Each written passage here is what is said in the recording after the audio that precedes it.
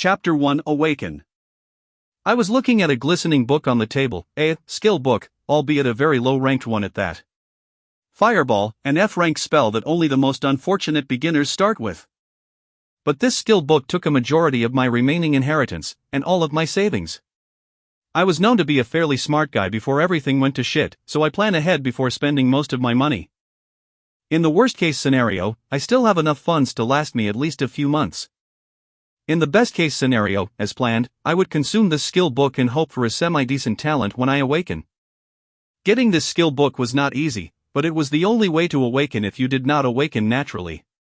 The rich had no problem awakening themselves, their children, and their children's children. I look at the skill book again before stealing my resolve and picking it up. Bringing it close to my chest, I close my eyes. A few seconds pass before I see a flash of light, even though my eyes are closed.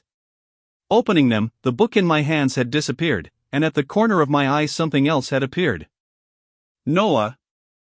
Vitality, 10. Focus. Strength, 10. Skills, Fireball. Shining with blue light, the words brought confusion more than relief to me. Where the hell were the numbers for focus? From the released knowledge, ever since the apocalyptic event that killed more than 1 billion people occurred, a new magical world took its place. People that are termed as awakened appeared and others could also become awakened through learning, skill book, that can be dropped from killed monsters. Yes, monsters. Magical beings that most commonly reside in dungeons, and occasionally come out whenever a dungeon break occurs. Since more than a year has passed, it became common knowledge that those who are awakened are able to use skills, whether inherently gained or from skill books, to perform amazing feats and vanquish monsters.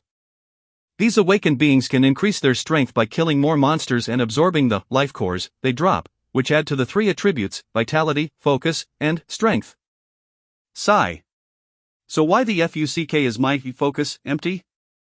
I try not to become depressed as I feel my body change somewhat after I awakened. I seem to have become slightly stronger, and can instinctively cast the skill I just learned. The problem is, can I even cast skills if I don't have any focus? Why the hell is there no number though? My exhilaration of awakening was slowly fading away as I couldn't figure out the numbers, or lack of thereof, on the blue screen in front of me. Looking back, nothing like this seems to come to mind from the news and everything I have been paying close attention to. Sigh, I'll have to figure it out as I go. Vitality and strength are average, and focus, what is required to cast skills and increase the damage you do, is black. Can I even cast Fireball if I don't even know how much focus I have?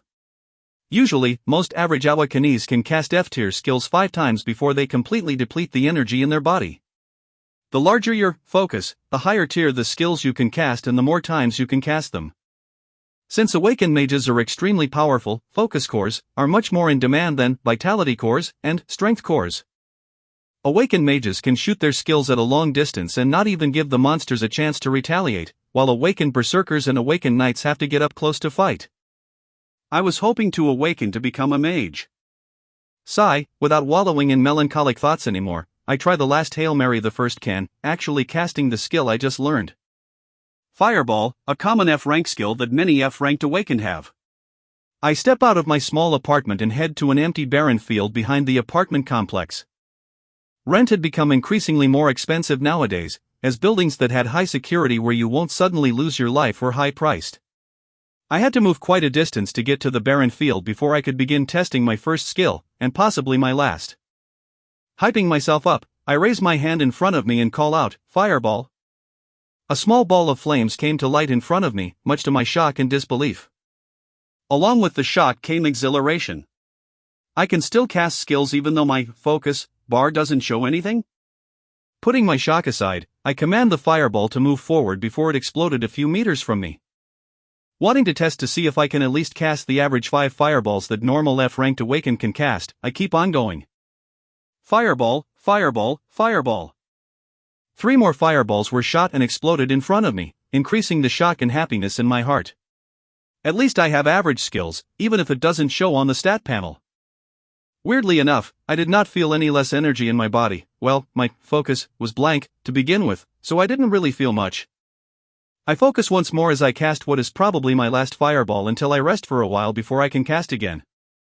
Fireball. The fifth fireball flew out and exploded just like the ones before. With a smile on my face, I wiped the perspiration on my forehead while feeling relieved.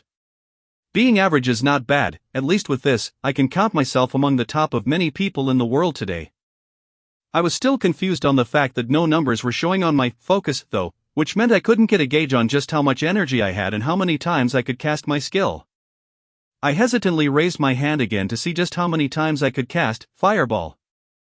Fireball, fireball, fireball. The more times I cast the skill and more fireballs flew and exploded in front of me, the more shocked I became. Fireball. The shock soon turned into incredulousness, as I had counted more than 50 fireballs flying from me and exploding. This 10 times the normal amount of energy an average F rank has? I try to breathe to calm myself down. 10 times. That means my energy nears rank D awakened. That was extremely rare, as long-distance awakened with skills like fireballs can easily take down an F-rank monster, and 3 to 4 fireballs or equivalent skills can take care of E-ranked monsters. D-ranked awakened individuals also triumph over D-ranked monsters fairly easily with good usage of their skills. Am I actually one of the talented awakenees? I try to push down the pride that began rising before calling out another fireball, because I still didn't feel like I was out of energy. This both scared me and made me extremely hopeful in the future. When I kept casting the skill, I didn't really feel any energy leaving, nor did I feel exhausted. When I reached 100 casts, my shock increased. When it reached 300, my head was pounding from this unknown situation. When it reached 500 casts, my whole body shook. I breathed heavily before looking around me. I was fairly deep into the barren field and had the cover of trees behind me. Glancing around and making sure there was nobody around me, I rushed back to my apartment to try and calm my nearly exploding heart. 500 times I had cast an F-ranked skill, and I didn't feel any exhaustion. What exactly was going on? Chapter 2 Hunter License. As soon as I was back in my apartment, I took deep breaths and analyzed everything that had happened so far. No numbers were showing for my focus, something I have never heard about before. Yet, I could still cast skills that require focus. I did not feel any exhaustion while casting F-rank skill over 500 times. My goodness. Taking another deep breath, I continued thinking. The most important question now is, do I just have an abnormal amount of focus that surpasses most people, or something else? This was the biggest thing on my mind, as even the strongest B-ranked awakened individuals cannot cast skills that many times without exhausting themselves. Alright, with that in mind, I need to test just how many times I can continue to cast skills before I can't anymore. Which also means I need to get my hands on higher rank skills that consume more energy. With that in mind, a smile bloomed on my face. Just the fact that I could cast an F-rank skill more than 500 times meant amazing things. As long as I am not brain dead, I can easily clear an F and E-rank dungeons, even if I'm alone. D-rank dungeons might be a stretch, as the strength of monsters increase and I would need higher rank skills besides Fireball to take them down. But there's no problem taking things slow. I pull out my phone and look at the remaining balance in my bank account. Enough money for rent and food for a few months, and the remainder of my savings. I convinced myself to buy the F-rank skill book, Fireball, for $20,000. After this, most of my inheritance money was now gone. A year ago, when the apocalypse began, my parents were not so lucky to survive. I was stuck in the bas.e.m.ent of my old house asleep and escaped the onslaught of monsters that were taken care of by the government and newly awakened people after a few days. As time passed, more information was released to the public. Monsters had appeared. Most of them congregated in dungeons. If they were left alone, they would increase and something called dungeon break would occur. This caused monsters to leave the dungeon and indiscriminately attack everything on sight. But never fear, awakened people are here. Able to use powerful skills and great strength to protect everyone else. And now, I was among those people too. The first order of business? Obtain an awakened license that will allow me to enter dungeons. Without a license, you cannot bypass the security that allows the awakened to clear dungeons. You can get a license fairly easily, as you just have to be examined and exhibit skills. I was itching to get started as soon as possible, so I grabbed my backpack and rushed downtown.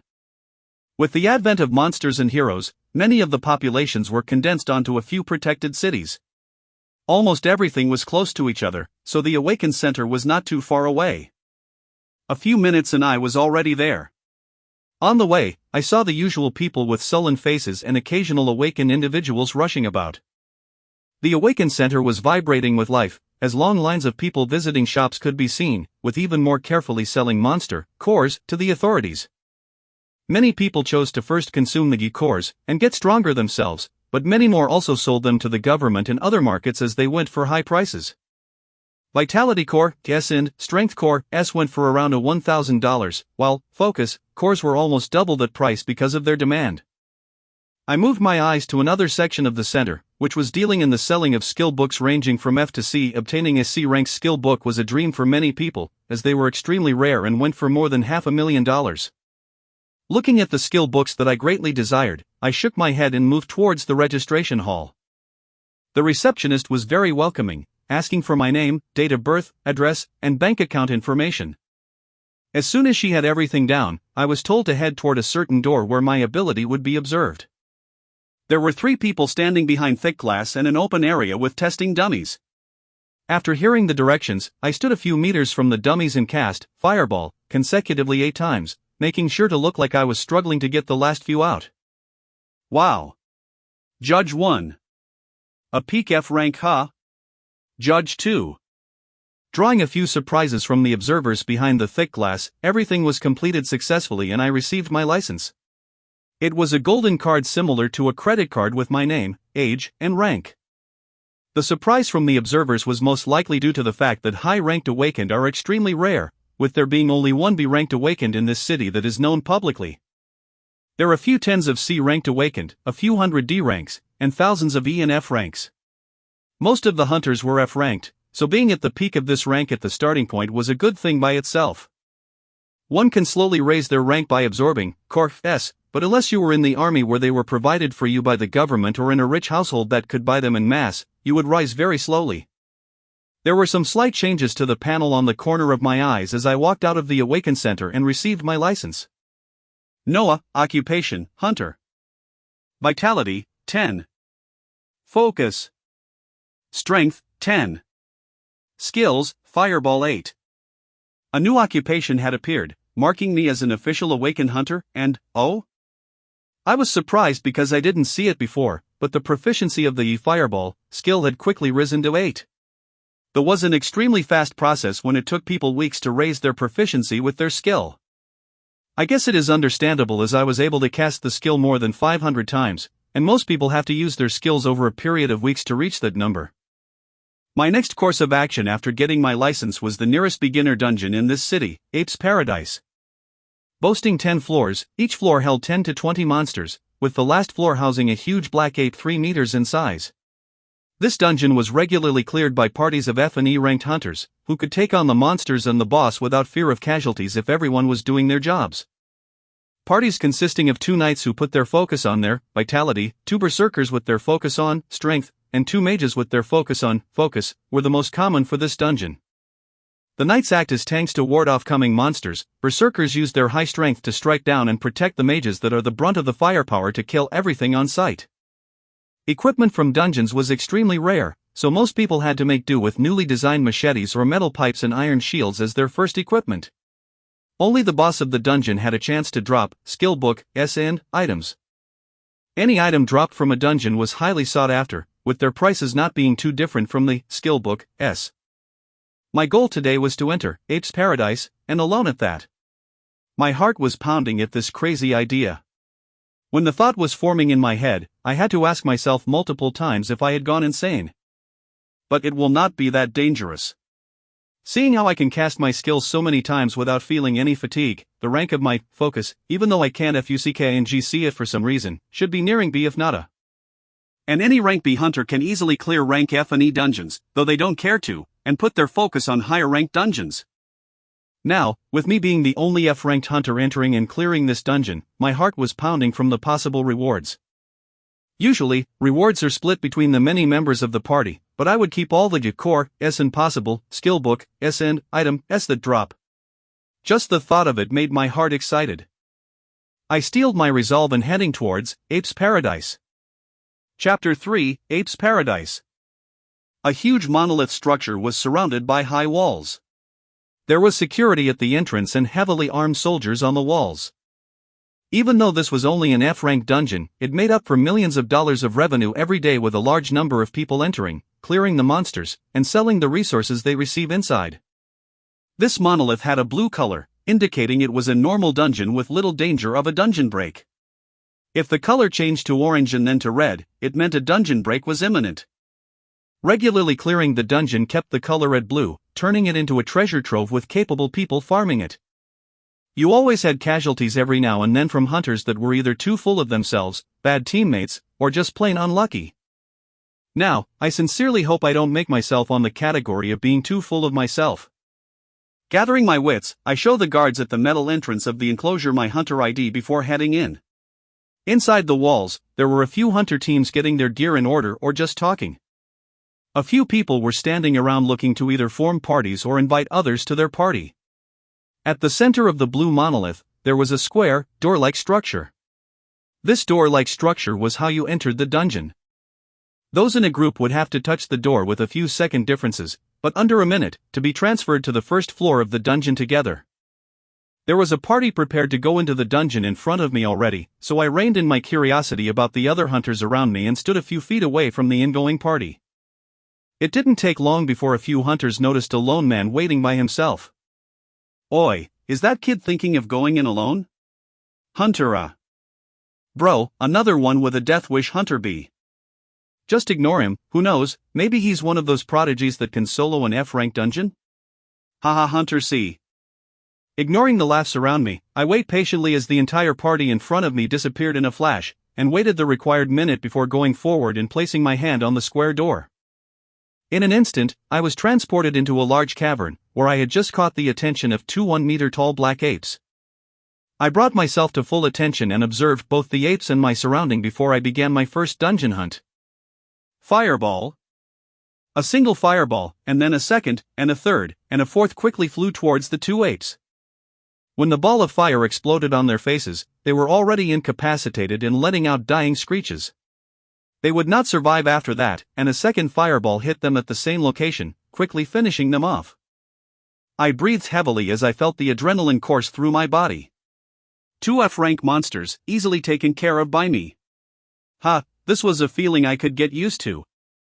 Usually, F-rank hunters would use their skills sparingly, making sure to cast them all either on the boss or on emergencies. I did not have such reservations. I went towards where the apes fell and grabbed a glistening, strength core that dropped. It was small in size, smaller than a pigeon's egg, and yet they went for $1,000 on the market. I placed the core into my backpack and ventured farther in. I didn't have to walk far, as three apes were quickly rushing towards me screeching after hearing the death screams of their brethren. With a thought, fireball was cast one after another, each not missing its targets that were rushing forward. Another, strength core, dropped from these three. Core S were not guaranteed to drop every time a monster died, and getting 2 from 5 monsters was already fairly average. Placing the newly acquired Core S in the bag, I rushed down the path of the cavern, meeting another set of 5 apes that I quickly burned. I had to force myself to calm down as I so easily and quickly took down the monsters and collected Core S. I never imagined myself being able to do something like this and had to pinch myself a few times just to make sure it wasn't a dream. Forcing myself to remain calmer, I cleared the first floor quickly and headed down the winding steps to the second floor. The apes came in batches of 3 to 5 and just ran towards me when I neared. I didn't let them get any closer than 4 meters from me, hurling balls of fire towards them as soon as they were in my sight. And just like that, an incredulous sight occurred in the F-rank dungeon, Apes Paradise. Without a moment of rest, an F-ranked hunter cleared the second floor, and the third. And the fifth. All the way to the end of the 9th floor with ease. Wah! I lost control of my emotions as I let out a triumphant shout before the boss room. I had never imagined something like this to be possible. Without a single issue, I had effectively taken down groups of apes, collected multiple Core S, and reached the boss room all by myself. I reeled my emotions in as I let out a confident smile, and went further down to the boss room. A huge ape awaits me in the circular cave that is the last room. Roar! The cave lightly shakes from the scream. My smile does not leave my face as 5 fireballs fly towards the ape that is now charging towards me. The first hit its chest, stopping it on its tracks. The second and third smash its shoulders, knocking it backward. The fourth and fifth explode on either side of its head, effectively finishing it off. As soon as the ape crashed down, a blinding light flashed in the last floor and a green crystal rose in the middle. Touching this crystal will allow you to leave the room and appear at a random location near the entrance of the dungeon. I slowly revel in my first ever completed dungeon hunt, a solo one at that. I then go towards the now dead ape to see any possible drops. By its side, a few F rank, core, S are present, along with a skill book. I grab the core, S and put them inside the bag, before reaching out for the skill book. Minor Heal was now in my hands, giving me quite a shock. It wasn't the rarest of F rank skill books, but it was one of the more expensive ones as it easily took care of any cuts and minor injuries. I also placed the skill inside the bag and proceeded to sit down and think while staring at the green crystal in front of me. The problem at hand is how I should handle myself from now on. An F-rank newly awakened hunter clearing an F-ranked dungeon in under 30 minutes was unbelievable. It would have to be someone who was B ranked or above to be able to carry out the same thing.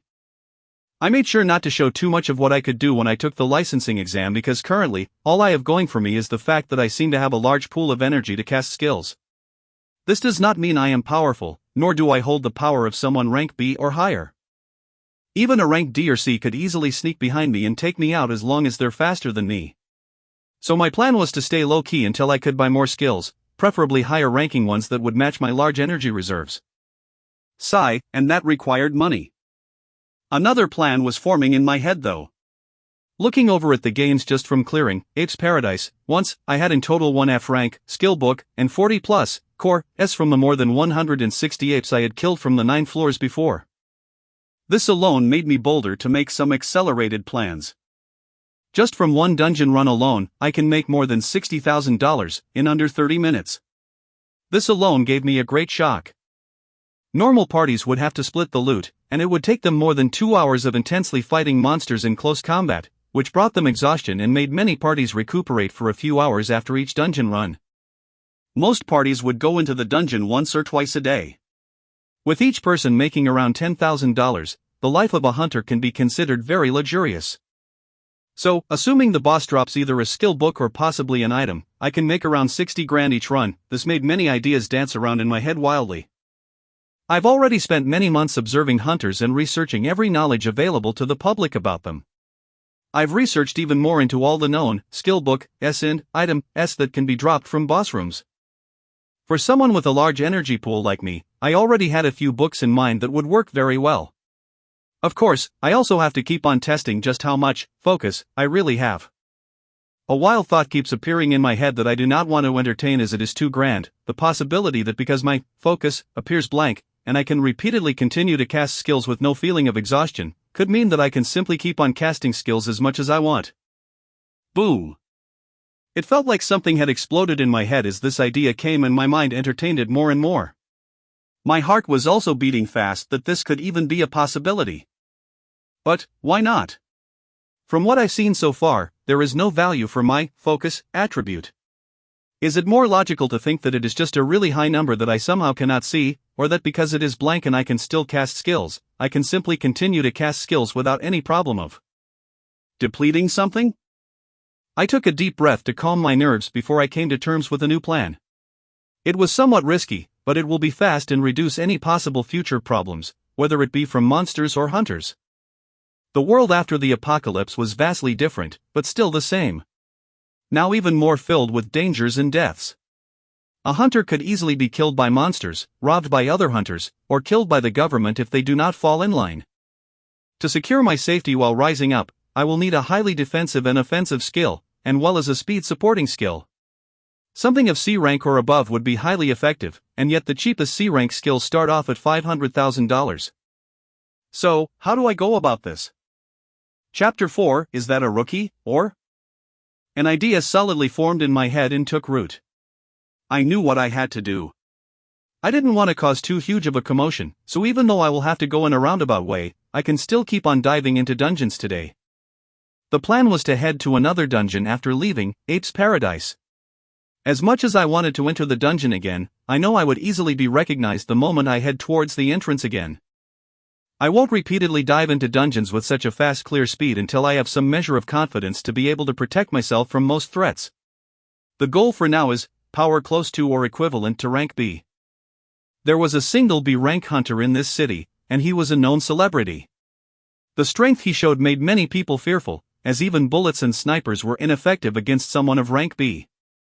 The city I'm in though, Outer Bank X, was only a small-sized city with a few dungeons, the highest rank being C. Other cities that are further inland have way more powerful hunters with even greater level dungeons.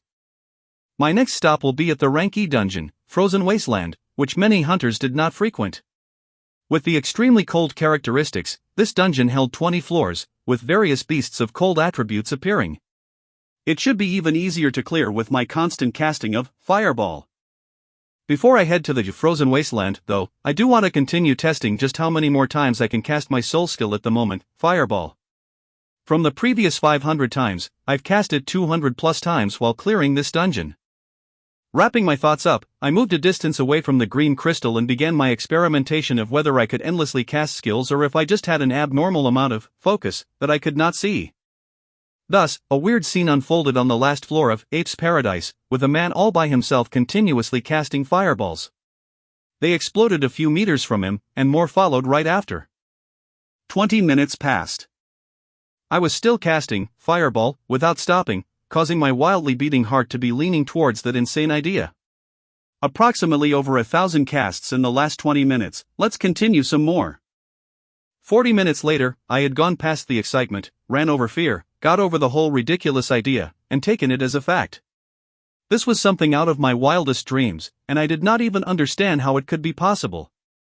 In the last hour, I had cast an F-rank skill, Fireball, over 3,000 times. Not even someone of rank A, or the highest known ranking hunter, Steel Mikhail, would be able to do something like this. This both scared me and gave me a wild hope to someday stand up not far from them. Over the span of the time, the balls of fire that came out gradually became more condensed, and their explosions more pronounced as well as traveling much faster. In the last 10 minutes, instead of usually casting one fireball every second, 2 rushed out per second. They were apparently becoming smaller, faster, and more explosive as I continued to cast them. This should be my proficiency rising at a stupid crazy rate because of how many times I am casting this skill. My current panel looked like this. Noah, Occupation, Hunter. Vitality, 10. Focus. Strength, 10. Skills, Fireball 59. The proficiency for the skill, Fireball, had amazingly risen all the way to 59, a crazy figure to wrap my head around. As far as I knew, there were very few people who had their proficiency higher than 30, as hunters continuously improved themselves and got higher ranking skills with the passing of time. An F-rank hunter using Fireball as their first skill would move on to using an E-ranking skill as soon as they gained the funds to buy one. No one spent that much time using one of the lowest ranking skills for an extended period of time. Looking at the high proficiency, it made me excited about what would happen if I continue to cast and raise it even more. The power of the Fireball skill should currently surpass any other skills of the next rank in the damage and speed that it flies at. It's most likely nearing rank D in its offensive ability. I was itching to continue my test of endless casting but brought myself to stop and move on to the plans on my agenda. I moved towards the still glowing green crystal in the middle of the room and placed my hand on it, which instantly teleported me outside the monolith. I appeared not too far from the entrance, with a few people glancing my way with surprised expressions. Did his entire team wipe, or do we have a ranker here? Hunter F. Ha! A ranker? Have you ever seen them dress like that with a flimsy backpack on them? My apologies, kid, I hope they weren't your closest friends. Hunter G. A few people noticed the abnormalities as someone finished the dungeon and was transported out alone. My current attire really did not match anyone of rank C or higher, as many people quickly noticed. Most of the people that were there an hour and a half ago when I went in the dungeon were either gone or not paying attention, as the surrounding compound of the dungeon was a fairly large space. I ignored the pitying gazes of hunters who thought the rest of my team was gone and headed towards the gate. Funny enough, I was becoming more and more used to ignoring other people's gazes as this day went on. Outside the gate, there were a few stalls and people rushing about. I went towards another section where there were a few cars lined up and planned to use the hunter ride system. There were many people making their living driving hunters from dungeons to the Awaken Center or to their lodging. It was a very dangerous job as you can always have an unstable customer, but this time they're superpowered people who could either blow you up or snap your neck with a twist of their hands. One man quickly came up to me with a smiling expression and asked if I needed a ride. I nodded and quickly got on the parked Dodge Charger in front of me, our destination, the frozen wasteland. In the 25-minute trip towards the next dungeon, I kept on thinking of any things that I missed and went over my plans for the next few days. Time quickly passed and we neared another huge monolith, this one with a slight tinge of orange. Many hunters did not like clearing this dungeon because of the extreme cold, resulting in mandatory cleanup by the government routinely. I would take my time in this dungeon though, as there were significantly fewer hunters, and even a single run would probably net me more than double the money I made in Ape's Paradise. I paid the high fare and got out of the car, flashing my hunter license to the guards at the door, who didn't bother with me after giving me a second look and shaking their heads. Hey, I promise you I'm not just a hunter on a suicide mission, alright? I look around the enclosure of this dungeon and head towards the entrance. There wasn't even a team on standby to be entering. With a few hunters CLU.S. tiered on some stalls and shops selling food and equipment. Nothing held me back as I quickly went to the entrance and placed my hand on one of the square doors, which quickly transported me to the first floor of the rank E dungeon, Frozen Wasteland. I was quickly besieged by the cold that drove many hunters away, and quickly cast 2 fireballs that did not fly away from me this time but circled around me. Doing this usually required hunters to continuously provide more energy, but nothing like that could be felt from me. As soon as I commanded the fireballs to circle a few feet away from me, the cold was majorly offset and nowhere near where it was before. There wasn't a pause to be given though, as I soon heard the growling of animals that quickly showed themselves. Clear white wolves were rushing towards me, their glistening white teeth flashing menacingly in the white wasteland.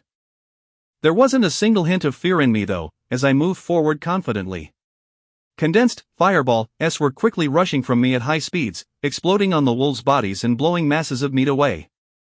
The group was quickly taken care of in the first volley of fireballs, and all that was left for me was to pick up the core that dropped. I looked forward to the misty cold path in front of me as I rushed down this 20-floor dungeon that would be the beginning of my journey. Chapter 5: How many fireballs to take down a huge polar bear?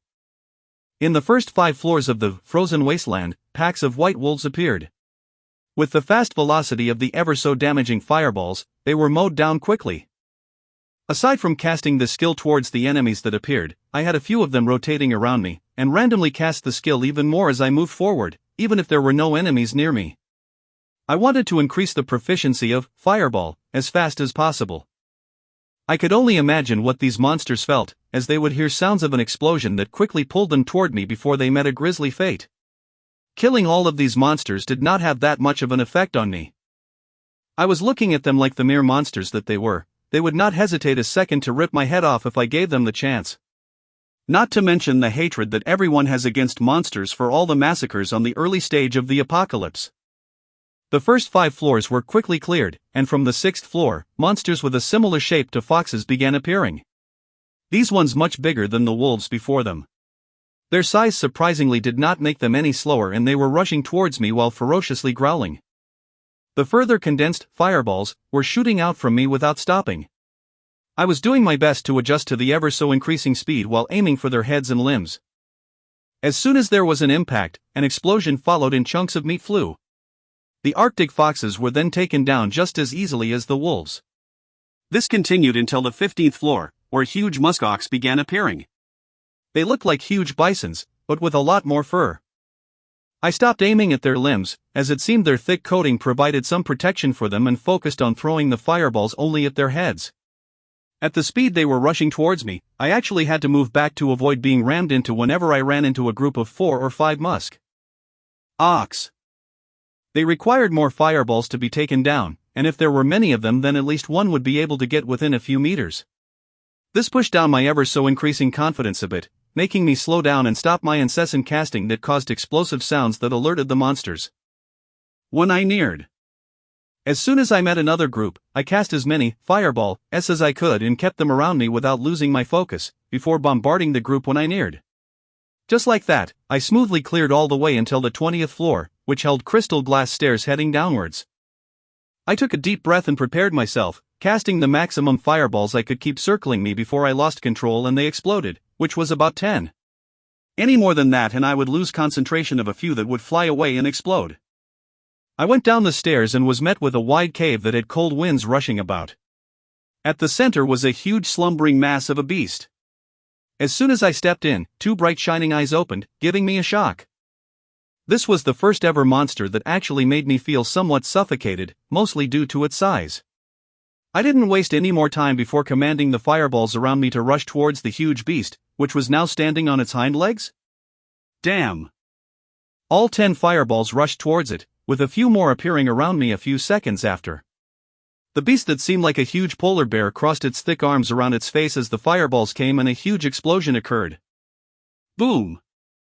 Dust filled the room, but I didn't even bother waiting and checking if it was still alive or not before I threw the next 10 fireballs in the same direction. Whoosh! I let out a scream as I quickly moved back. The bear was not dead and had rushed a few meters close to me, its arms mangled and burnt, but its huge jaws with pristine white teeth wide open.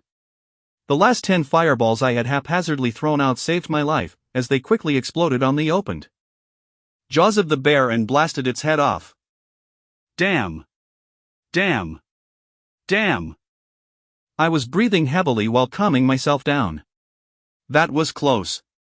If I had waited a single second. If I was just a tad bit more overconfident, I would have had my head chewed right off. Damn it! Throwing those last fireballs without checking for anything just saved my life.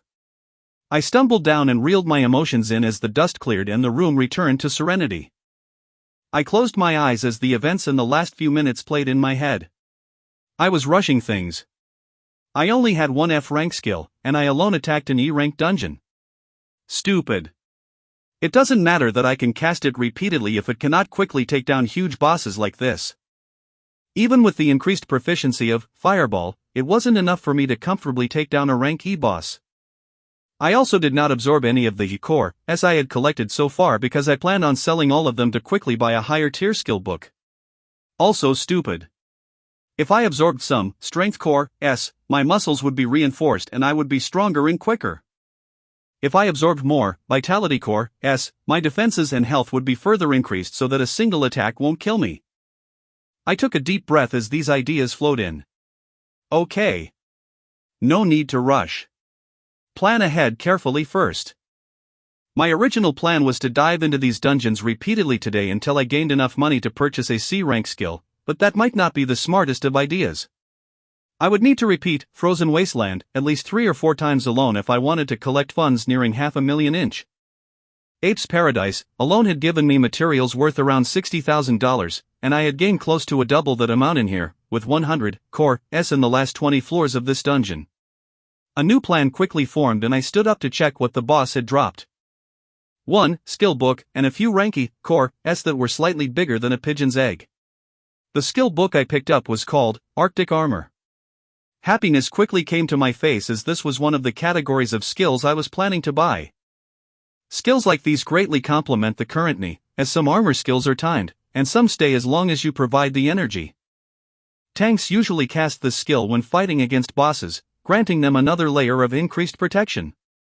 If the tank doesn't have a high enough focus though, he might run out of energy for the armor and quickly be taken out, so his team members had to act fast to kill the boss. Arctic Armor would stay active as long as you provided the energy for the skill. I wasted no time learning it and quickly activating it.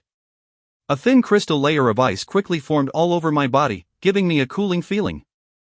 Almost all of the cold winds that were rushing about in the cave seemed like a breeze to me. Wow! I was already in love with this new skill. As usual, I didn't feel like I was using any energy or depleting anything from my body as the skill was actively on. A confident smile quickly came back to my face as I collected the rest of the Core S and placed in my now heavy backpack. I turned to the green crystal that rose after the huge bear's death, deactivated Arctic Armor, and touched the crystal. It was already night outside, the cold air emanating from the Frozen Wasteland monolith increasing some more. I passed by the few people that were there and went towards the roads where many cars were parked. Someone quickly approached me and I got in the car, my destination now being the popular hunter lodging at the center of Outer Bangkok City. Many hunters did not have a permanent residence they stayed at as they moved around a lot, so luxurious hotel businesses were started that were specifically for hunters. Most paid to stay there by the day, as the cost was nowhere near what most hunters made from killing monsters day in and day out. Almost getting my head bitten off woke me up somewhat, even though I thought I was thinking very clearly when I was planning everything. I was calling it a day for now. I'll sort through the Jakor S that dropped and see how much money I can make by selling them, and how many I should absorb myself. We quickly arrived at the hunter lodging called Pristine Residency. I paid the fare and went towards the entrance of the hotel. I would go back to my little apartment some other day to grab my valuables, now I just needed some rest. The Pristine Residency had a luxurious look with shining lights all around it. Being a hunter lodging, there were many services for hunters that were offered. Beside the extravagant dining with specially cooked monster meat, small shops that sold and bought skill book, S, item, S, and core, S were also here, although they wouldn't be anywhere near as extensive as the shops in the Awaken centers. Selling your items at Awaken centers would usually get you more profit and you would be able to find rarer skills there. Places like the Pristine Residency were more of a business while Awaken centers were under the government's wing. And the government never stopped buying all the items dropping from monsters in bulk. I went to the reception area where a crazily dolled up woman was flashing the sweetest smile and presented my hunter license. The smile never left her face as she quickly processed a room for me and gave me the keycard. I didn't bother checking any of the shops in the huge building and went straight to the room which was on the 10th floor. All I wanted to do right now was lie down on a soft bed. Chapter 6: Choosing New Skills. The room of the Pristine Residency was fairly huge. Hunters preferred resting in these specially made lodgings because of the safety that was guaranteed. Nobody wanted to be the rich and renowned hunter that was killed in their sleep. This many cores were only possible if you were a very high ranker soloing lower dungeons or from partying with others of the same caliber to attack high-ranking dungeons. Just the cores alone would probably net me a grand total of $180,000 were I to sell all of them. I wouldn't be able to even come close to purchasing a rank C skill, but I could probably get one rank D skill or two rank E skills. If I choose to sell the minor heal I got from the boss of Apes Paradise, that's another $20,000 to $30,000. But I was keener on learning that skill myself after the fight with that bear. I was absent-minded as I looked at the Jakor S in front of me. Doing something like this was always a wish of mine, but never in my wildest dreams had I thought it would ever become a reality. My mind quickly went back to the period of confusion, when monsters were first introduced to the world. The last thing I remember saying to my parents was, "You guys have fun." They were going to their anniversary date, finally some time away from their son who hadn't yet left the house. Those were the last words. Tears unconsciously fell from my eyes as my mind went back to that time. I remember the rage I felt. The powerlessness as I hid in the bas.e.m.e.nt. Away from the screams and growls that were clearly heard as if they were next to me. All I did was clutch my phone and watch the news updates as it went from monsters had appeared, to advice for the people to hide in their homes, to superpowered humans and the military stepping in. I hid in that bas.e.m.e.nt for 2 straight days before I even had the courage to go upstairs and eat something. The weeks that followed were just confirmation of many people that did not have their loved ones returned to them. I was scared and ashamed at that time. My parents, who had done everything for me, were massacred by monsters while I cowered in fear. Time after that seemed to pass by in a blur. With the money my parents left behind, I was able to live off of it comfortably. It took months before I began to direct the rage and helplessness towards the things that did this, but I still wasn't able to do anything about it. The months after that I spent learning every little thing I could about monsters, dungeons, awakened hunters, and the reality of our new world. Only today did I learn a skill book and awaken myself. I wiped the tears off my face as a resolute expression came back. I couldn't do anything then, but I can change what I do now. I set aside some F rank, vitality, and strength cores for me to absorb and grabbed the phone near the bed to order room service.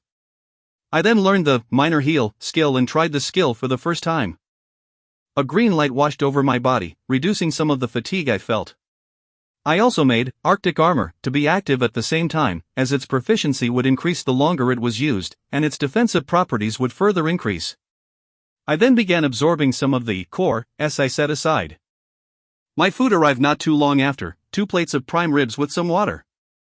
I paused everything when I grabbed the food from the door and ate the steaks waiting for me. I turned on the T.V while eating to check if there was anything newsworthy that happened today. There was a bearded anchor in a suit talking to a celebrity hunter. "Mr. Doyle, you've just come back overseas from doing hero work over in Country Z of the United Federation. Just how differently do the hunters live there compared to our great blessed empire?" News anchor. The work was fun, but it was definitely a new environment. Things are done very differently there. Dungeon diving is very strictly regulated, with hunters having to mandatorily hand over more than half of their earnings over to the government. It was truly eye-opening to see. Celebrity hunter. My goodness. How can hunters live under such oppression? I would rebel. It is nothing like our great empire, where hunters are given the freedom to grow and prosper. It's why we have such amazing heroes rising up over the years. God bless this great nation of ours. News anchor. Well. Celebrity hunter. I quickly turned the T.V back off while shaking my head. Nothing noteworthy seems to be going on, just the usual propaganda being hurled at the common newswatcher. The blessed empire, are we truly blessed? Compared to the United Federation, hunters here have a much higher death rate.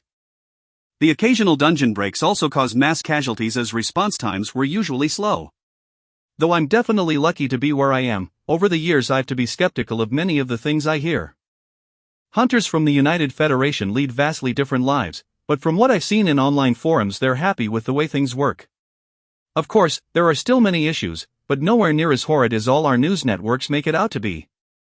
Even the good things you see online could also be a false depiction though. So I guess I'd have to visit there myself to see how things are in the future. As soon as I finished eating my food and absorbing about 40 vitality and strength cores, I went towards the bed to get some rest. Before sleeping, I made sure to activate Arctic armor. Noah, occupation, hunter. Vitality, 30. Focus. Strength, 30. Skills, Fireball 81, Heal 1, Arctic Armor 5. Morning came. It was around 6 a.m. when I woke up. The bed had an outline of frost from where I was sleeping. I checked my panel to see that Arctic Armor had its proficiency rise to 61. It became slightly thicker and now looked like there was almost an armor of ice all over my body. I felt extremely comfortable sleeping with the skill activated, my body feeling a cooling sensation throughout. I grabbed a quick shower and cleaned up, and then went to grab some breakfast in the dining area. After finishing the food, I checked around the hunter shops in the hotel just to see if the skills I had in mind would be there, but I wasn't so lucky. There were a variety of rank CF skills, but none that fully fit the guidelines I had in mind. I went out and hailed another driver to bring me to the largest Awakened Center in Outer Bank X. This center was as large as a stadium, with many hunters and normal humans rushing about. It was already packed early morning, with many things being sold or traded. I first went to trade in the core S I did not absorb in one of the shops, and my account soon had an extra $155,000. Even after I absorbed more than 40 core S, the remaining was still enough to bring me this much from just diving into 2 dungeons. This money brought a smile to my face, even though I knew it would soon be gone. Ignoring everything else, I went to the shop that had a huge sign of skill books. There were hundreds of skill books laid behind thick glass with their descriptions written out. On either side of the entrance were 2 hunters who seemed to be ranked D or above. I went into the shop and sure enough, there were a few books that fit my criteria. The first skill that fit exactly what I wanted was the rank D skill, Flames of Torment. The skill allowed you to cast a pillar of flames at a maximum distance of 10 meters and would last as long as energy is applied. The skill neared rank C in power but was neglected by many hunters because of its high energy usage characteristic. It fit perfectly with me. With its high damage, the pillar of flames would continue to be concentrated into a line of fire that burns anything in front of me. The next skill that matched what I was looking for and I actually had enough money to buy was another rank D skill called Safeguard. This was a very peculiar skill that caused headaches for many tanks. Casting this skill greatly boosted your defense, and even fully absorbed all damage from lower ranking skills. The only downside was its high energy requirement and the fact that you could not move while this skill was active. Bosses regularly move and attack anything that damages them. If they see their attacks aren't getting through a tank that is standing still, they will simply move to attack other party members that are causing it harm. Tanks who first used this skill caused the death of many spellcasters, as they were too late catching up to the monster after being able to move again. You also never want to be a mage with your flimsy defense to cast this skill and stand still. As soon as your mana runs out you will be surrounded. And because of all this, a D-rank skill book that normally goes for around $100,000, I was able to buy for $60,000. With the Flames of Torment being $90,000, I had effectively used almost all the money I made the day prior. Now, it was time to go back to the Frozen Wasteland. Chapter 7, Too Easy. I called for a ride as soon as I was done and I was driven to the Frozen Wasteland dungeon in 20 minutes. I still had that same backpack with me as it should be more than enough to carry cores that drop even if I died multiple times. I placed my hand on one of the squares of the monolith, and I was back onto the cold floor with rushing wolves once more. Ranky dungeon, 20 floors, just how fast would it take for me to clear you now that I have rank D skills? I quickly activated Arctic Armor and Safeguard as I wanted to ascertain just how useful the skills were going to be. I immediately felt like my entire body was rooted to the ground as I couldn't move a single muscle. A transparent layer of energy quickly formed on top of the Arctic Armor, and the rushing wolves arrived. The nearest one took a swipe with its huge claws, but I didn't even feel an impact as the wolf was bounced back. The rank D Safeguard provided almost absolute defense against lower-ranking monsters and skills. This held true. With both defense skills on, I watched as the wolves rushed at me and tried clawing, biting, and anything else they could think of, but they didn't even touch my clothes. With my confidence slowly coming back, I then cast a skill I was very much looking forward to, Flames of Torment. A blinding ray of flames quickly sprouted in front of me, piercing two of the wolves that were standing opposite me.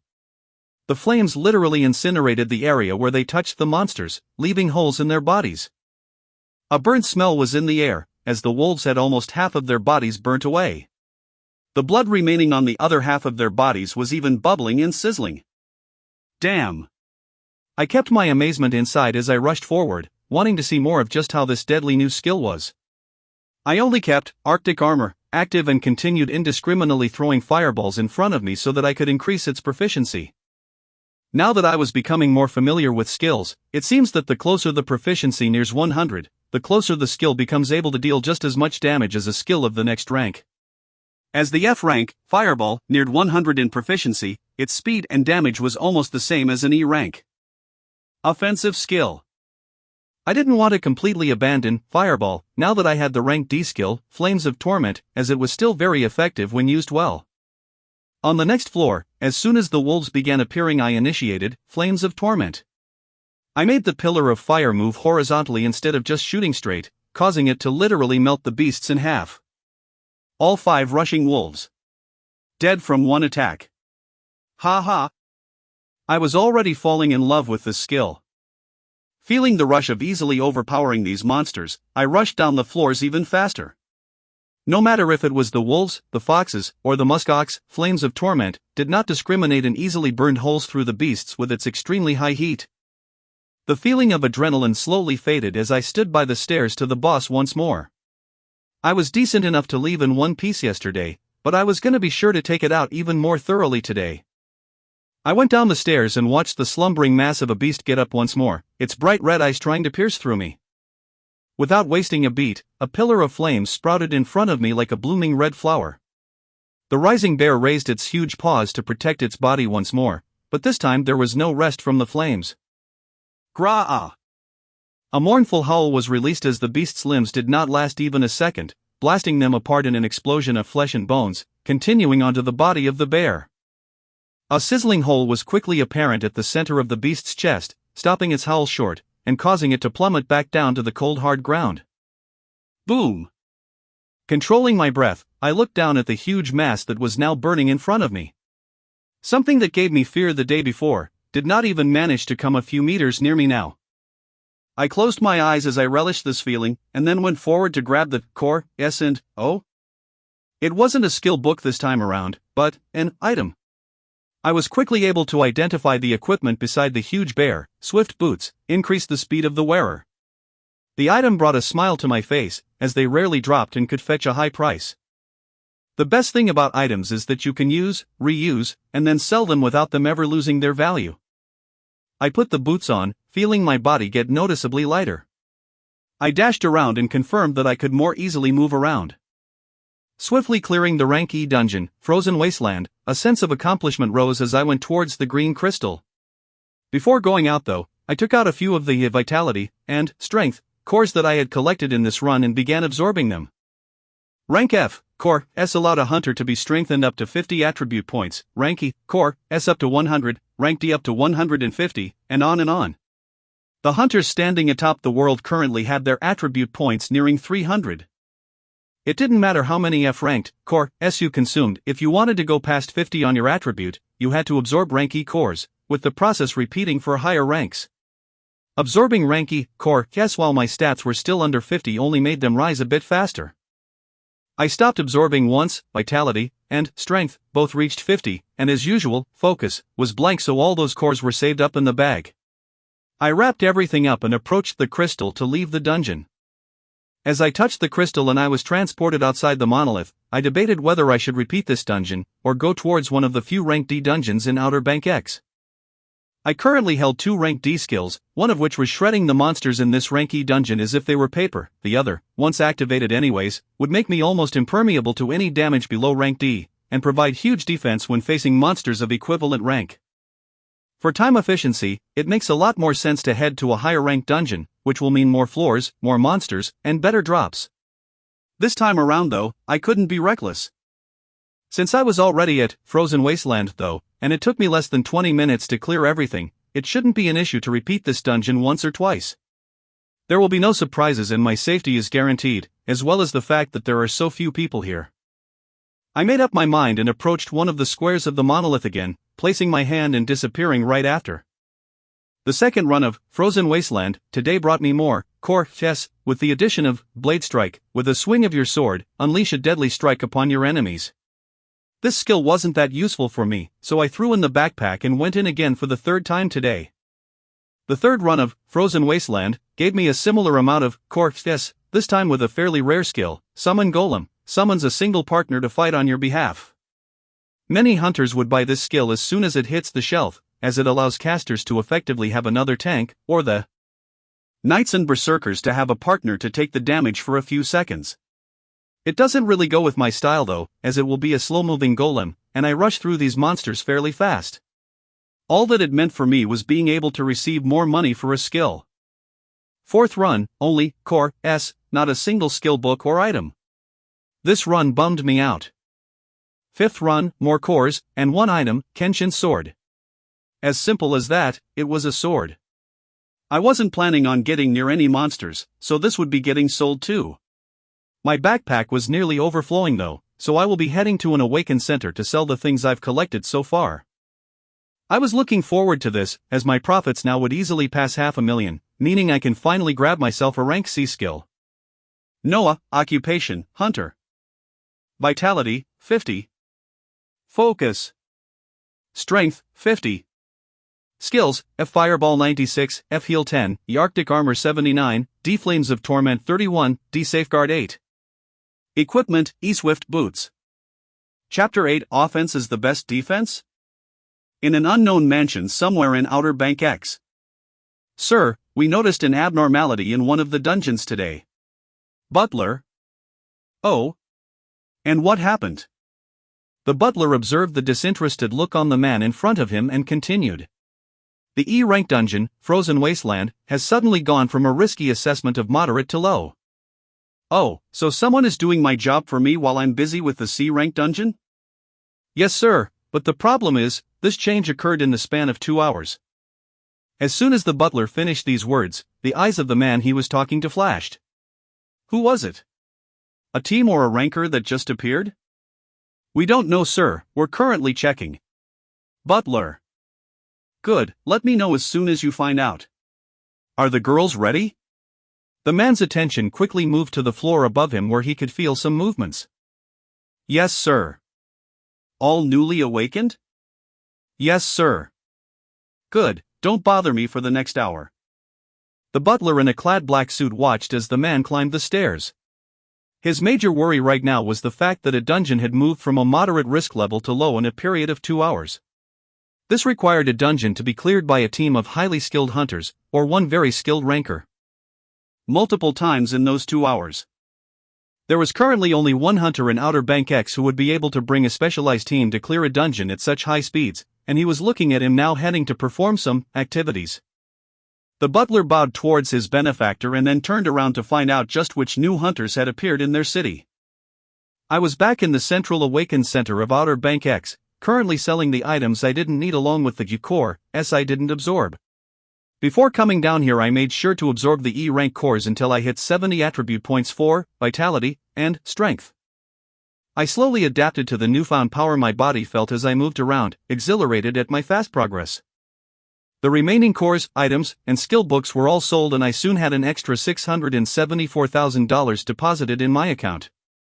This was something unbelievable unless you were a high-ranking hunter.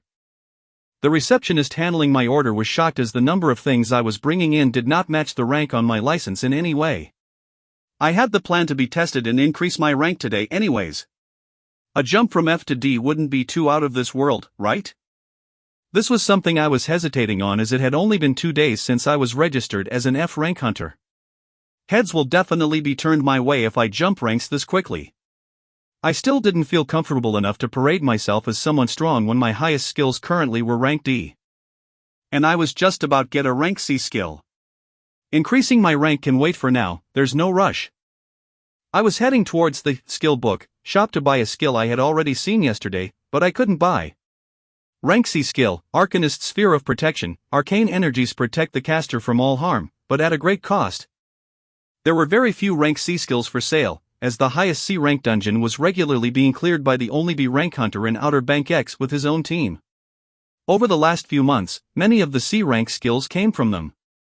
Arcanist Sphere of Protection provided absolute defense to any attacks of the same rank thrown your way along with a high defense against skills of a higher rank, did not have any movement effect like Safeguard, but required a large amount of energy to be kept active. My heart was about to leap out of my chest as I bought this killer skill. I've heard the proverb that offense is the best defense, but right now looking at this skill, defense was definitely the best defense.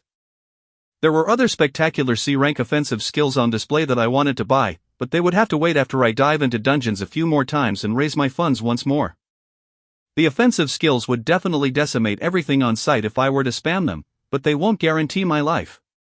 So defense first, offense later. On top of the defensive rank C skill, I also bought rank D, Danger Sense, which quite literally lets you sense anything that might take your life a few seconds before it happened. It was an invaluable skill that also had high energy usage to be kept active all the time. Arcanist Sphere of Protection cost me $550,000, with Danger Sense taking away another $100,000. I gave a look at the rank C offensive skills that I couldn't yet buy and left the Awakened Center to head towards my apartment this time. I was planning on spending the night there and grabbed my laptop along with other essentials. After giving directions to the driver, I relaxed in the back of the car and learned Arcanist Sphere of Protection and Danger Sense. I immediately activated Danger Sense, but nothing felt any different. I'm assuming I would feel something if my life was ever in danger. We arrived at the dilapidated apartment complex in half an hour. I gave the place a glance before heading towards the room I've been living in for the past months. Opening the door, I was shocked to find out there was someone in my apartment. The moment that person turned, a loud ringing sound went off in my head. This was dangerous. The man was decked in clothes that let off a blue light, which means they were all item S. He spoke as soon as his eyes landed on my face. Noah Osmont. Parents deceased, living alone, has been a registered hunter for about 2 days. The man was flipping through some papers while speaking. I had recognized his face, he was a celebrity in Outer Bank X. My face quickly became stern and I activated Arcanist Sphere of Protection. He looked up and gave a surprised look before continuing. Dungeon diving history includes Ape's Paradise and Frozen Wasteland. Has been observed to enter both dungeons alone and clear them with some of the fastest clear speeds. Now, why would a man like you be hiding your power? He wrapped up the papers and gave me a piercing look. My entire body felt like it was on pins and needles.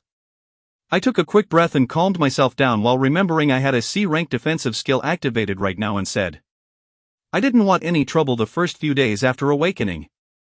Trouble, huh? Well, it always manages to find us. He stared around my apartment before continuing. I won't be here long, I'm a very busy man. I came to offer an olive branch.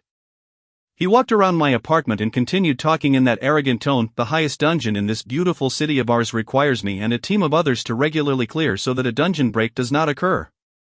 Looking at your past 2 days' history, and the fact that you can comfortably keep that defensive skill active after all this time, means your power should be upper rank C, even possibly nearing B. He gave a smile as he said that last part. This man was the top ranker in Outer Bank X, B rank hunter, Cohen Anderson.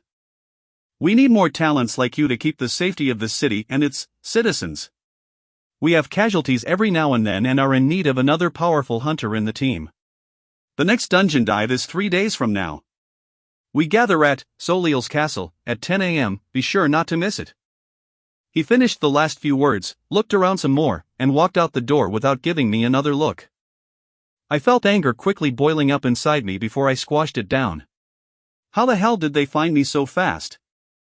I closed the door of the apartment and went towards a chair with a horrible expression on my face. Cohen Anderson.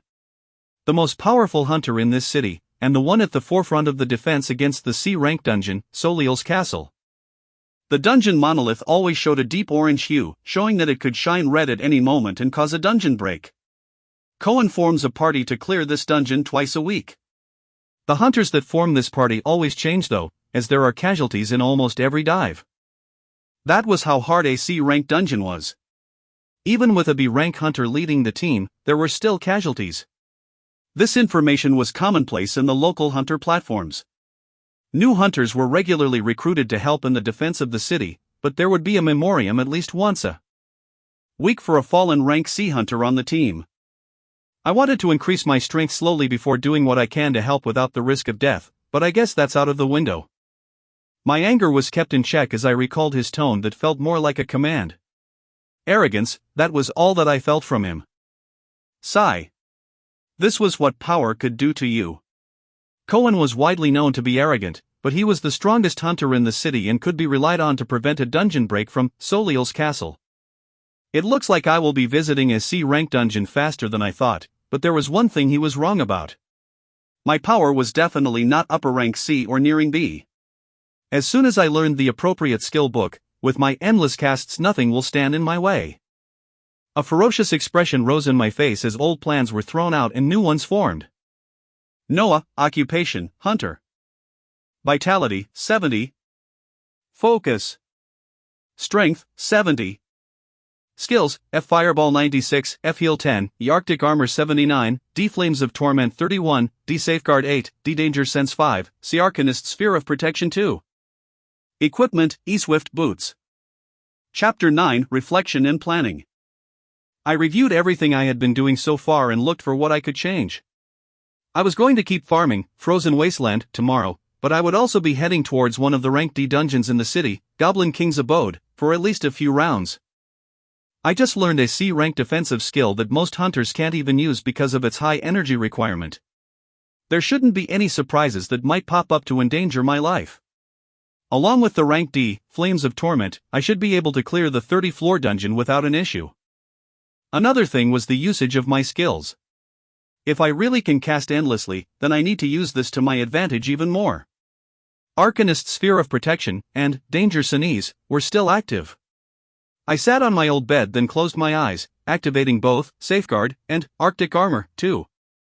A few minutes passed and I calmed down some more and realized what I might have missed. Frozen Wasteland wasn't as actively cleared as other E-rank dungeons and had a tint of orange. What would happen when it was cleared multiple times in one day? A change would be very noticeable. Sigh. I looked to my ceiling as I realized how full of mistakes I still am. Today I'll rest, tomorrow I'll start moving for real. The man adorned with rank C, item S sat in the back of a luxurious car heading back to his manor. He had a distasteful expression on his face as if he had just swallowed a bug. There were very few people he hated in this world as he stood above the masses. Noah, the newly awakened hunter he just visited, landed near the top of the list of the most irksome people. It wasn't whether he was strong or weak, it was his attitude. He looked down on people with such a pathetic attitude. Wanting to lay low and evade danger after awakening to a powerful ability? Distasteful. You should use your God-given talents to help the other pathetic masses to live in this world a little longer. The strong ruled the weak in this era, and I do not want a weakling in my city. Either he falls in line or... A phone quickly connected in the car and Cohen spoke. Revise his danger level, make it B. He was able to use a defensive skill that would have taken me a few attacks to destroy, and it remained active the whole time I was talking to him. Find out which skill matches the description and gauge his power. He is most likely a naturally awakened individual with an inherent skill that adds a large amount of focus, allowing him to jump over rankings. There was silence on the other end of the line before a reply came. Yes, sir. He was the only B rank hunter in Outer Bank X. He held the city's life in his hands. He could do whatever he wanted with nobody batting an eye. The local government could not control him. Nobody else in this city could contend with him. And that is how things will stay. As soon as I got up in the morning, I compiled everything I knew about Cohen Anderson. Besides his unstable attitude, he was the only one in Outer Bank X holding a rank B skill. A few months back, when his team that was made up of rank C hunters took down the boss of Soliel's castle, with half the team wiping, he was lucky enough to receive a rank B skill book from the boss. Bosses rarely drop any skill books or items that are a higher tier than they are, but this chance increases when it is bosses from high-ranking dungeons. A rank C dungeon is filled with hundreds of beasts of that level, along with a huge boss that earns the title of a titan. These huge bosses are extremely powerful and have the chance of dropping something that is of higher rank than the dungeon itself. Anderson was that lucky. He joined the ranks of B-tiered hunters and took his position at the top of this city. His team never remained the same over the months, with rank C hunters having a high mortality rate from the dangers of Soliel's castle.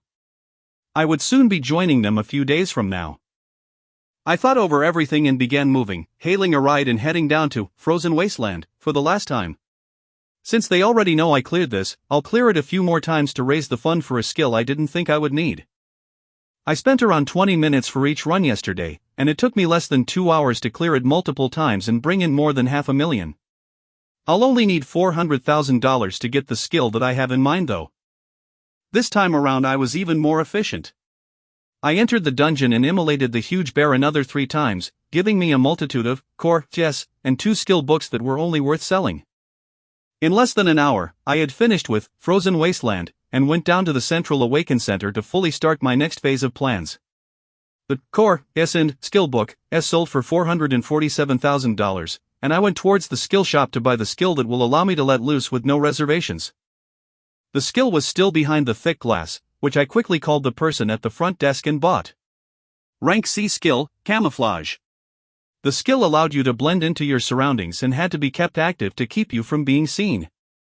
Besides extremely rich perverts, not many people use this skill. I would be relying on it to keep my movements hidden while I do things that go against the norm for many people even now. I wasted no time learning the skill and went out of the Awakened Center. I still had my F rank license, and it would allow me to get past any gates no matter the rank. The gates and guards placed around the dungeon monoliths were to make sure normal people do not pass through and get themselves killed while trying their luck in the dungeon. Hunters could pass through the gate no matter the rank they held as long as they had a license, as many of the hunters congregating around dungeons wasn't just for the purpose of diving. I called a ride and gave directions to head towards Goblin King's abode. Dungeons get progressively harder as the ranks increase, as can be seen how a rank C dungeon was barely being handled by a B rank hunter surrounded by rank C hunters. The difficulty from E to D was also a huge gulf to cross for many, with D rank hunters opting to dive in groups of 10, or C rank hunters forming smaller groups to receive more profit. Rank D dungeons are very profitable, but when you have to split the loot between 10 people, the returns are minimal when looking at the dangers you face. I had the driver stop while we were at the center of downtown, where you could take many paths to get to a lot of dungeons. I found the nearest alley and activated Camouflage, along with Arcanist's Sphere of Protection and Arctic Armor. Danger Sense was still kept active all this time. The rank C, camouflage, could hide a hunter from anyone of that same rank, with powerful rank B hunters being able to notice you fairly easily. If someone were to be keeping tabs on me right now, I am 100% sure it would not be a B rank hunter, so my movements from now on would be hidden. I stepped out into the middle of the street with cars blazing down and people rushing about. Not a single person was able to see anything, with a few bumping into me and tilting their heads to see exactly what hit them. As soon I confirmed the usefulness of the skill, I rushed towards the direction of Goblin King's abode, and arrived there in 20 minutes. This time around, I didn't bother showing my license and just passed through the man-made gates, the rank D guards on the side being none the wiser. None of the hunters CLU.S.tiered inside even looked my way either, increasing my confidence for the new plans from now on. I then looked up at the huge monolith that shone with a blue hue. This dungeon was regularly cleared by rank C and D hunters, being one of the more profitable dungeons because of the special drop that occasionally comes out, King's Valor. This item was a full body armor that increased your defense by a wide margin while not hindering your speed. As rank C, items were extremely rare, and mostly hoarded by those diving into the only rank C dungeon, this item was one of the hottest pieces of equipment for hunters. I stopped reminiscing and went towards one of the square doors of the monolith, placing my hand and instantly being transported to Goblin King's abode. Noah, occupation, hunter. Vitality, 70. Focus. Strength, 70. Skills, F Fireball 98, F Heal 21, E Arctic Armor 95, D Flames of Torment 49, D Safeguard 15, D Danger Sense 33, C Arcanist Sphere of Protection 25, C Camouflage 3. Equipment, E-Swift Boots. Chapter 10, Goblin King's Abode. The layouts of high-ranking dungeons gradually became more extravagant. In Goblin King's Abode, the first floor you were transported into had overgrowths and trees all around. Goblins traveled in groups of 5 and patrolled the entire floor. The moment you attacked one, they would alert others with a loud signal and have them all rush to where you were. Parties created to dive into this dungeon had to make sure they had enough damage dealers to take care of at least one of the groups before the other 2 groups rushed in. If your party ever found themselves surrounded by 3 groups of goblins, you had to say your prayers. I looked to the group of goblins that was just alerted in front of me. The goblins had a layer of green scales on them, with their heights reaching up to 3 meters. 4 of them held clubs and maces with one holding a wooden staff. I began by testing the effectiveness of the rank F Fireball, that had its proficiency almost reach 100, making it on par with E rank skills. The swirling fireball that was even further condensed rushed towards one of the goblins and exploded. The goblin was pushed back a few feet but quickly got back up like nothing was wrong. Its green scales were only slightly dented. Damn, here I was thinking, Fireball might still have some uses in the future. Its fast casting and moving speed would actually be good if I was ever going against things that didn't have such high defenses like monsters, but that wasn't something I was looking forward to. The dashing goblins were almost here though, so I initiated my most offensive skill on hand, Flames of Torment. A line of fire quickly appeared in front of me, moving forward to hit the foremost goblin. There was a second of pause after the impact before a scream rang out as the line of fire pierced from the front to its back. I made a grasping motion to the pillar of flames and moved my hand to the right. The skill followed my command, acting like a thick rope that moved horizontally and bisected the heads of the 2 goblins on the right. The remaining 2 goblins were immediately frightened to see such quick deaths of their friends and they began dashing back. I wouldn't give them a chance though, so I moved forward and kept the distance, quickly commanding the skill to coil around the 2 goblins, burning them to a crisp. Ha ha! This was a method I had begun using after becoming familiar with this skill.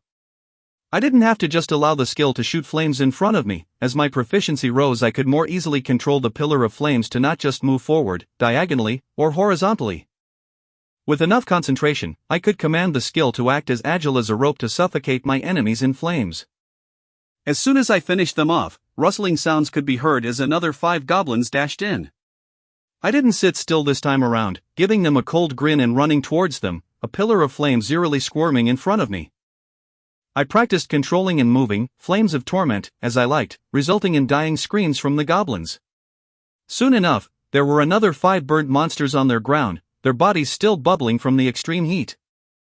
I had already taken 2 groups, there should be 1 more remaining. I didn't wait for them to come and went towards the screams and sounds to the side, taking the last 5 down just as easy as their previous friends. From then on, it was just me rushing down the floors, increasing the proficiency of my now favorite skill. On a few of the floors, I tested the effectiveness of camouflage against monsters and the results were spectacular. I could sneak in a few meters around them without them noticing a single thing, but if I stayed at that location for just a few seconds or went in any closer to them, then eyes would shift to where I was at. I wasn't sure if it was just sharper senses or a stronger nose that alerted them as you neared, but it was fun running around without being seen. From the 10th floor onward, more goblin archers and mages began appearing, shooting arrows, fireballs, lightning, and frostbolts towards me. I had Arctic armor and Arcanist sphere of protection, always active though, causing the arrows to be bounced away from my body and the spells to simply disappear the moment they came in contact with the transparent sphere around me. All they could see was a small being deflecting and absorbing their attacks while he lashed out with a thick pillar of fire that either tightened their bodies to death or blasted their heads apart. Surprising the goblin mages and archers with camouflage was even deadlier, as they can't even cast a single spell before they become lifeless. Adrenaline was coursing through me as I watched these D-rank 3-meter-tall monsters easily fall, but I reminded myself this wasn't what I was aiming for. They were D-rank, they were weak, just like me. I cannot think too highly of myself. Any random millionaire could buy skills just as strong and enough core to easily make someone just as powerful. The change I wanted to make inside of me was to not feel that feeling of cowardice, that feeling of helplessness that I wallowed in for so long. Whatever stood in my way, whether it be human or monster, whether it be the largest titans I will eventually be facing, I wanted to face it head on. Without fear. I reined in my emotions and rushed down the floors even faster. Within an hour and a half, I had rushed down all 29 floors of the dungeon and stood near the last steps of stairs that would take me to the boss room. I realized the pain of normal hunters and why most of them only dived into dungeons once or twice at most a day. Me rushing down while mowing enemies left and right still required me to spend a few minutes on each floor. There being so many floors and monsters, the hunters in a party had to put their lives on the line to kill monsters on each floor while resting to recover their energy and heal up right after. Just going through one dungeon could take them 5 hours or more. Me being able to endlessly cast my skills was such a huge thing that even now I found myself questioning if it was still real. I went down the steps while making sure all defensive skills and even camouflage was active, and I was soon in a huge clearing with a small mountain in the middle. Scratch that, not a mountain, just a very savage-looking goblin that was about 6 meters in size. Its skin was shining a dark black that made it very prominent in this clearing. Holy shit! It held no weapons on its hands, and yet its hands alone seemed enough to smash anything coming near it. This boss was the killer of many hunters, its large size and strength quickly weeding out inexperienced hunters from knowledgeable ones. At least 2 rank D knights or 1 rank C with the heaviest of armors were required in order to withstand even one of its strikes. You also better hope your team's mages and berserkers were saving up their energy to unleash multiple spells and attacks on this beast to take it down in as little time as possible, or deaths would follow. I was a distance away from it, so I thought I wouldn't be found out with camouflage active, but its huge eyes honed in on me the instant I arrived in the clearing. So blending into your surroundings is not enough to evade the senses of this type of monster? And I wasn't sure if this rank D boss could be classified as a titan yet, but its size made me feel like an ant as I had to raise my head just to meet its gaze. I felt my blood pumping as I found myself in this stare down against something more than 3 times my size. I was not scared. I looked at this huge beast and I saw my goals. I saw my future. I slowly began walking, and my walk gradually changed into a run. The beast stood still, not making a single sound. A smile broke out on my face as unrestrained laughter could be heard. A few meters long thick line of flames quickly appeared beside me as I charged towards this humongous beast. As soon as I got near it, a huge black fist covered the entirety of my sight. My laughter didn't stop as the line of flames also shot out and wrapped around that fist. Then, a huge impact was felt. Boom! The fist felt like the whole world was dropped on me. I had seen it smash into the sphere that was protecting me, and instantly felt myself fly back at a speed I've never been exposed to before. Bam! I was smashed into the wall behind me a second later, a spherical dent created as I dropped down to my feet. Not a single hair on my body was harmed. The rank C skill, Arcanist Sphere of Protection, was not for show. The beast in front of me didn't stay silent anymore as a mournful howl rang throughout the huge clearing. Its right fist had fallen to the ground, forever removed from its arms. The calmness in its eyes was completely gone as its feet smacked the ground and jumped towards me. One of its remaining good hands reached out towards me as if trying to snuff out a candle. I commanded the cable of flames to twist and form into a circular shape while watching this palm crushing down on me. The circular line of flames then began spinning at high speeds when the palm landed. Zing! A horrible sound could be heard as flesh and bones were cut apart. The Goblin King's remaining arm was grotesquely bisected in the middle, dark red blood gushing out. We were only a meter apart, and I stared at its furious face as I commanded the spinning line of flames to rush at this giant's neck. Zing! A second passed, and then the head of the 6-meter-tall monster crashed to the ground. Chapter 11: The Right Skills to Buy. I let out a laugh as I relished on the feeling of taking down such a humongous beast. I was even happier from learning how to better use your skills as your proficiency rose. Flames of Torment shot out a line of flames in front of me when I first casted it, but as I gradually kept on using it, new ways to manipulate it came to light. From being able to move the line of flames in the direction I wanted to twisting the thick flames like a rope, to now connecting their ends and adding a spin to it, making them even deadlier. This made me look forward to learning and improving higher ranking skills as time passed. I continued thinking while observing the headless giant before I gathered the things that dropped. Aside from the G-Core S, there was also a rank D skill book. Ice Shards drops sharp shards of ice at a specific location. This skill book was in fairly high demand and could be sold for a decent amount of money. It didn't fit with the current me and I wouldn't be learning it as my goal now is to focus on obtaining an offensive rank C skill. Along with that, I wanted to buy other skills like Arcanist Sphere of Protection, Arctic Armor, and Danger Sense that could be activated, and on my case, become passive skills that only end after I command it. This was my next phase of plans, skills that I could turn on and keep on without them requiring any more thought from me. If I can collect a multitude of support and defensive skills that provide a variety of effects and layer them on top of each other, just the thought of it kept my blood pumping. The next skill will be a killer rank C skill that will be of use when I dive into Soliel's Castle in a few days, and the other skills I had in mind will follow after. Flames of Torment had a very high proficiency currently with its power most likely nearing rank C skills, but a genuine rank C offensive skill is nothing to laugh at with their large scale of damage. I sat down beside the fallen giant and began absorbing the Vitality and Strength core as it dropped. I had collected tons from the smaller goblins across the 29 floors, and planned to bring my Vitality and Strength attributes higher than 100. As soon as I finished, I reached out towards the green crystal that rose when the Goblin King was defeated and was transported outside. My camouflage was already activated, and not a single one of the many hunters CLU.S. tiered in groups or selling items and skills around the encampment of the monolith noticed me. The areas around safe dungeons usually turned into small markets of their own, with hunters trading skills, cores, or items without going through official channels like awakened centers. The selling of these things around the dungeons gave much less profit though, so unless a hunter was willing to pay a high price for a specific skill or item they wanted, most people sell their loot to the awakened centers. The government controlling these centers gobbled up everything they could, paying top prices for materials to strengthen their soldiers. The funny thing about it though is how many of these soldiers would be stationed in high-end cities where the rich were CLU.S. tiered together. That's just how this world was. I ignored the hustle and bustle of the environment and neared one of the square doors of the monolith, being transported back into Goblin King's abode for another run. I was planning to dive into dungeons like a madman for the days to come in ACCU.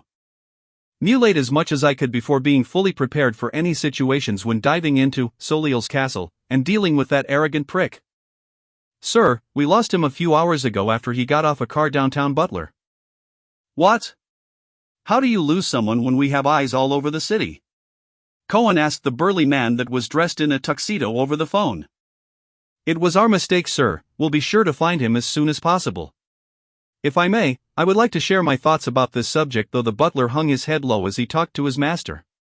This was the man that had saved his life when monsters were about to snuff it out, and he had been indebted to him from then on. He was an official holding a high position in a major firm, but he left everything behind and followed his master willingly over the past months, managing his financials and turning a blind eye to the many tastes his master had. After all, nobody was perfect. What is it? There are many inconsistencies about him that we are unsure of, and have not yet grasped exactly how high his level of power is. My apprehension increased today as he was able to escape under the watch of many of our people. Might I suggest that we approach him in a different manner? He carefully spoke out every word, making sure his words would not be the cause of anger. There was silence on the other end of the phone before Cohen spoke. Do you doubt me? The butler quickly frowned and hung his head even lower before he replied, I would never. I am only speaking from an abundance of caution of this man who has suddenly awakened to a power nearing rank B in just a few days. A pause followed thereafter, before a reply came with the call being ended a moment later. I'll keep that in mind. The butler wiped off the perspiration and looked out of the mansion. He did not succeed, his master had still become angry. My second run of Goblin King's Abode was fruitful, as the boss had been kind enough to drop the sought-after armor, King's Valor. The 6-meter goblin had horrible burns all over its body, as I took my time with it to get more practice facing something that much bigger than me. This was all in preparation to go against much bigger bosses that fully earned the title of Titans from rank C and above. One of the things I learned was that if you didn't have a strong enough defensive skill, it didn't matter how knowledgeable you were about its moves, as a single punch would be able to stain your body all over the wall. I equipped King's Valor, and felt a new layer of clothes wrap around me. The armor had a light blue metal sheen to it with a slight protrusion at the chest, covering a majority of my body besides my extremities and head. The greatest thing about this armor was the fact it did not feel awkward to move around in, as if the metallic attribute was malleable. I could move and stretch my body even better than normal with no issues. The third run of the dungeon gave me more than enough cores that my backpack was almost overflowing now, along with the rank D skill, Triple Shot, that was commonly used by ranged berserkers that used bows. I had taken more than half of the day diving into this dungeon, and it was already night outside. Tightening my overflowing bag on my back, I left Goblin King's Abode, encampment and went towards the downtown, with my camouflage active as usual. Once I was in the middle of the city, I turned the skill off and called for a ride that dropped me off the Central Awaken Center 20 minutes after. It was rush hour around this time with many people running about downtown. Many drowning their troubles and fear with alcohol and many more going towards the unsavory places deep in the city. I went inside the Awaken Center and had to be taken to a private room because of the volume of things I was trying to sell.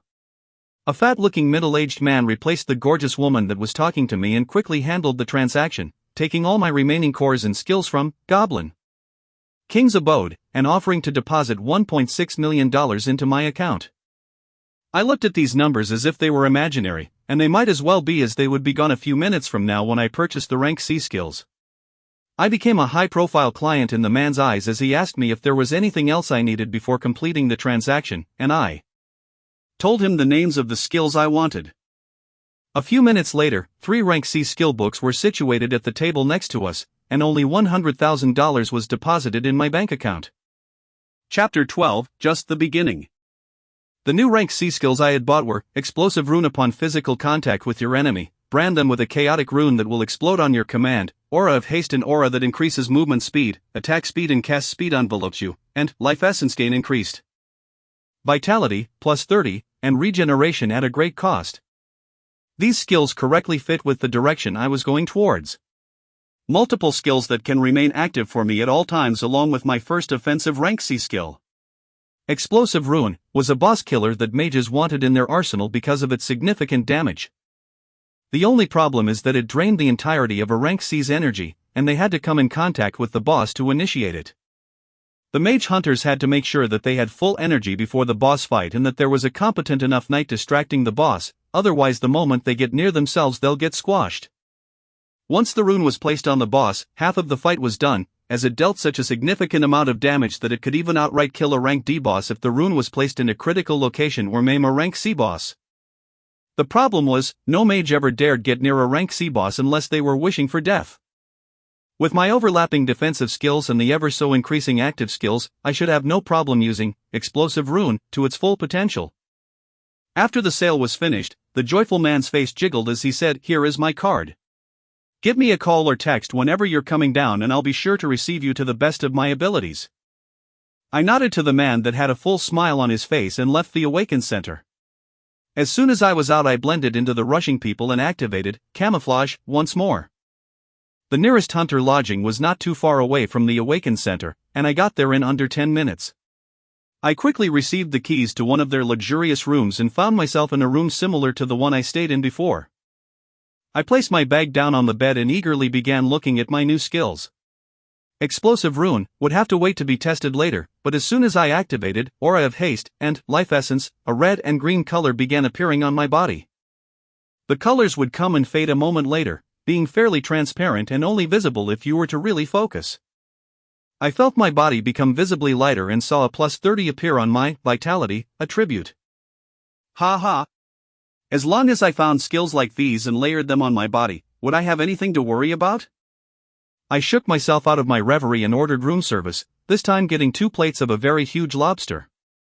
I went over my day and thought about what I would be doing tomorrow while enjoying the supple texture of the crustaceans.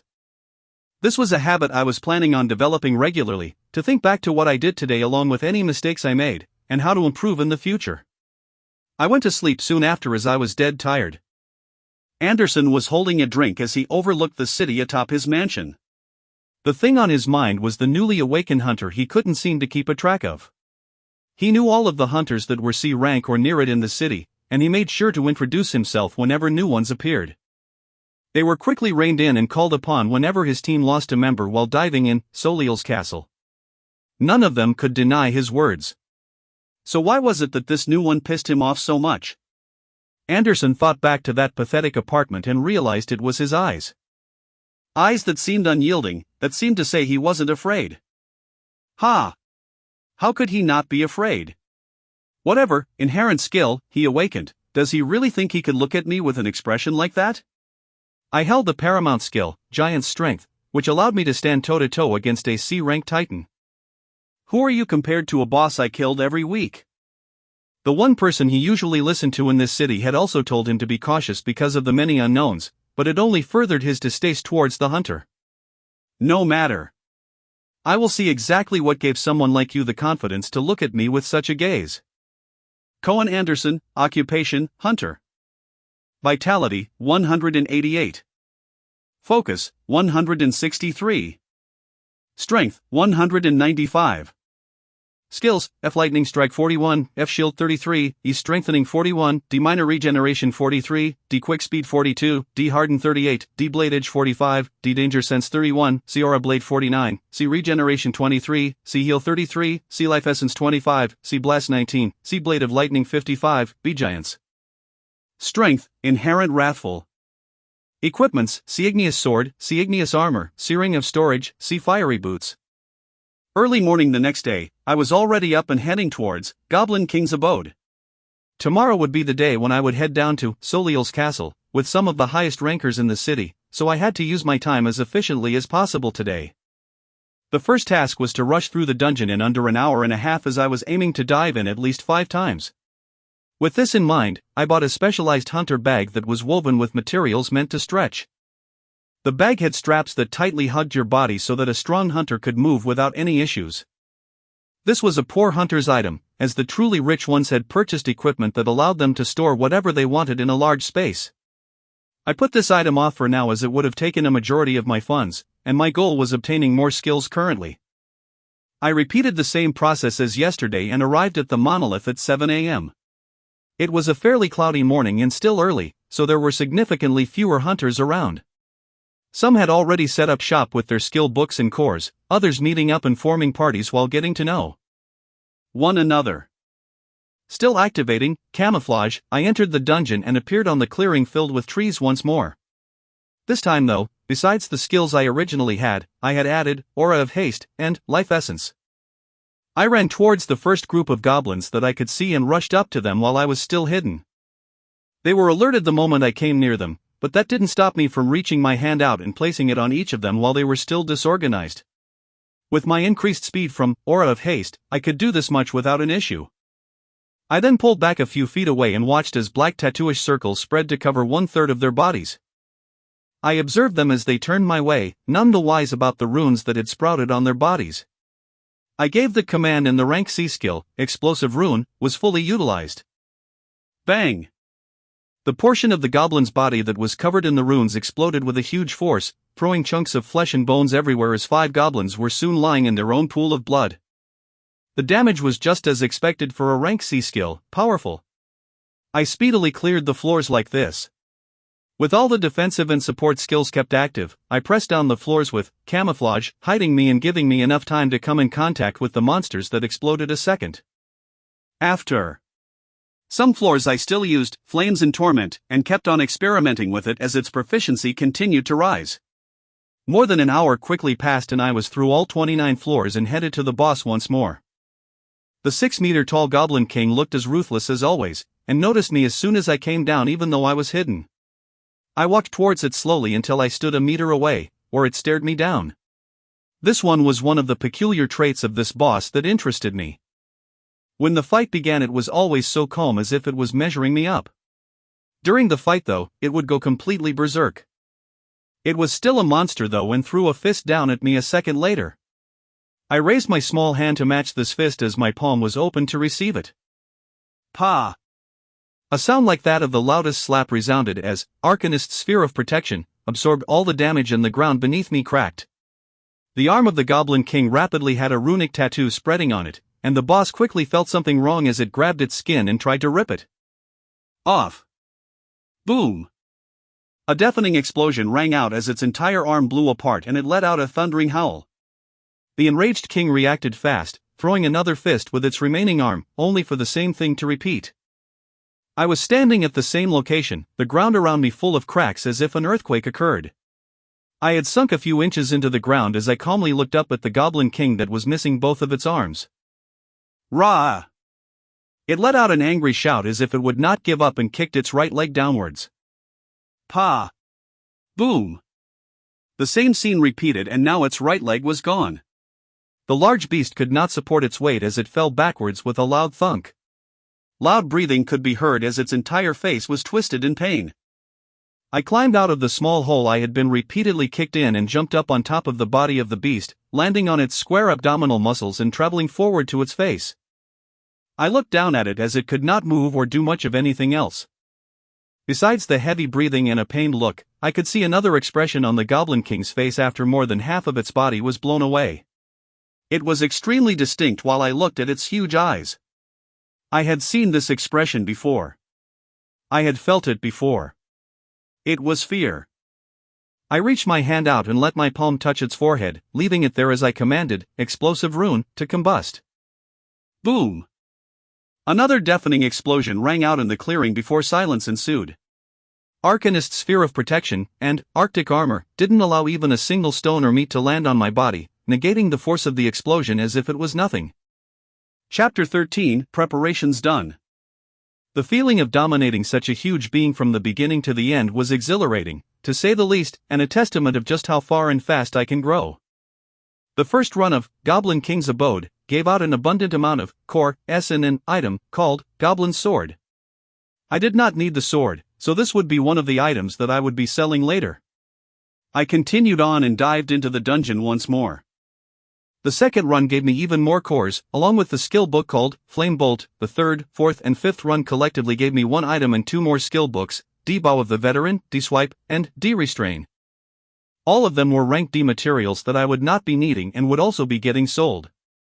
Throughout the dungeon runs, I made sure to use Flames of Torment, along with my main skill of Explosive Runes, that beautifully took down the monsters. This process took me an entire day and I was able to bring a few of my skills to the proficiency of 100. The skills that reached a milestone of 100 jumped up explosively in power. Fireball, which was a rank F skill, now had power greater than a skill 1 rank above it. The balls of fire summon now had a high propelling force that made them rush out even faster. Arctic armor even more comfortably hugged my body when it reached 100, an extra layer of ice appearing that further increased my defense, and also making me look like some knight you would find roaming the coldest Arctic wastelands. This marked the end of my dive for the day as I had been diving for the past 10 hours and it was already in the evening. I left the dungeon, camouflaged, as usual, and went downtown where I once again called for a ride and went all the way down to the Awaken Center. In the Awaken Center, I had given a text to the fat salesman beforehand and he was able to meet me and bring me to the private room the minute that I arrived. I entered the room and emptied my huge bag that held many cores, skill books, and items.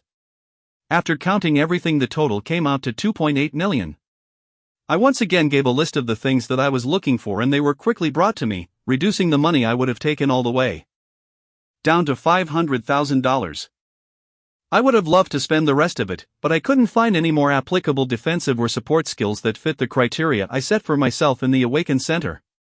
I would soon have to branch out to find more fitting skills. I had bought 3 more skills in one item, all of them being rank C. The first was a movement-type skill that I had been looking forward to called Whirlwind. The second was another support-type skill that was called Increased Penetration. The third skill was a life-preserving skill called Regeneration. The item that I bought last was a simple Ring of Storage, which many high-ranking hunters found themselves buying. It took away the hassle of carrying around the skill books and items and cores that were collected over the course of the day. As soon as I finished my business, I gave my thanks to the salesman and left the Awaken Center, blending in and using camouflage as soon as I was out and headed towards the Hunter Lounge. The process was quick as usual, and I grabbed the room fairly quickly. I was finally able to relax and absorb the cores that I kept behind. The plan was to reach the maximum that I could while using rank D cores. I then learned the skills and placed the storage ring on my hands, using my energy to feel the wide space inside of it. It was a large enough space for 2 people to be squeezed in. The Increased Penetration skill allowed me to deal more damage and further ignore the defenses from my enemies when I had it active. It was a much-used skill by mages and berserkers to deal finishing blows on bosses. And the Regeneration skill was as simple as that. If I ever somehow took a large amount of damage, then I could easily cast the Regeneration skill to begin healing without losing too much of my health. The movement-type skill that was called Whirlwind would allow me to dash forward and close the distance to my enemies at a very fast speed. This would be good for surprise attacks or evading very dangerous shots. Regeneration and Whirlwind could not be activated and tested at this time. But I quickly activated Increased Penetration, along with the rest of the defensive and support type skills that were in my arsenal to keep their proficiency rising. I ordered room service as usual, and this time around I grabbed 3 platters of shrimp. My appetite seemed to gradually be getting larger and larger as time passed. I enjoyed the food when it came and took some time to think once or more over what happened today. I went over my run in the dungeon, the skills are used, and how to better use them or further improve. I felt like I had fully prepared for what was to happen tomorrow. With all of these skills that most hunters would be able to activate momentarily for a life-saving moment, I had them activated at all times. Even knowing how huge the gap was in strength between rank D and C dungeons, seeing how easily I had been taking down the 6-meter goblin of Goblin King's Abode, gave me confidence for the officially titled Titan of Soliel's Castle. Early morning the next day I woke up, grabbed a shower, and had some breakfast at the diner area of the hotel. It was already 8 am when I left the lodge to head towards Soliel's Castle. This dungeon was renowned as the hardest dungeon in our city. It was a dungeon that many people died in until a specialized team was born to clear it. The dungeon always bordered in the high-risk zone. There was no encampment around the dungeon as usual, with many people setting up their shops and stalls quite a distance away. In the case of any dungeon break happening, people wanted the chance to at least be able to run away from the onslaught of beasts. The huge monolith was colored in a dark shade of orange, pulsating at a few seconds. The only road leading to it was blocked by military trucks and cars, making sure the civilians never neared this area. I didn't bother even showing my license and just passed through the guard point using my camouflage skill. I soon arrived at the bottom of the monolith and I looked up at the huge structure. I closed my eyes and sat down near it, making sure I was still hidden while activating all my defensive and supportive skills, watching the proficiency rising in real time. I felt extremely confident in anything that I would face today, as the previous day I had also absorbed many of the cores that I didn't sell, with my vitality and strength attributes capping at 150. Along with the many skills that supported me, I highly doubted given a B rank hunter could endanger me. Not too long after a few people began appearing. I stayed hidden as I observed them. The first 2 were huge dudes in their 30s. They both held huge shields that seemed to cover their entire bodies. On their other hands were maces with spikes that shone red. Besides the armor they had on them, they didn't seem anything special. But these were genuine C-ranked hunters. The next to arrive were women that both held staffs on their hands with magicians' robes wrapping around them. They had a look of apprehension as they looked at the huge monolith. The four of them seemed familiar with each other as they began discussing some things soon after. The next one to arrive was a girl who seemed fairly young, in her 20s at most. This one had a blue sword on her waist. With her body covered with what I would only assume to be King's Valor, that Ti also wore. Surprisingly, this girl did not go towards and talk to me first but she actually held a confident look on her face as she looked towards the huge monolith, making me surprised, as any rank C hunter could find themselves dead in this dungeon. So many held apprehensions. Anderson arrived soon after. His arrival stopped the discussions among everyone as they stared towards him. His eyes glazed over the 5 people and then soon turned into piercing eyes that came to my location. I calmly deactivated the defensive and support skills and then turned off camouflage. Surprise gasps came out of the rank C hunters as none of them were able to notice me. I wanted to test it just to be sure if Anderson would be able to pierce through the C rank skills effect even if its proficiency was increased. Maybe I had to wait until it neared 100 for it to have a complete effect on rank B hunters. While Anderson's piercing gaze did not leave my sight, he walked over and said, "You really have such an excessive amount of energy? That you would waste it on hiding this early this morning?" His tone sounded very calm, but his words dripped with disdain. I replied back, "Nothing to worry about, I was only testing the strength of the people I would be leaving my life to today." I seemed to have a knack of making him angry. His face became sour and he turned away from me and addressed everyone. "I want the dungeon dive today to be a very clean one. We have 2 new hunters joining us, this one goes by Rachel and this one is Noah. One is a berserker and the other is a mage." He pointed to me and the girl that held a confident look on her face as he continued. "For you two, this will be your first run, so follow all directions and do not lag behind. This dungeon is different from the ones that you are commonly used to." These words were directed to Rachel and I. "There is only a single floor in this dungeon, and it takes us almost half the day just to clear it. Do not be surprised by what you see. Protect yourself and cover each other's backs and we should all come out of this alive. When the boss appears, leave it to me and follow everything I say." He articulated the next words very slowly. "In the case any problems occur and you see it coming towards you, do not stand idle. Run, or you will die." I listened to his somewhat inspiring speech as we all prepared to dive into the dungeon. I had done my research previously about Soliel's castle, and his words were not false. The dungeon only had one singular floor, but this one floor took the lives of many hunters. As the speech was quickly wrapped up, he went towards the other 4 party members to discuss something, and I noticed uncomfortable look pop up on their faces. Geez, did this guy actually have bad relations? I.P.S. with everyone? The girl that was apparently new just like me came towards me and said with a puzzled expression, "Why does it seem like there's friction between you and the strongest hunter in the city?" I smiled at her and replied, "I'm not sure either. I have no problem with the guy. But he seemed to not like me the moment so he saw me." She shook her head in confusion as if she did not understand, and I said once more, "Don't worry about it, there should not be a problem." As soon as we finished talking, the rest of the group came towards us and we went towards one of the square doors of the huge monolith. Once all of us were near, Anderson reached his hand out first and the rest of us followed, quickly being transferred to the first floor of Soliel's castle. Noah Osmont, occupation, hunter. Vitality, 150. Focus. Strength, 150. Skills, F Fireball 100, F Heal 43, E Arctic Armor 100, D Flames of Torment 97, D Safeguard 31, D Danger Sense 95, C Arcanist Sphere of Protection 93, C Camouflage 67, C Aura of Haste 23, C Explosive Rune 33, C Life Essence 22, C Increased Penetration 13, C Regeneration 1, C Whirlwind 1. Equipment, E Swift Boots, D King's Valor, Searing of Storage. Chapter 14, Soliel's Castle. It was not correct to even call this a floor of a dungeon, as it seemed like a world by itself.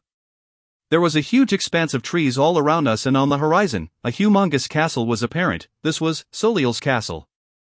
The castle was built in a medieval style and had a grand look that imposed itself on all that looked towards it.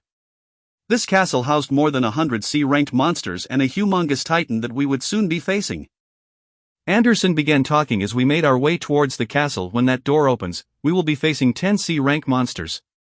They are made up of extremely tough stone-like materials that need a very damaging skill to break.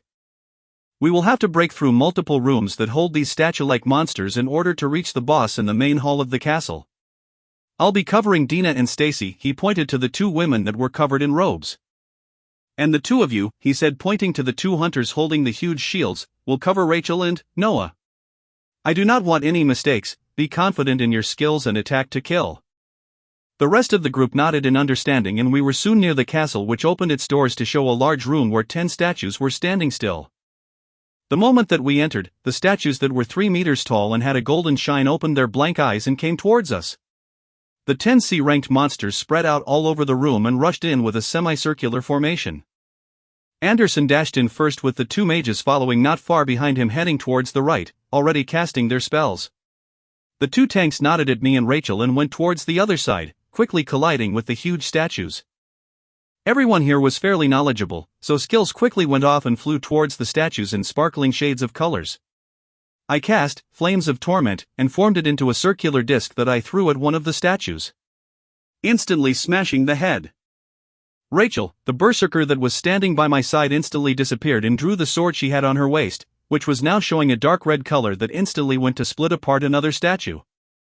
On Anderson's side, I don't know exactly how he did it, but 3 of the statues were already broken and lying on the ground as shattered stones. The mages behind him had both cast a spell that quickly formed a dark thundercloud that spewed down light, which struck down on the heads of the remaining 2 statues and took them down as well. On our side, we had 3 statues still alive as the tanks were holding them off, knocking them back with their shields as they neared. Rachel stood at a distance and then slashed her sword horizontally. The sword let out a blinding light that struck and destroyed 2 statues, quickly giving more breathing room for the 2 tanks. I controlled Flames of Torment and quickly smashed the head of the remaining statue. It was just the beginning, but the teamwork seemed to be fairly solid. This was only the first room that we had to pass in this castle before we even came close to the huge titan that would be facing. After the room was cleared, everyone besides Anderson sat down and closed their eyes, most likely recovering their energy. I followed their lead and acted as if I had also spent a significant amount of energy to cast Flames of Torment repeatedly. During this time, I activated skills that did not show on my body, as I was pretty sure a significant amount of time in this dungeon would be the recovery time between the castle rooms. I activated Aura of Haste, along with Life Essence, which shone 2 colors on my body that soon faded. I also cast Regeneration even though I had no injuries, just to test its effects. A feeling like I had just received the best massage flowed over me as the tension in my body was quickly released. This was probably the last possible use anyone thought this high-rank skill that required a high cost of energy would be used for. I was surprised at its effect, as I had never been injured and didn't plan to be any time in the future. Safety first. After about 10 minutes, most of the group had gotten up and we were ready to move on to the next room. This one held an extra statue, bringing the numbers up to 11. The same strategy repeated. I observed Anderson using a skill this time around, as he swung his sword and an arc of lightning flew out, smashing onto and destroying 3 statues right away. His rank was not for show. The mages by his side cast the same skill that blasted down lightning, quickly taking other statues down as well. The teamwork was becoming even smoother for our group. As the 2 tanks in front of us stopped any statues from getting near us, while Rachel moved in and out with her sword, occasionally throwing a curved blade of light that smashed onto the statues. I kept the G Flames of Torment versatile, as it shifted from a rapidly spinning disc of flames to a tight cable that wrapped around the statue's head until it exploded. The tanks occasionally had light shining on them or transparent shields appearing whenever they were taking hits from the statues, always making sure to stand their ground and not be pushed back. After we cleared about 5 rooms and we were resting again, Rachel approached me and spoke. Your handling of skills seems to be very precise, but I've never heard of you since I came to Outer Bank X. Did you also recently move into the city? I gave a smile as I replied. No. I have been here all this time, I just awakened recently.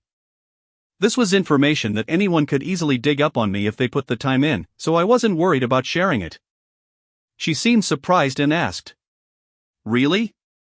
Then you must have awakened a fairly powerful inherent skill. I gave a smile and I didn't reply. A few hours slowly passed like this. We were clearing many of the rooms in the castle to move forward, with the numbers of the statues increasing by a 1 after each room. In our 10th room, we're facing 19 statues, which made things much harder. A few of the statues broke away from the defense of the two tanks with a huge shield and ran towards me. I acted quickly to cast Flames of Torment and swung the line of flames as if it was a huge baseball bat to push them away. Rachel dashed back a few seconds later to finish them off. There were a few injuries, but no casualties. On Anderson's side, he protected the mages fairly well while moving in and out and pushing back any statues who were trying to break through. The rooms after this kept a constant number of 20 of these stone statues, taking a significant amount of time to clear while trying to prevent injuries as much as possible for the coming boss fight. After we cleared the 19th room, serious expressions arose on Anderson and his original party members' faces.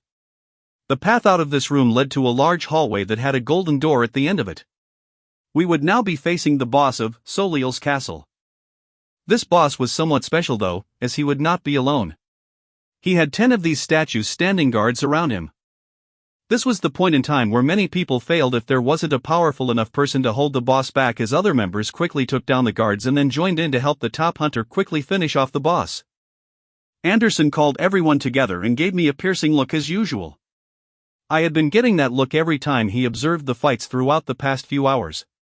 I've been hiding literally almost all of my skills, only using Flames of Torment to destroy the statues that came our way, so I shouldn't have given anything away. He seemed to become less angry at me as time went, and just adopted the disdainful expression more and more. I didn't bother with it, as it was always good to be underestimated and not be on guard against. He began speaking when we came close. I will be holding the boss back and make sure that it doesn't break free. The rest of you need to take down its 10 guards as soon as possible and then reinforce me. He turned to the two tanks and continued. You guys need to do your best to protect the mages and Rachel. Make sure that nobody gets heavily injured, as we all need to be in our prime to take down the boss. The tanks nodded their heads while the rest of us prepared for the fight. I was looking forward to meeting this titan of a boss that had taken down many hunters.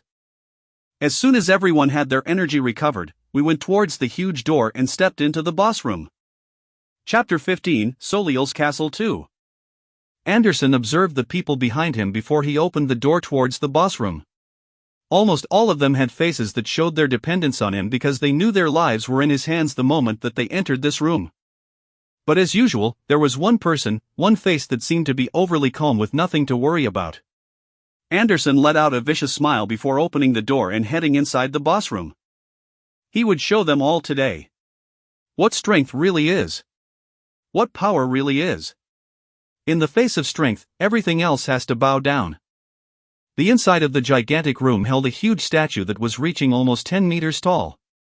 They seemed like ants compared to something this huge, but Anderson had a confident expression on his face. He had done this multiple times in the span of a few months. Not a single time had he died. A few others had died, of course. But that was out of their negligence.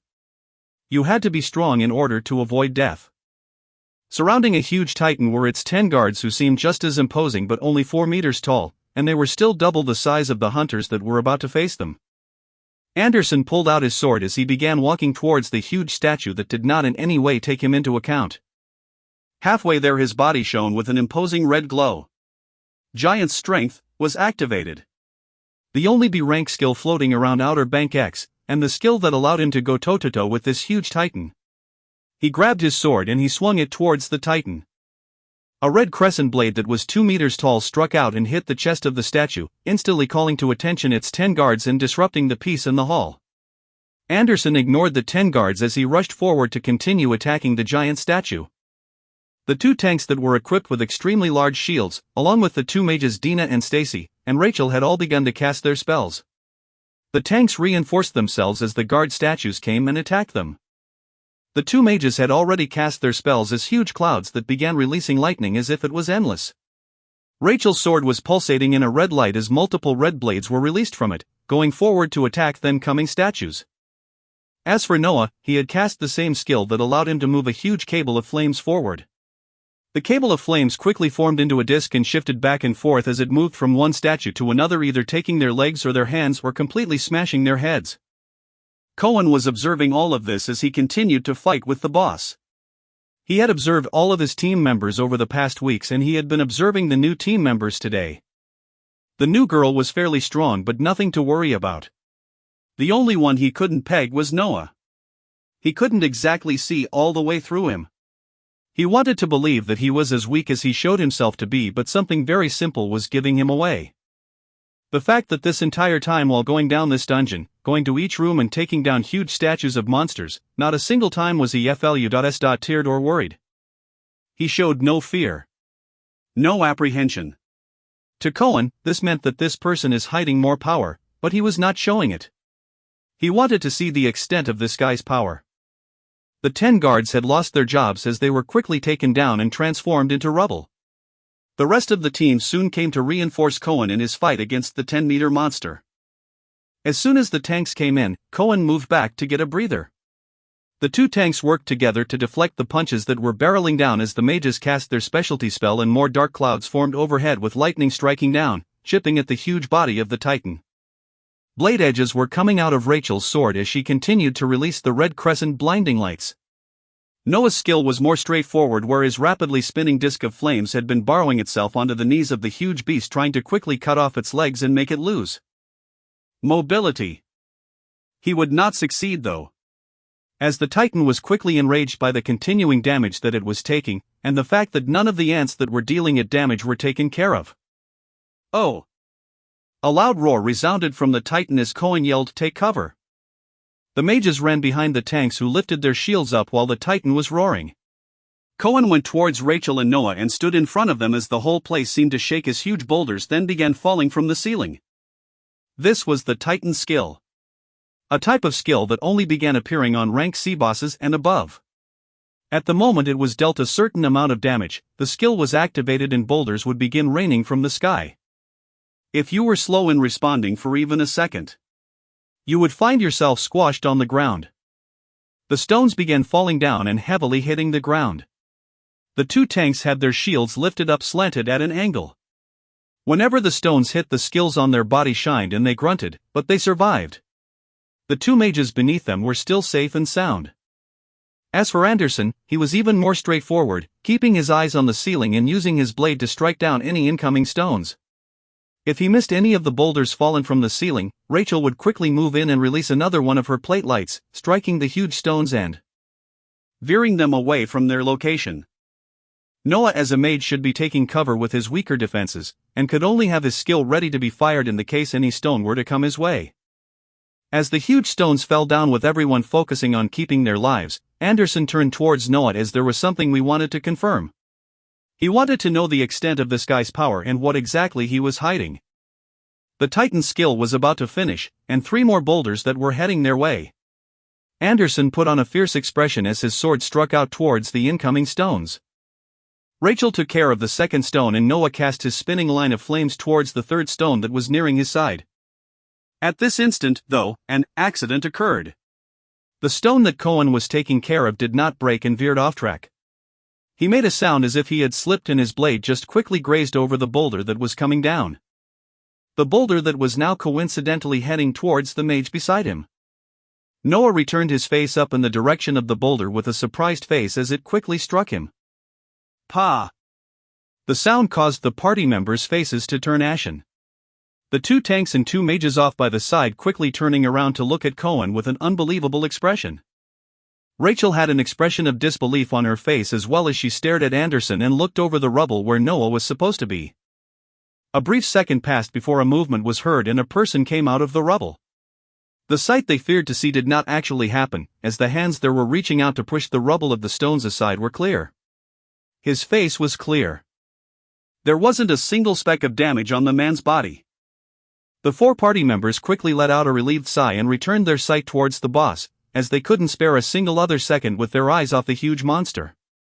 Cohen spared Noah a glance before he quickly turned around and dashed towards the boss. The disbelieving expression did not leave Rachel's face as she was very close and saw exactly what happened. There had been no accident, and that was all intentional. So, she was shocked and didn't understand. Just what sort of irreconcilable problem had occurred between these 2 hunters that would cause something like this?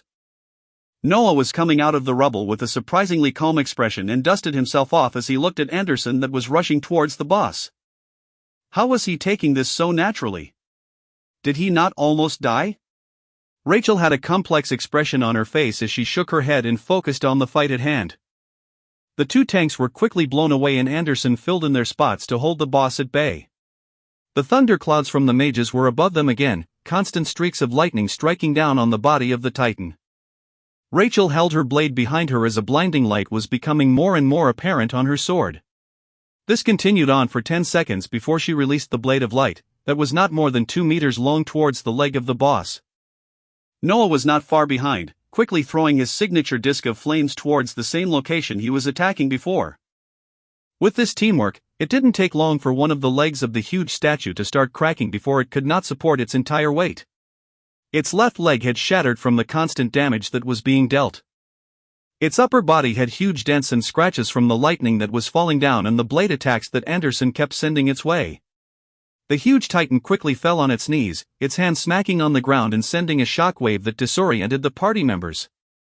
The two mages were quickly knocked back from the blast as the tanks were not there in time to prevent the blast from reaching them. Rachel and Anderson seemed fairly okay, and surprisingly, so was Noah. The Titan guided its right hand that had fallen down, formed a huge fist, and swiped towards the puny ants around it. This attack would take out all the party members if it was not stopped. Cohen had his face in a twisted expression as he began to feed more anger to bubble inside of him. This was good. This was what he wanted. The angrier he was, the stronger he became. That was the inherent skill that he awakened. Wrathful. It fed on his anger. The angrier he got, the more energy he had, the more power he had, and the more destructive he became. He wanted to show these people just what true strength was. He reactivated his highest skill that took most of his energy as his anger kept on rising. Giant strength was activated once more. A dark, baleful energy was permeating from his body as he grabbed his sword and rushed towards the incoming fist. Boom! A resounding sound was heard as the fist was stopped on its tracks, causing the Titan to scream once more. Anderson kept the momentum going, using his increased anger as a source of fuel, and propelled himself towards the face of the 10-meter monster that was now crouching down. The red energy released from his body mixed with the lightning that began appearing on his blade. Blade of Lightning was activated, its color quickly becoming tinged red and forcefully smacking on the head of the kneeling Titan. Boom! After the sound that almost ruptured the hunter's eardrums disappeared, half the head of the boss went with it. The Titan breathed its last as its huge body crumbled to the ground, the force holding it together thoroughly gone. Cohen Anderson stood atop the rubble, releasing a pulsating red light. He looked down at the hunters staring at him as his blade released the last sparks of lightning. This was strength. This was the power that allowed him to do whatever he wanted. This was what he wanted these hunters to have ingrained in their minds. Chapter 16: Deterioration. Anderson was standing majestically atop the rubble as his skill's effects finished. A green crystal was rising up as the boss had been killed, and he walked down to observe the expressions that he had wanted to see so badly. The expressions of fear and reverence from the people below him. He saw these usual expressions on his old party members, and turned his gaze towards the two new ones. As soon as he looked over, though, a piercing voice rang throughout the destroyed hall. "What the hell were you doing? Why did you play around and almost kill your teammate?" Rachel, the berserker that was shooting blade lights all this time, had a questioning look on her face as she directly asked this question. Anderson seemed to be surprised, as if he did not expect this type of reaction at all. He looked over at Rachel in a skeptical tone and asked her, "Oh? What's giving you the balls to talk to me like that? Were you watching the same scene as everyone else?" Rachel defiantly replied with, "Why the hell does that matter? I'm asking you, the leader of this party, why you would purposefully act negligent and try to harm your party member when you were in the position to protect them. How can they feel comfortable to hunt with you again? You've lost all trust, starting with me." An incredulous expression arose on Anderson's face as something seemed to have clicked in his mind. He gave a loud laugh as he spoke. "My goodness. I am so sorry. I seem to have not gotten my point through. If it wasn't extremely clear from my actions and from my words, I don't give a damn." Anderson finished with these words in a condescending tone. Rachel didn't stand down as she continued. "So what? Because you have a higher rank skill and are more powerful than us, that means you can choose to do whatever you want? You would endanger your party members just to get your point across? For what? Anderson was startled once again and said. For what? For what? How dense are you for the message to not be coming across? Party members? Trust?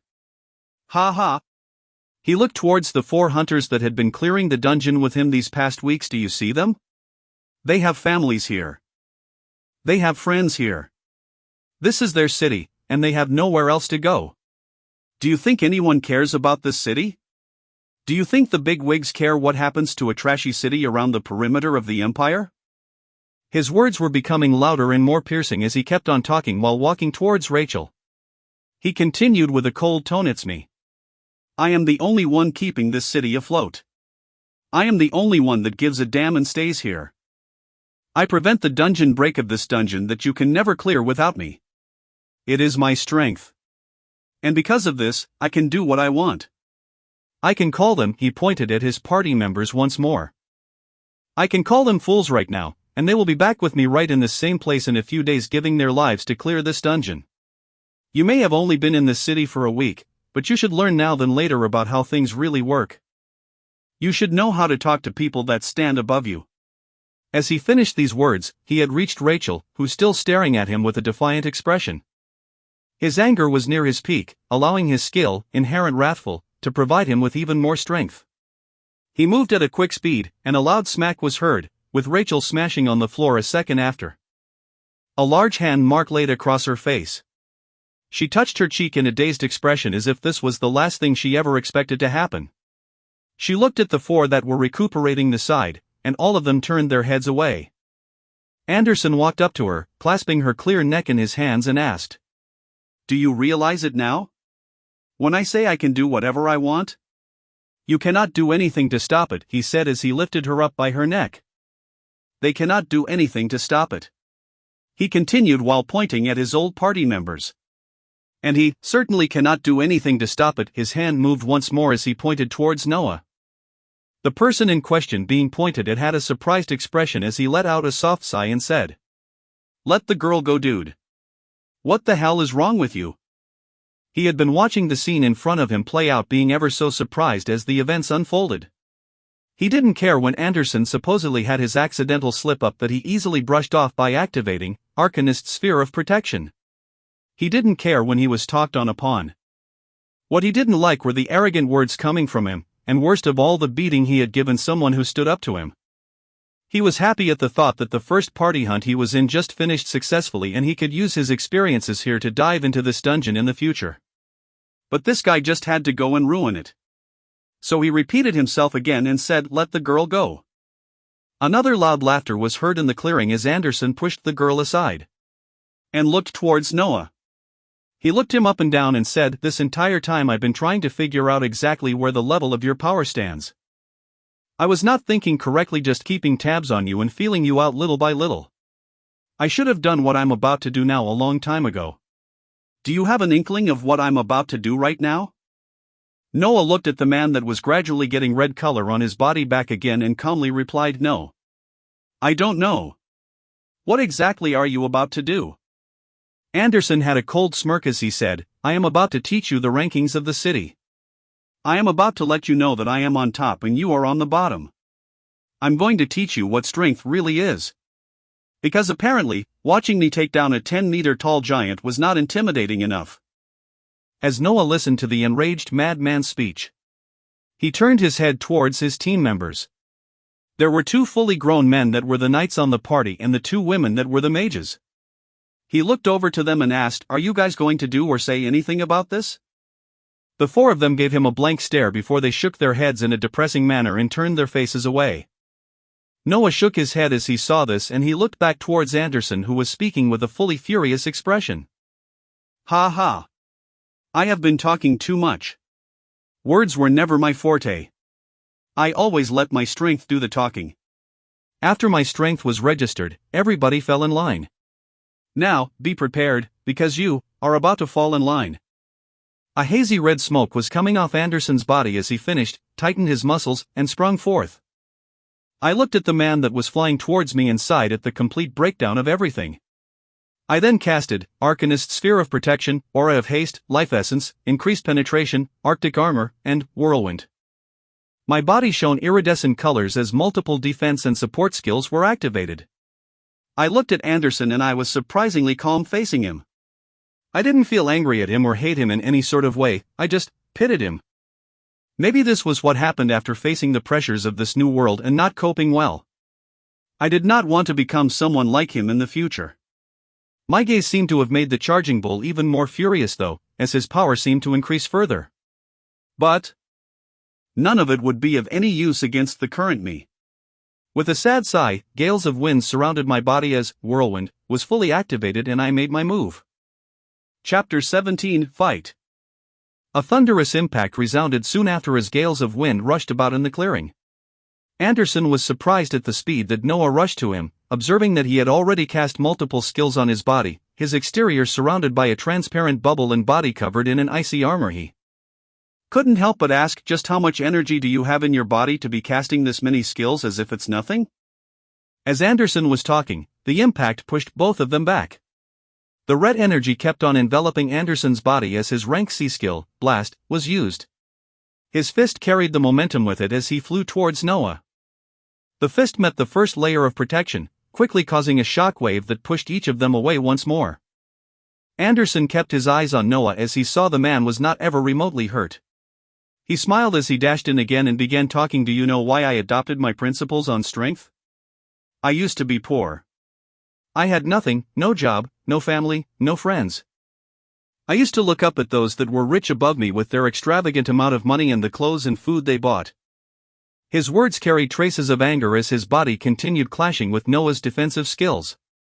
The thing that puzzled him the most was how Noah chose to use his hands or palm to hit back when the transparent shield he cast on himself protected him fully, and did not even cast the signature pillar of flames he had seen him using throughout the day. He brought his focus back on the fight at hand and stopped overthinking things. I looked up to these people. Those rich assholes. I wanted to be like them. I kept on saying to myself, if I just had that money, if I just had that power, oh the things I could do. Anderson continued smacking into the defensive skill and saw that his attacks with his bare hands weren't working. So he increased the pressure and pulled out his sword. He wanted to see just how long this guy could keep all of these skills active before running out of energy. Lightning began to crackle around his sword as he dashed towards Noah and continued talking. Do you know what happened next? Something incredible occurred and I actually did get the power. The whole world went to shit and it was me who received the power. Me. The longer he talked, the more his anger and power seemed to increase. His sword was already pulled down, swiping towards the pest in front of him. An arc of red lightning was released towards the man that kept on standing calmly in the face of all these attacks. Zing! Once the red lightning struck, a figure flew backwards at a high speed and kicked up some dust. And yet, he soon stood up without a single hair damaged on his body. Anderson watched as his smile grew wider. It was the right choice to knock this guy down a notch now. If I had actually given him time to grow, he might have threatened me in the future. Playing around with his thoughts, he moved forward again as he continued talking. So, I received the power. And do you know the funny thing? Those people I looked up to, those rich assholes that I aspired to be, many of them were dead within a few days and many more were now looking up at me. Seeing that his strike hadn't worked, he held his blade once more as lightning began to build upon it and continued. I used the new power that I had gained to kill monsters and get stronger. My power allowed me to become the richest man in the city. The best hunter in the city. It gave me strength that you could not imagine. Anderson was moving at high speeds as he spoke.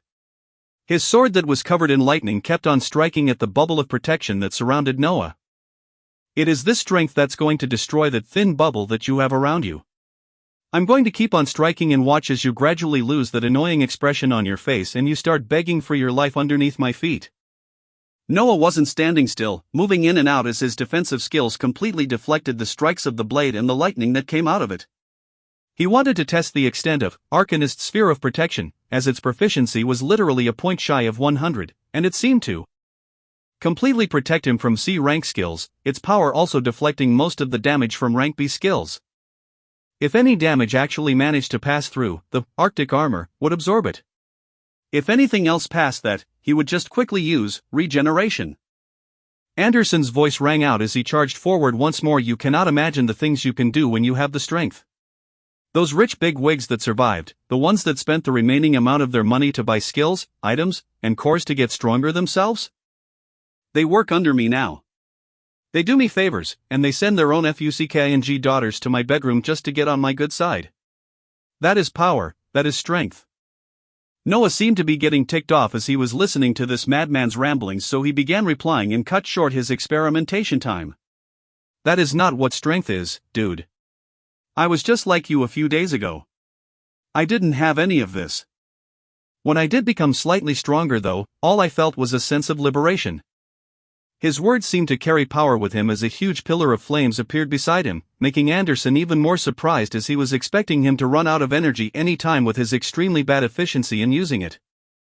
The pillars of flames acted like a rope, wrapping itself around the entirety of Anderson's body and squeezed down.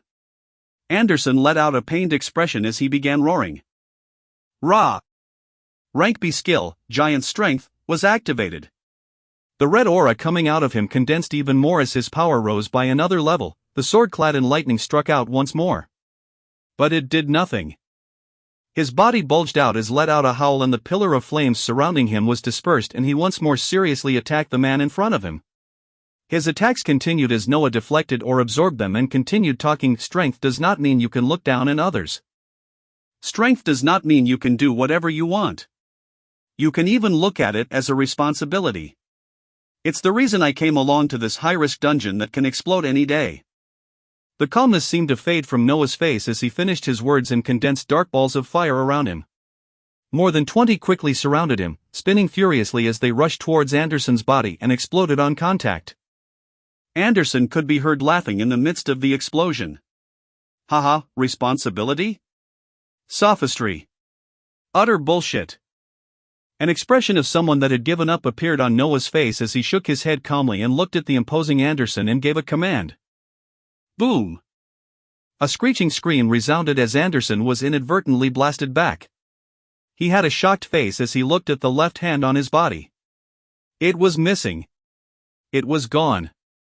Anderson looked back in a pained expression towards Noah as he exclaimed, "What the hell did you do?"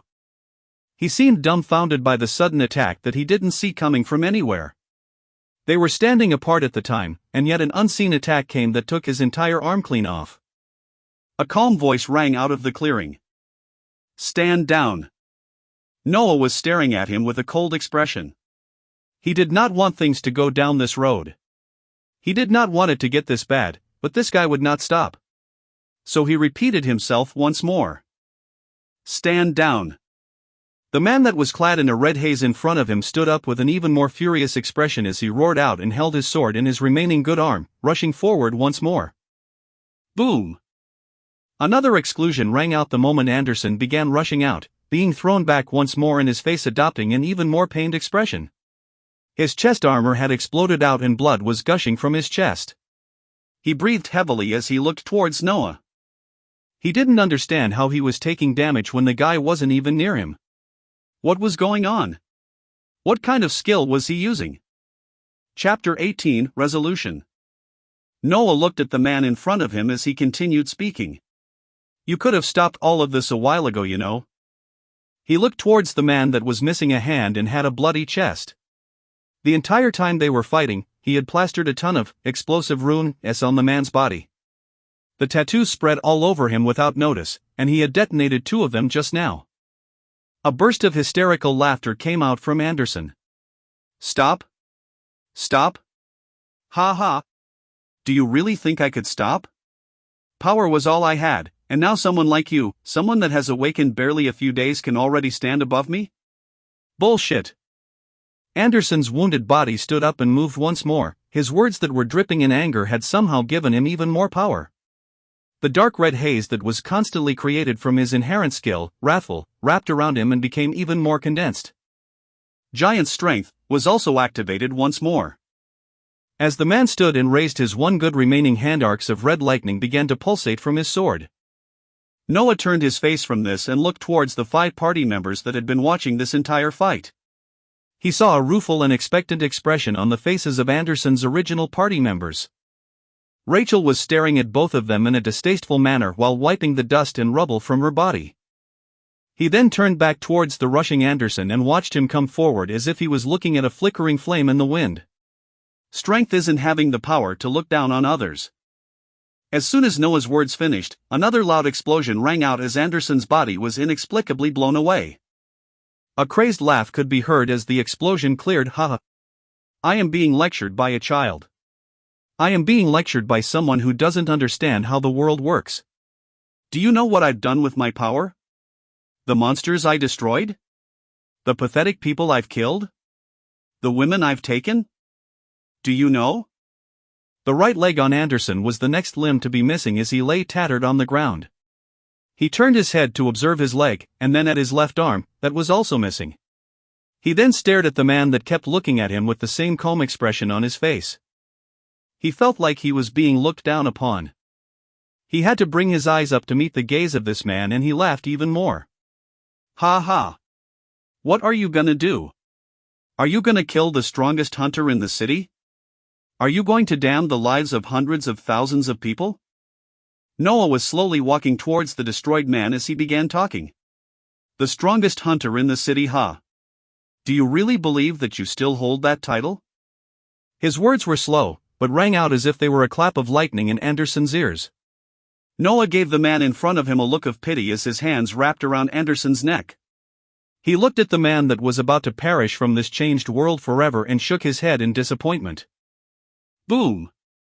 A thundering explosion rang out on the clearing once more, and the infamous rank B hunter of Outer Bank X was lying down without a head. Noah let out a deep sigh as he looked at the body of the so-called strongest hunter in front of him and felt relief. He didn't want to be like this man one day. Shouting his ideals on someone stronger only to die soon after. He deactivated the many defensive and support skills on his body as he shifted his face onto the items that Anderson wore. They were C-rank equipment, and even though they were currently damaged because of explosive ruin, they had a self-repairing property and they would be as good as normal in a few days. Near Anderson there laid a thick blue book. This was why hunters were regularly hunted down by other hunters if they were jealous enough and had the balls to do it. Killing any hunter had a definite chance of dropping the highest rank skill that they were using.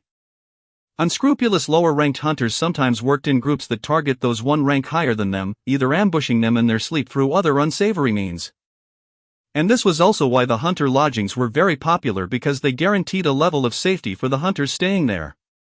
There were hunter guards around the clock. Documenting everyone that came in, where they were going and what their purpose was. The skill book made my heartbeat increase as I thought of the huge windfall that all of these unfortunate events brought. This skill took the pedestal as the top prize today. This was the rank B skill, Giant Strength. Imbue your body with immense strength that blows away anything daring to stand against you, plus 50 strength. Information about the skill's effects quickly appeared in front of me as my mood turned sour. There wasn't any information about this skill as Anderson was the only one who held it, but I didn't expect it to simply add 50 strength once activated. Of course, 50 strength was something huge, as that amounted to an advancement of an entire rank, but it did not match the many focus-based skills I had been collecting so far. Skills that are geared towards close combat fighters would just reduce my attention from the powerful mage skills that I should be spamming. My mood went down as I held the skill before another thought flashed through my mind, and I had to ask myself if I was the dumbest person on the face of this planet. Yes, Anderson was a close combat fighter and this skill complemented him perfectly. But, even though I was a mage, it did not mean it wouldn't be tremendously helpful to me too. I was limiting my thoughts to what I commonly knew about mages, berserkers, and knights. A skill like this would normally be great for a knight or a berserker. But I would literally lose nothing if I learned and activated this skill, and would instead gain an entire rank's worth of strength, attributes, and all times at that. Even though I wouldn't be using the extra power that the added strength provided, the extra speed that came with it would be more than worth it. Damn, just when I was feeling myself and thinking I was all that, to think I was about to disregard a rank B skill just because it did not conventionally match my class. Alright, learn and try to be better. This train of thought opened up my mind to many paths and skills I had not thought about before. There were many skills specifically for knights and berserkers that I didn't even look at, as the only thing in my head was to just spam mage skills to blow away everything. But if I searched for and learned those skills meant for close combat fighters that will reinforce my defense, health, speed, and power. It was like a light was shining down on me, opening up a very obvious path that my dumbass hadn't thought about before. The cost of skills didn't matter to me, so why did it matter if they were not geared for my class as long as they provided constant benefits on other aspects? I did not waste any more time and I learned the skill, watching the book fade away in particles of light. I activated the skill as soon as it was learned so it could start earning proficiency. My body soon felt like I had an extra layer of strength added on, increasing my striking power and speed as well as giving me an imposing aura.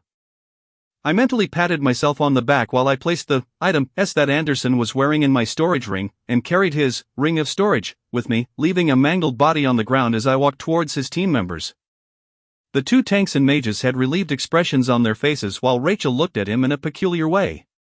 Death wasn't something rare for hunters. They had seen plenty of their team members die and most were glad when they didn't perish themselves. He went forward and asked the girl that got a beating a few minutes ago, "Are you okay?" Rachel clicked her lips in an annoyed expression that also seemed somewhat afraid and looked back at the four party members behind her without answering my question. She looked at them and chided in a disappointed tone as she said, "You four are by far the most spineless cowards and such a poor excuse of hunters that I had ever seen in my life." The four hunters listened to this and shook their heads as if they would not engage. Did Anderson break them this much? They looked towards me and gave a nod before one of the tanks carefully came towards me and introduced him as Dan. He couldn't look me in the eyes as he gave me his card and mentioned that he and the rest of the party members would be back here in 3 days to clear the dungeon, and that I should let him know what time I'll be free to lead them. I unconsciously nodded as I had prepared to accept this role when everything fell apart with Anderson. Although I will only do this as a play for the next week. I didn't plan to be limited by tying myself to hunting in a party when my progress is explosive as I move alone and clear dungeons without anyone holding me back. My solo hunting of this dungeon would be much more fruitful. Rachel watched this exchange as we swapped contact information and watched the hunters go towards the green crystal to leave the dungeon. They instinctively looked towards the loot that was shining in a pile beside the titan that was now dead but looked away just as fast, not entertaining any thoughts. They didn't mention a single word about Anderson in the entire exchange or acknowledge what had happened. Just leaving with happier faces and expressions like a huge weight had just been lifted off their chest. Rachel came opposite me as I was thinking this and put on a brave expression as she said, "So what the heck was up with you? You were stronger than this guy all along and were playing around just to be the knight in shining armor after?" I was taken back when she said this as my mind was only observing the situation and acting only when I needed to. I replied to her with a smile, "I became stronger than this guy just yesterday if you can believe it, and didn't exactly know how much stronger so I was testing the waters." She clicked her tongue as she stared me down and then turned away towards the green crystal. "Thank you for stepping in anyway, you're not too bad," she said as her figure flashed away, leaving me as the last hunter remaining for this raid. I let out a relaxing sigh as I took in everything around me. Pushing the dead hunter in the room out of my mind, I went towards the shining pile of core S and what seemed like a skill book, besides the gigantic boss. Chapter 19 Changes. The dungeon didn't end exactly how I expected, but I was content with the way things worked. As all the hunters had left the boss room, I actually enjoyed the fact that there were fewer people around me. Maybe I was just a natural loner. I shook my head as I reached down towards the rank C cores lying down as boss. We had been splitting the cores into equal amounts as we killed the statues in the rooms until we arrived at the boss room, with Anderson taking most of the cores as he dealt with most of the statues. All of the cores that he grabbed though, along with everything else he owned, was now situated in my ring of storage. I didn't feel particularly bad from taking everything from the dead man as my thoughts quickly moved forward to what I'll be doing next. I reached my hand out to identify the skill book that this C-rank titan dropped. Much to my surprise, it was a skill called Smite, pass down your ruling in the form of 10 swords of light. This skill gave me quite a shock as it wasn't among the many rank C skills that I have researched. I actually hadn't heard of this one before and the skill seemed to go very well with the guidelines I set for myself for the new skills I'll be learning. So I quickly learned the skill as I was impatient to see its effects, even if it would just be for show right now as there were no monsters to test it out. And for the first time, I cast Smite. A marking quickly appeared on top of my head with a symbol that very closely matched that of a star. A golden light was then being released in the sky as 10 literal swords of light quickly took shape and pointed down imposingly. My eyes were shining as I watched them hover in the sky just waiting for a command to strike. I was very excited to see exactly how amazing the effects of this skill work out to be, and I wanted to quickly rush into the dungeon again to test it out right away. But I knew I had to call it a day for now. It had been a long day, and I was finally not feeling pressed against time. I burned the sight of the dead Titan and the dead hunter in my brain, and then I reached towards the green crystal, vanishing from the hall. A man wearing a well-tailored suit was watching the news with his arms trembling. Something shocking was being announced as breaking news. About an hour ago in Outer Bank X, the highest-ranked hero, Cohen Anderson, had perished in the dungeon, Soliel's castle. In an effort to save the rest of his party members, he had given his life to take down the terrifying boss, making sure nobody else was injured. The man listened to the news and stood there dazed, as this was something out of his wildest nightmares. Never something that he ever felt was possible. His benefactor, the person who saved him, was now dead. And as for the things they were saying, he had given up his life to save others? Ha ha! He knew his master, and knew even more his personality. The butler shook his head in sadness as the face of a man who had been in his mind these past few days popped up. He thought of this man and asked himself, could he have had anything to do with this? As he was lost in thought, the newscaster continued, as this highest-ranking hero passed, he passed on the torch to someone else just as powerful. Someone who will continue to keep the citizens of the city safe. The message received from the Outer Bank X City's elite hunter squad is that their new leader goes by the name Noah Osmont. The sudden announcement brought back the butler's attention to the TV, his eyes turning into cold slits as his theories were verified. So it was you all along. Anger and sadness were bubbling in the butler's heart, but he quickly pushed it down until all that was left was sadness. He recalled warning his master about this man because of the many things he did not know, but he failed his job. He didn't get the point across well enough, and his master paid dearly for it. He wasn't making the same mistake. The butler walked towards the huge doors at the mansion that he had kept open, waiting for his master. But he knew that he was not coming back. And yet he still stood in the middle of the open doors, waiting for no one, waiting for nothing. Noah carried his tired body over to the nearest hunter lodging as soon as he left Soliel's dungeon. He wasn't really tired physically, he just felt mentally drained. Many events had occurred today, and as calm as he was, there were still things that he did for the first time. Besides the abnormally more numerous than average looks he was receiving as he walked through the luxurious hotel, nothing else seemed out of place. He did his usual ritual of grabbing a room and ordering food. As he was eating, he turned on the TV and almost choked on his food when he saw what was being reported. It was a local channel breaking the news for Outer Bank X. A glowing red title was saying that the highest-ranking hero in the city was now dead. The things Noah heard baffled him, to say least. Cohen Anderson had sacrificed himself. He had boldly taken on the boss that was endangering his teammates' lives and used all of his power until his last breath before he passed on the torch to Noah Osmont. Oh, come on! Noah let out an exasperated sigh as he saw his name and picture paraded in front of the TV. He reined in the rest of his thoughts as he continued to watch the news before agreeing with the way that Anderson's party members finished things. It was much better to let the public know this version of the story than telling them that one of the hunters just killed the other. The officials had kept the information short and precise. One hunter was dead and another one just as powerful, if not more, took his place. There was nothing to worry about. No problems would occur. Everything is just as it was before. A smile formed on Noah's lips as he thought of this. No. Everything was not how it used to be. Because that rank C dungeon that had given hunters so much trouble, he was about to turn it into his playground. He was planning on clearing it by himself multiple times for the next few days, as most of his reservations were reduced when he confirmed his own power against Anderson. Of course, he wouldn't suddenly make stupid decisions that could endanger his life, but he definitely had more legroom to take risks. Bigger risks gave bigger rewards. The risk he had to take these next few days is going to be watching the monolith of Soliel's dungeon turn from orange to blue as he cleared the dungeon multiple times, and what reactions that would receive from the powerful figures in the city, but even more so for the actual powerful figures hiding in larger cities. He wanted to take down the 10-meter giant titan all by himself. He wanted his strength to continue rising and his range of skills to continue expanding. He wouldn't limit himself as much anymore. Noah Osmont, occupation, hunter. Vitality, 150 plus 30. Focus. Strength, 150 plus 50.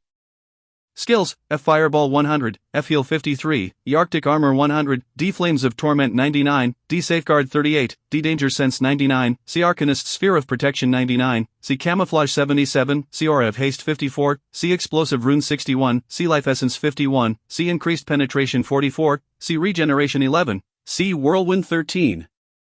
C Smite 1, B Giant Strength 8. Equipment, E Swift Boots, D King's Valor, Searing of Storage. Chapter 20 Movements. I was up fairly early the next morning as I was too excited to try out a multitude of things today. There were so many ideas flowing in mind that I didn't know what to start with. I looked at the dark-haired man in the mirror as my thoughts were inexplicably taken back a few years into the prime of my 20s. The man in the mirror definitely looked like me a few years back, a head full of messy hair, the same fair complexion, and eyes full of hopes and dreams that weren't completely destroyed. I shook myself out of the trance as I started the day. I began by checking the ring of storage that I had taken of Anderson's hands. In it were a multitude of Core S, Item S, and 2 Skill Book S. I was extremely content with the finding as a majority of the cores were rank C, with 8 rank D items and 2 items that were rank C, Lightning Boots, and Fiery Helm. The 2 skill books were also both rank C, being Resilience, Defense and healing effects are increased by 50%, and Supercharged Energy rumbles through you, increasing casting speed by 50%. The Supercharged skill would have definitely fit the criteria I had set a few days ago, but Resilience would also be a great addition that goes along with my current plan of even learning skills geared towards other jobs besides mage. The rank D items would all be getting sold, along with a few rank C pieces that I wouldn't be wearing as I waited for the Item S that I took off Anderson's body to self-repair. I damaged them pretty heavily with Explosive Rune, but they should be fully repaired by tomorrow. As for the Core S, anything below rank C found in the ring would be sold, and I began absorbing the rank C, Vitality, and Strength cores. I had both the ones that went as my share plus Anderson's, so it was a sizable amount, but I was only able to bring Strength to 167 and Vitality to 170. With these preliminary things completed, I checked out of the room and shot a text to that lovable fat salesman I never bothered to remember the name of as I went to the Central Awaken Center. My face had been shown around heavily throughout the night, so many people recognized me and snapped pictures, but I ignored everything and arrived at the Awaken Center in a few minutes. The fat salesman seemed to have been promoted, as he had 2 assistants with him when he saw me walk in. He threw out that usual shrewd smile and brought me to a more luxurious room in the back compared to last time. I took everything in a stride as the moment my name was released last night, I knew something like this would be happening. The first thing the salesman did was open a suitcase and hand me a shining blue card that held my name and picture, along with the title of Rank B Hunter. I grabbed it and gave my thanks as it saved me the hassle of looking for the advancement area and wasting time there. I then took out all the cores and items that I wanted to sell while I asked him for a registry of all Knight and Berserker skills they had in stock. He was puzzled at this but did as he was asked, and I was browsing through all the skill books soon after. I had done a significant amount of research on mages and their skills as that was the path I wanted to walk on when I awakened, but I wasn't too well versed on the skills that Knights and Berserkers commonly used. Keeping my explosive progress in mind, I looked at rank C skills mostly as well as some exceptional rank D skills that wouldn't be left far behind in their effects in a matter of weeks. A few fit my requirements, and I pointed them out to the salesman who brought them into the room in a few minutes.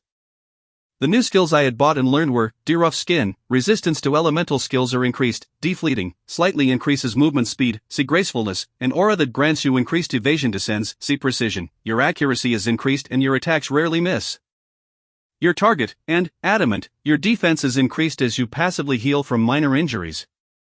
These were the only skills that fit my new guidelines that were in the Awaken Center. The remaining skills actively required you to be using some sort of close combat or ranged weapon to activate, like Blade Light, Shield Charge, or Duplicate Arrows. It made me think of whether I should also buy a weapon to add these skills to my arsenal too without it spreading my focus over too many things. I was content with the new addition of skills and thanked the salesman that gave his usual bright smile. I had much fewer reservations about being seen or discovered, so I activated the new skills I just learned on top of all the old ones that were still active while I left the Awaken Center. I felt the increased strength of my body as my path was confirmed to be heading in the right direction. I was itching to dive into the dungeon right away as I hailed a ride towards Soliel's castle. A man with a sharp face was finishing some paperwork when his assistant walked through his office doors with an even bigger stack of papers and folders. A grimace formed on the man's face as his rough voice came out. "How is the production and recruiting of Rank B hunters proceeding?" The assistant gave him a sweet smile as she replied, "Very well, boss. We have new ones come in every day and we are able to produce at least one Rank B hunter a day from the resources they bring back from the dungeon." The man nodded his head as he continued, "Good, the plan is going in the right direction, but it needs to be accelerated. Reach out for even more hunters across the cities and entice as many as you can. We want this dungeon to continue to be cleared every day with even more hunting squads." His assistant nodded her head as she put the folder in her hands on the table and then bowed with a smile. "Here are the preliminary names we have gathered today that are waiting for your approval. For the Blessed Empire." "For the Blessed Empire," the man replied with an impassive expression.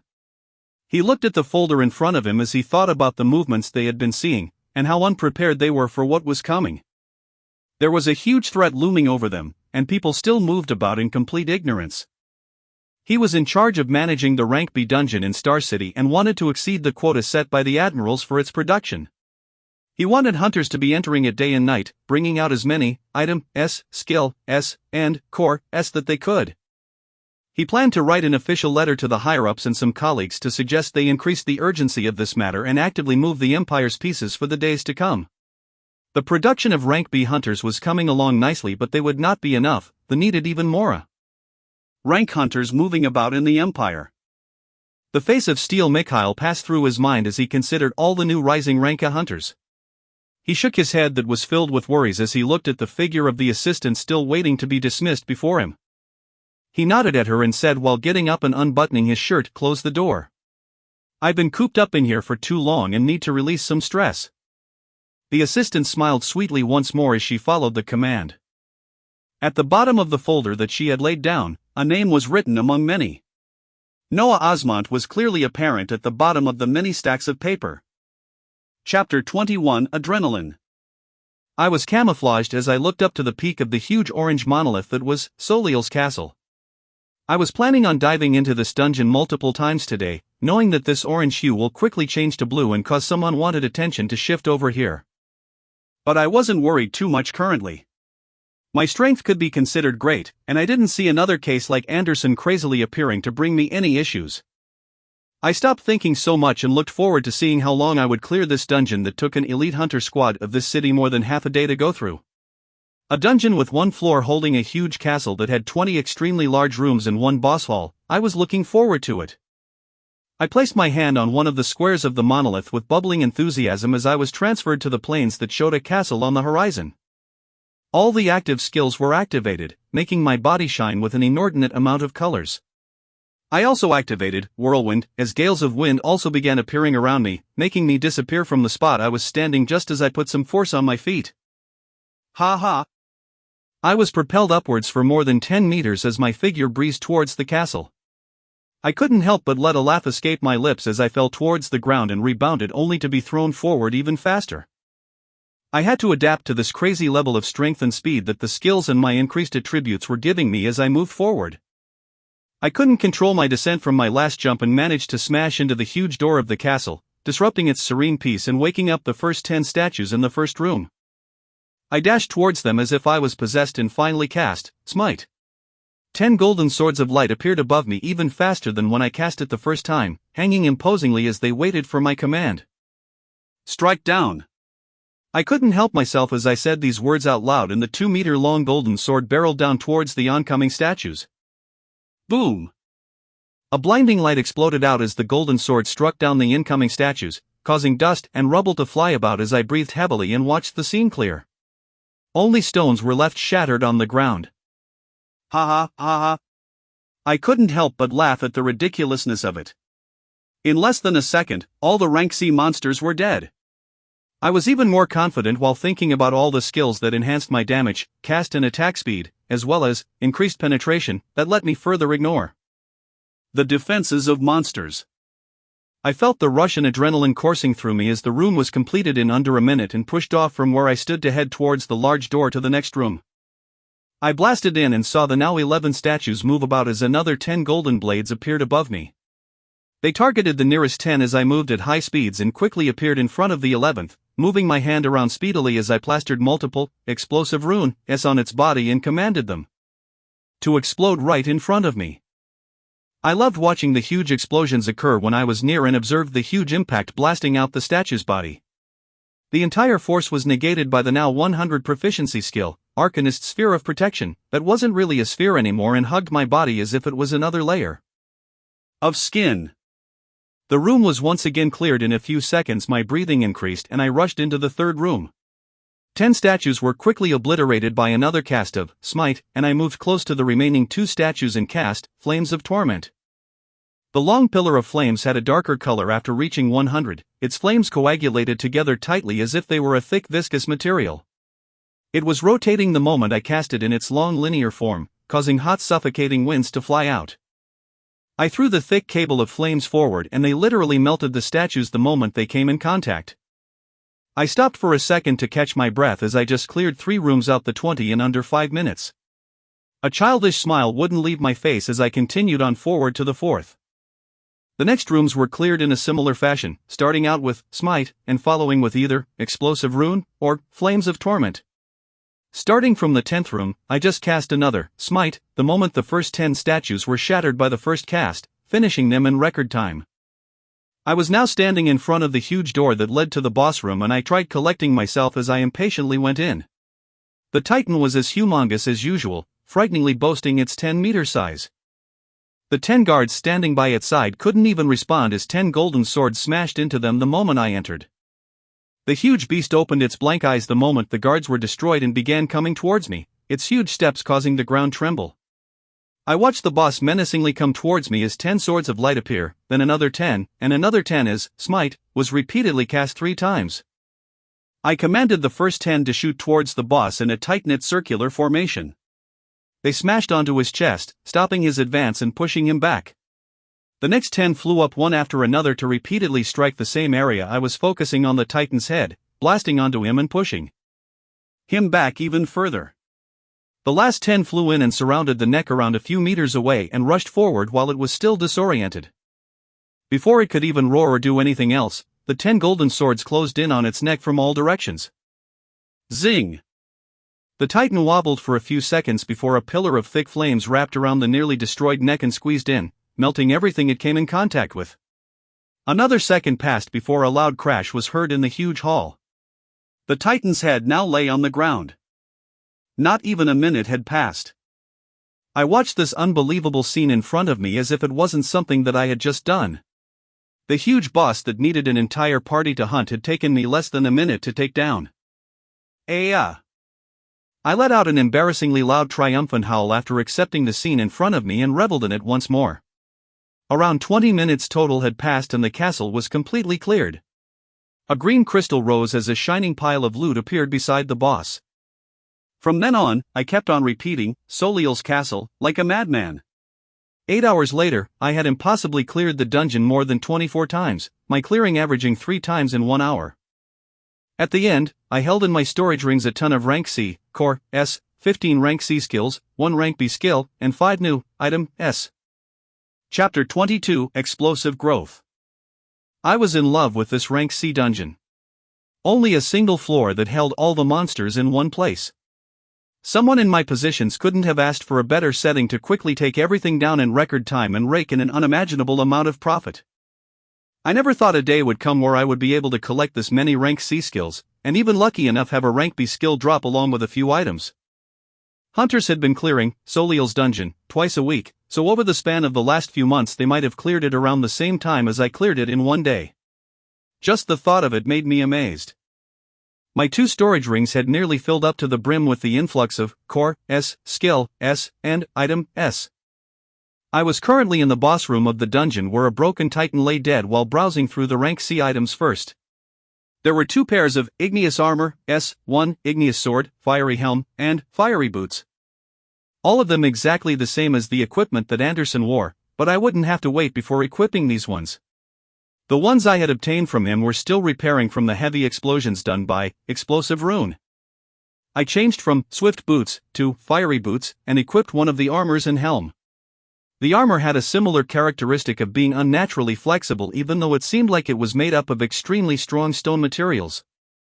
The helm on my head also made me look like some sort of gladiator, so I took it off for now and only planned to equip it when I was faced with enemies. The item vastly improved my defense and acted as another layer of resistance besides the many skills already active. Next up were the abundant amount of skills, something I never thought I would be holding in such large quantities. These would cost millions if I were to sell them, but money wasn't the main thing I was after. I looked through the skills trying to find which ones were actually effective for me to learn and narrowed it down to 8. The rest were skills that either required bows or another specific weapon to activate, or they were offensive skills with similar power to the ones I was currently using. I would learn as many supportive and defensive skills, but I would choose my main attacking skills with close scrutiny, as those are the only ones I have to actively cast and use. If I held too many offensive skills and switched from to another when using, I would just have many skills in a similar level of power and not a few skills with high proficiency that have even more power. The 8 that I absorbed and learned were Sharpen, your attacks and skills deal more damage to your enemies; Warcry, motivate yourself and your allies, increasing attributes by 5%; Retaliation, reflect back some of the damage from your enemies; King's Rage, the rage of a king flows through you, granting a boost in damage; Military Tactics, the qualities of a fortified soldier are activated, increasing all attributes by 10; Unpredictable, attack and casting speed increased by 10%; Elemental Damage, any attacks using the elements deal destructive damage; and Stealth, move undetected as all the energies you emit are absorbed. Learning and activating the skills gave me another sense of exhilaration. Military Tactics, that increased each of my attributes by 10, added the specified amount to Vitality and Strength, while Focus remained as blank as usual. The rank B skill book that had been lucky enough to drop was Stealth, which was such a great skill that it trumped everything else I gained today because of its high utility. Any colors or imposing airs released by the activated skills were all reined in, and I seemed like a normal human being, without an ounce of strength. I could also choose to blend into my surroundings to a similar effect like camouflage. Adding these two skills together would just be a killer combination. I would keep Stealth active at all times and only activate Camouflage or use the blending ineffective Stealth when I really needed to. I didn't grasp the full strength of a full-fledged rank B hunter that held multiple rank B skills and items, but I felt like my strength was at the peak of B, if not higher. I would make no conclusions before meeting hunters that I can test against, though. My next move was to absorb the multitude of cores, filling up the 2 storage rings, there being more than enough to bring my attribute points to 200 after an hour of extensive absorbing. Feeling the packed strength of my body that had been increasing way too fast, I took a second to reminisce how it was barely just a week since I awakened. My body felt like it could explode with tremendous power anytime I wished, giving me even more confidence on the path I was walking on. I rose up and touched the green crystal to leave the dungeon, looking back and seeing the dungeon monolith now having a color of light blue. Soliel's castle was now a low-risk dungeon that had no chance of a dungeon break occurring anytime soon. Hunters that were stationed a distance away in shops and stalls quickly noticed the change a few hours ago and began discussing amongst themselves as to which peak hunter had come across their city. I didn't want to completely break their common sense with them seeing me enter the dungeon every 20 minutes, so I took off Camouflage, while still keeping Stealth active and hiding the assortment of colors and armors around me from the skill effects every 2 hours for them to see a figure be transported out of the dungeon and diving back in right after. I was already renowned and didn't need to hide, but that didn't mean I shouldn't hide this unexplainable level of strength I held for the time being. I did want to build a reputation for myself from now on for future plans, but I would only show them a surface of what I could do. In the case another crazy hunter appeared in front of me, I had the confidence to completely take care of them if they were only expecting the level of strength I was showing. This was the last time I was leaving the dungeon today, so I didn't use Camouflage. There were reporters and cameramen at a far distance carefully documenting the changes and pointing their cameras towards me. I tried not to react to any of it and took a ride from a nervous driver that was driving carefully at the speed limit while constantly looking back at me. I chuckled at this as we went towards the pristine residency lodging. I would visit the Awakened Center tomorrow morning to see if there was anything of value, but seeing as I was the person clearing the highest ranked dungeon currently and holding on to all the loot, I doubted there would be anything fruitful. My next phase of plans was to relax. It was only in the evening, but I wanted to stop thinking for a bit, eat a whole lot of food and just sleep.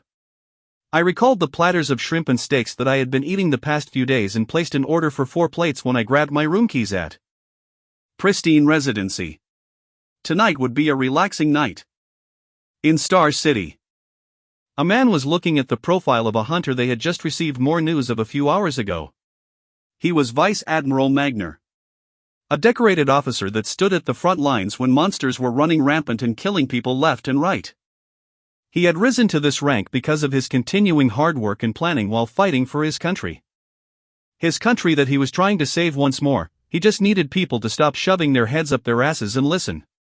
His work and stress had been piling up recently as he was recruiting talent to dive into the Rank B dungeon, Mangrove Swamp. They needed more production of Core S, Skill S, and Item S more badly than most people thought. He thought back to the report that described the huge threat that was congregating in one location not far from the Empire and then focused once more on Hunter in front of him. Noah Osmont. Active for around a week and already making waves. These were the types of people he needed. He quickly made a phone call to the contacts stationed in Outer Bank X and gave a message for them to deliver. Noah Osmont, Occupation, Hunter. Vitality, 200 plus 40. Focus. Strength, 200 plus 60. Skills, F Fireball 100, F Heal 53, E Arctic Armor 100, D Flames of Torment 100, D Safeguard 38, D Danger Sense 100, D Rough Skin 23, D Fleeting 24, C Arcanist Sphere of Protection 100, C Camouflage 83, C Aura of Haste 72, C Explosive Rune 81, C Life Essence 73, C Increased Penetration 58. C Regeneration 21, C Whirlwind 33, C Smite 28, C Gracefulness 21, C Precision 21, C Adamant 21, C Sharpen 4, asterisk, C Warcry 4, asterisk, C Retaliation 4, asterisk, C King's Rage 4, asterisk, C Military Tactics 4, asterisk, C Unpredictable 4, asterisk, C Elemental Damage 4, asterisk, B Giant Strength 27, B Stealth 3, asterisk. Equipment Satface 2x Searing of Storage, C Fiery Boots, asterisk, C Igneous Armor, asterisk, C Fiery Helm, asterisk. Asterisk equals new. Chapter 23 An Invitation.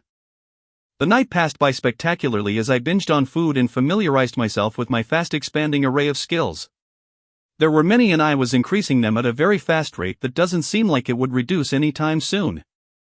I went over every single one of the support skills to try and gain a better understanding of just how much they were increasing my damage output with my skills.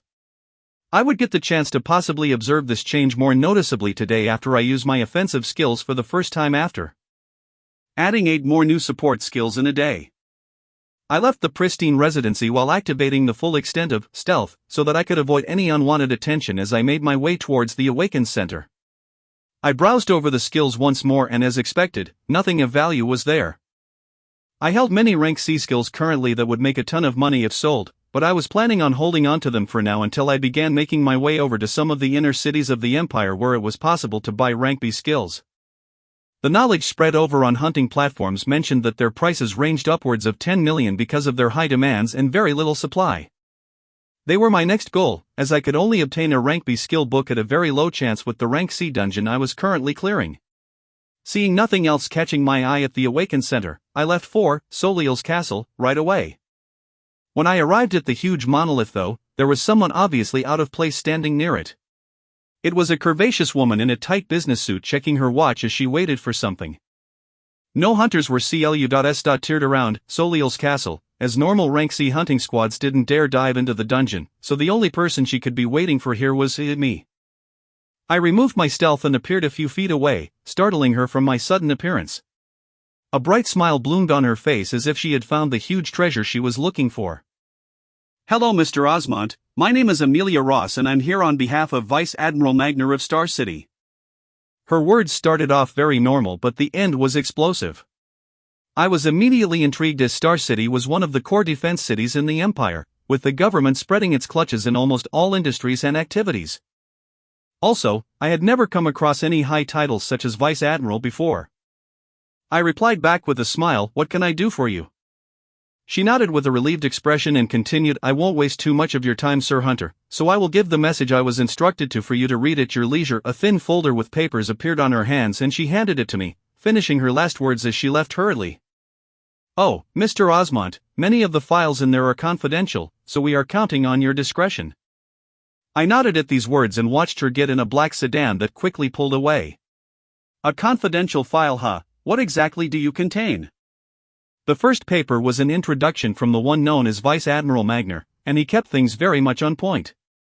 He was hiring rank B hunters or hire to work with the government to raid the rank B dungeon, Mangrove Swamp. Half the loot would go towards the government as they provided you with money or anything else you wished for that they could provide. If you were patriotic enough and enlisted in the Empire's army, you would be in the first row of hunters who can select skills and items useful to them in their vast armory while also receiving the full benefits of the military. There were very few papers in the file, and the last one was the even more eye-catching one, with the entire paper only holding 2 sentences that made me very concerned. "This is highly confidential information that only the top hunters have available currently. Please exercise great control. Enemies are heading towards the blessed empire that could cause the deaths of billions if we continue to be complacent." Only 2 sentences, but they made me attach a much greater importance to this file. An enemy coming to attack the empire? My mind's gears were turning as I wrapped my head around this new information and what I should do next.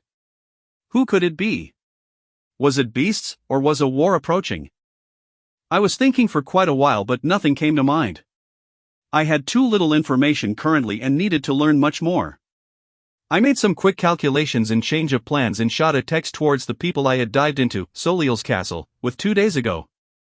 The original plan was to dive with them once more before I began looking at ways to make them stronger and then make my way towards the inner cities of the Empire, but that would have to be accelerated. When I finished that, I placed the file with very troubling information that also held a contact number I would be calling by the end of the day in one of my storage rings and then went into the dungeon.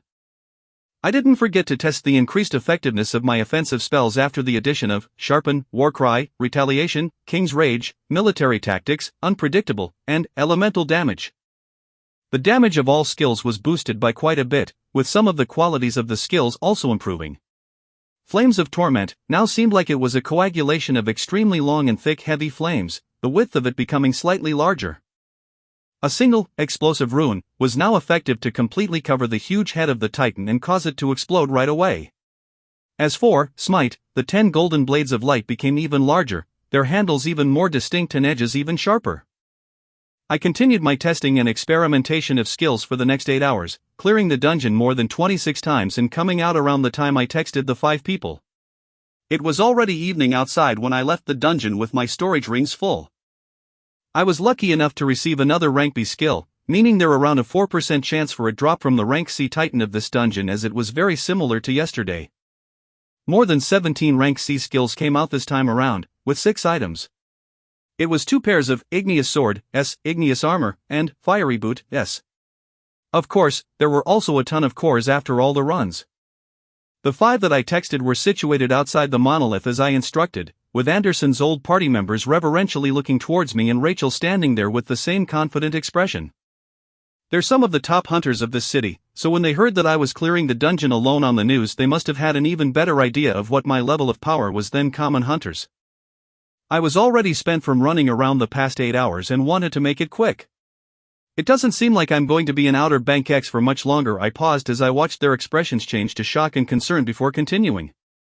So I'll be making sure that there is still a team that is able to clear this dungeon when I leave. Relieved expressions returned, but they still seemed concerned. I didn't bother explaining and took out the pairs of Igneous Swords, S, Igneous Armor, Lightning Boots, and Fiery Boot, S, along with 22 rank C skill after putting aside 2 that I wanted to absorb later. I had received 2 Igneous Armors and 1 sword yesterday, and then 2 more of each today. Removing the one I was wearing myself, there were 4 once you added the one that was taken from Anderson. I lied and said that I found most of the skill books and items in Anderson's storage ring. The 2 knights and Rachel looked at me to make sure I wasn't joking before they went forward and grabbed an armor and sword each. The items weren't of much value to me, and I wanted to leave the city without any bad aftertaste, so I had to do this. This was just one of the consequences for taking down the previous rank B hunter of the city. I had Rachel take the Fiery Boots, and Dan grabbed the Lightning Boots, feeling bad for one of mages that wasn't getting anything as there were only 4 armors, but they wouldn't be on the front lines for now. I then laid out the skills for them to choose any that fit them. Everyone was able to gain something this time around, and 15 rank C skills remained after they picked and absorbed the skills in front of me. Once this was done, I took out the rank B skill that dropped today. Enlightened Fervor. Build up the strength inside you and release it with a swing of your weapon. I was thinking how I would set up a system where Soliel's castle could be cleared once I was gone, and the easiest answer would be to have a rank B hunter lead the team to clear it. One of the faster ways to do this was to have a hunter with stats nearing the peak of rank C and have them learn a rank B skill. I was struggling with myself this entire day while I was farming the dungeon on whether I would be able to let go of a rank B skill if it was something that fit well with my guidelines currently. Luckily, or unluckily, it was a skill on the far spectrum of berserker skills that also required a weapon, so it made the decision much easier.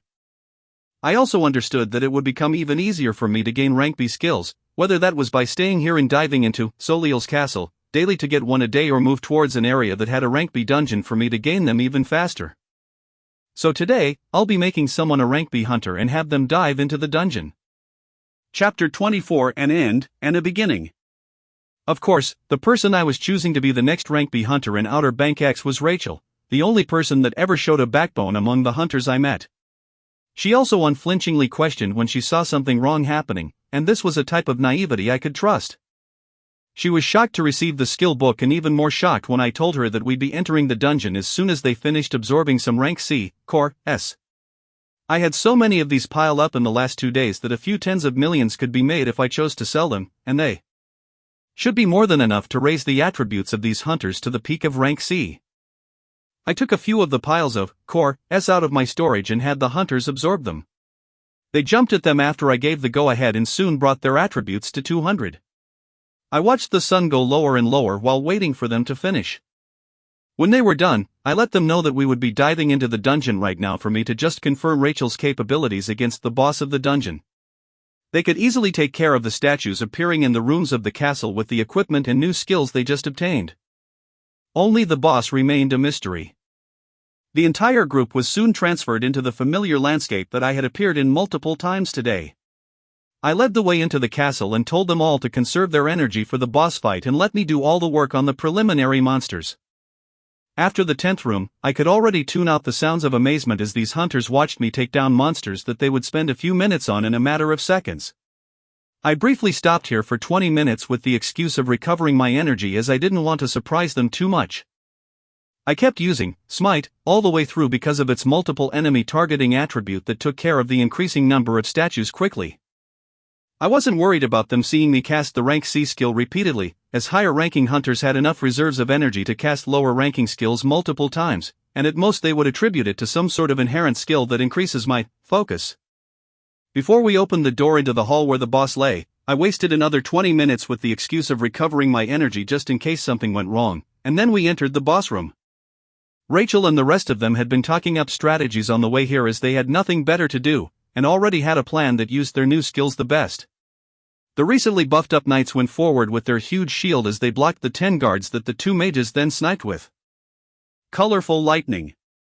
Rachel went forward and stood against the boss, activating Enlightened Fervor and releasing powerful blasts with every swing of her sword that kept the boss at bay. She was soon reinforced by the hunters that had taken down the guards, as the knights focused on blocking the boss while Rachel and the 2 mages continued to damage it. It very quickly roared and boulders began falling from the ceiling, and the mages were quickly covered by the knights while Rachel actually weaved through the falling stones and built up her power using Enlightened Fervor, releasing a strike that blasted the already damaged head of the Titan away. I was standing on the side watching everything, not even bothered when the boulders were falling as the moment they got in contact with my skin they were repelled away because of the defensive skills that were always activated. I clapped my hands as the team was cheering amongst each other and gave the new rank B hunter a thumbs up. She rushed over and gave me a tight hug, thanking me for all my help and wishing me well for where I was going. I pushed the rest of them away when they continued giving their heartfelt thanks and felt a load lifted off my chest. The city I had been living in all this time would continue to be well even after I left it. I wasn't overly attached or anything like that, I just didn't want the place I had grown familiar with to be wiped off by a dungeon break that could have easily been taken care of. With that out of the way, I parted ways with the hunters and I texted the contact number that was included in the file that I would be ready to head out for Star City tomorrow morning. A reply quickly came: "That's great. We'll have a ride ready for you at 10 a.m. Thank you for your service. With this, I was at the end of my road for Outer Bangkok City. I was feeling nostalgic as I walked through the busy streets of downtown while watching the throngs of people move about. Some hunters were celebrating successful dungeon dives by getting drinks, others were mourning the losses of their friends. Those that were unawakened had the same hopeful eyes as I did. Either they were too poor to buy a skill book to awaken, or they were working to save up enough money to do so. You also had the people that were waking up every day hoping to naturally awaken, and they would repeat this process for months. I reached the old dilapidated apartment complex that I was living in and grabbed anything else of value that remained in one of my storage rings. I bought another one because of their high utility and now wore 3 rings on my right hand. I looked at the dilapidated apartment as my emotions rose and I decided to sleep here for the first time in a while. I didn't have any worries about my life as I always had my defensive skills active, and I doubt anyone in the city would be reckless enough to try something like that. It was a split-second decision made from emotions, but I felt like it was a good one. I went into the kitchen, placed some water in a pot, and put it on high heat as I watched it boil. I then opened one of the creaking cabinets and pulled out a cup of ramen noodles. Mixing the two together, I soon had that familiar smell of food I haven't tried in quite a while wafting in my nose. I didn't wait for it to cool as I took a forkful in my mouth, not feeling the usual scalding pain when I ate it too quickly and only feeling a trace of warmth. I thought back to every event this past week and the extreme change that had occurred from it. I still didn't know why I could do the things I do, but I would solve the mystery in time. The world had become a foreign place the moment dungeons, monsters, and hunters began appearing. Nobody thought such a thing would be possible in the past, neither did I think what happened to me to be remotely possible then. We adapted and survived. I looked out of my apartment into the dark streets outside as I swore to myself that I would continue to grow, and most definitely survive. Noah Osmont, occupation, hunter. Vitality, 200 plus 40. Focus. Strength, 200 plus 60. Skills, F Fireball 100, F Heal 53, E Arctic Armor 100, D Flames of Torment 100, D Safeguard 38, D Danger Sense 100, D Rough Skin 44, D Fleeting 45, C Arcanist Sphere of Protection 100, C Camouflage 91, C Aura of Haste 88, C Explosive Rune 95, C Life Essence 89, C Increased Penetration 85. C Regeneration 38, C Whirlwind 54, C Smite 68, C Gracefulness 42, C Precision 42, C Adamant 42, C Sharpen 19, C Warcry 19, C Retaliation 19, C King's Rage 19, C Military Tactics 19, C Unpredictable 19, C Elemental Damage 19, B Giant Strength 43, B Stealth 17. Equipment, 3x Searing of Storage, C Fiery Boots, C Igneous Armor, C Fiery Helm. End of Volume 1. Chapter 25, Star City. Morning of the next day, I was in the back of a black sedan watching cars rush by as we went down a long road. When we left the roads of Outer Bangkok City, we had to pass the only checkpoint for those leaving the city. The checkpoint was near the entrance to an old bridge that was the only road leading towards inner cities. To the left and right of the checkpoint was an expanding wall that circled around the entire city. It was mostly hunters or highly influential people that were able to move around in the empire. The two titles were actually interchangeable as no influential person chose to not awaken. The driver pulled out sparkling military credentials to the hunter guards standing by and we were soon driving away from the city. We went across the bridge when I looked back for the last time to see the city surrounded by a wall, not knowing if I would ever return. The scenery around us quickly changed to destroyed buildings and architectures as we saw guard posts every tens of miles down the road. I couldn't imagine the job of these people that stood in the barrens for days, only switching their shifts when someone else came to relieve them. The barrens were the empty and destroyed lands that nobody was living in. You would only find roaches or rats, or mutated animals that were hungry enough to attack anything there. The only people who took the post as guards along these long roads leading from cities were people that had nothing in life and were offered an olive branch from the government. They were contracted to work for them after they were given the resources to awaken and had to follow the contract for a specified time. I felt sad thinking of the people that had no option but to resort to these kinds of work. We drove through the barrens with no complication, passing other cities surrounded by walls throughout the day. The road got cleaner and cleaner as we went further inland and we saw guard posts more frequently, eventually leaving behind the dystopian barrens and becoming exposed to a few green trees. The greenery kept on increasing as the hours passed, and we were soon nearing a huge walled-off city in the distance. This city had a slightly taller wall surrounding it with huge convoys of military trucks moving in and out. It was definitely much more bustling than the cities I've seen on the way here. We were able to get inside after the driver flashed his papers on the guard's face in an annoyed tone, as the process was much more thorough this time around. The inside of the city was filled with lights. It had taken the entire day to get here, and after the time it took for us to bypass the gates, night had already arrived. I was able to see the city come to life with countless lights shining into the night. We had arrived at Star City. The streets were so clean, with huge buildings pointing to the sky all around us. It was a stark contrast to the destroyed lands we had passed by this morning, as if we were in a completely different world. Masses of people that definitely had happier faces than those I have been used to move around busily. I watched the beauty of the city as if I was back to a time when no dungeons had appeared, as if I had traveled in time to the bustling metropolis I used to know. The scenery constantly changed as we moved further in. I had counted multiple blue monoliths so far, seeing a few rank F, E, and D dungeons based on their size. I was able to see blue monoliths similar in size to Soliel's castle after we passed another checkpoint to go further into the city. Counting more than 5 as time passed. The large city continued on as we passed through roads with hunters dressed in military outfits patrolling, arriving at a huge compound that had a sizable monolith with a light orange hue shimmering around it. This monolith was almost twice as big as a rank C monolith, its pressure coming down on me and taking my breath away. I got out of the car and breathed in the air of the city, feeling it to be much fresher than what I'd been used to. The driver led the way as we entered the huge compound that was teeming with movement with a scan of his ID. The military compound had a variety of eye-catching buildings all around, with a ton of armored vehicles going in or out. We arrived at the tallest building and went inside. I found myself waiting for a few minutes while seated onto a very comfortable sofa before an imposing man came out. He had a long scar on his jawline with his tanned face glistening in the bright room. A powerful voice broke out from his smiling face. "Mr. Osmont, I was very glad you could make it." The rough voice rang out clearly as I observed the man in front of me, noticing him to be very different from the people I've come in contact with. I smiled back and said, "It's only right I come for something as important as this." The discussion went well after this as the man introduced himself. He was Vice Admiral Magner, earning my goodwill, as the first thing he mentioned after his name was how he wanted to personally come to meet me as soon as I arrived. "Now, I know you must be tired from the trip, so formalities can wait until tomorrow.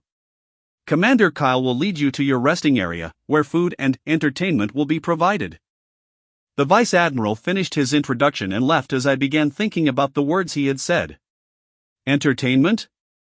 Commander Kyle led me away and we walked to the living quarters while I thought about how I planned to live in this city.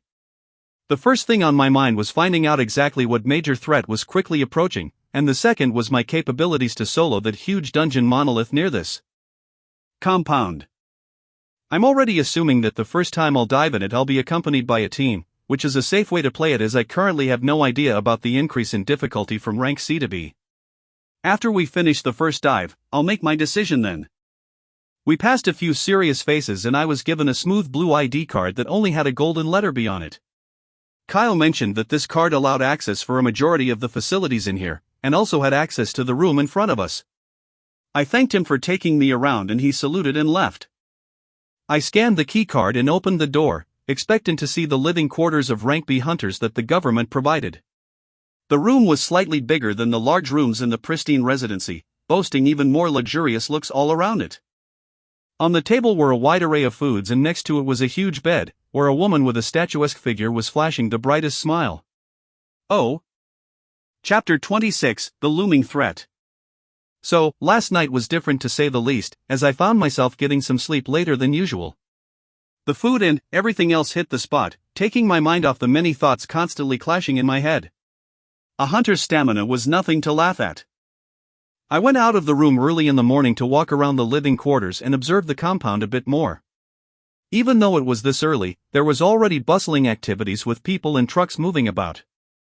I enjoyed the cool morning air and looked towards the huge monolith a distance away, itching to go towards it and give it a go, but I calmed myself down and walked back to the living quarters. Someone quickly called out my name. It was Commander Kyle saying that the Vice Admiral was looking for me. I nodded at him to lead the way and found myself led into an office room that had an abundant amount of folders and papers lying around. I apologize for the mess, please have a seat. The imposing Vice Admiral has his usual air of confidence as I sat down opposite him. I didn't waste any time as I asked the thing that was heavily weighing on my mind. Magner paused for a second before pulling out a red folder and laying out multiple photos across the table. These are aerial pictures of the Barrens quite a distance away from the Empire. They were taken over a span of a few weeks. The pictures showed a terrifying sight of small dark dots that were uncountable, and large mass that could clearly be seen in the middle of it all. The large mass had a patterned obsidian shell that covered its entirety, only having a large head with pointed horns come out in the front. The pictures gave me a shock because these things were probably even bigger than they appeared on there. The rest of the pictures showed a similar scene, making me prompt the general to continue as I didn't grasp everything yet. These pictures were taken at a different location each time. They are moving. The Vice Admiral had a cold expression as he looked at the pictures and said this. My mind was moving to keep up as I took all of this in and asked him, how long do we have? Magner looked at me with a difficult expression before sighing, that's the problem, we don't know. It could be in a few weeks or a month, but we cannot correctly track them because of their unpredictability. A few weeks? Possibly a month? Phew, I let out a relieved sigh as I heard and laughed out loud, startling the man before me. I looked towards him and said, if it is a few weeks, then we have more than enough time to prepare. I knew myself, and it was why I said this. Barely a week after I awakened and I was already standing in a position to hear information that many people had no idea about. If I was given another week or two? I was confident in getting much stronger than where I am right now. The question is, what strength will be enough to contend with the huge beast and the things it was bringing this way? I asked the Vice Admiral whether they were confident in pushing these monsters back and his reply was less than favorable, adopting a dark expression that contained a trace of anger. He spent the next 2 minutes ranting about how they were not fully prepared, but the people at the top were still hesitant to institute measures to prepare for what was coming. The cities in the outer periphery of the Empire had to start the process of migrating soon, or the military needed to increase and institute its main defenses past those cities and prepare for the fight that was coming. Otherwise, a tremendous amount of people would be sacrificed for nothing. I listened to this as my mind went back to all the cities I passed when coming here, and one of the cities at the outermost of the Empire, Outer Bank X. My gaze turned cold when I looked back at the Vice Admiral. He saw my eyes and then said, I've already rallied the relevant people though. Even though there is still some pushback, we have already begun the process of moving supplies and equipment to the front lines of defense in the outer perimeters. He continued when he saw my gaze calming down. While this will be an ongoing process to fortify our defenses on the border, we also need hunters to lend their help in diving into dungeons and bringing out as many resources as possible. Core, S, Item, S, Skill Book, S, they will all go towards the awakened soldiers that will be giving up their lives to fight on the front line. He finished with a sad expression as he mentioned the people that would be the first line of contact between us and monsters. I thought about all this and asked how they were doing things currently. We have 3 teams of 6 Rank B hunters alternating like clockwork to clear the Rank B dungeon, Mangrove Swamp. The 3 teams are able to clear the dungeon 3 times a day and have a rest period in between, with other similar teams acting the same manner in nearby cities, but we don't know if it'll be enough. He looked at me as he said the next words. That's where people like you come in. I haven't met any Rank B hunters that have been able to dive alone into a Rank C dungeon repeatedly, so your power should be among the highest. I would love your cooperation to hasten this process with one of the teams we have clearing Mangrove Swamp. He said these words carefully while watching my face. I thought over everything and the amount of time we possibly had before nodding my head. When is the next team diving? A relieved expression appeared on his face as he told me the next team was going in within an hour. We then discussed how the resources were split up between the hunter teams diving in Mangrove Swamp.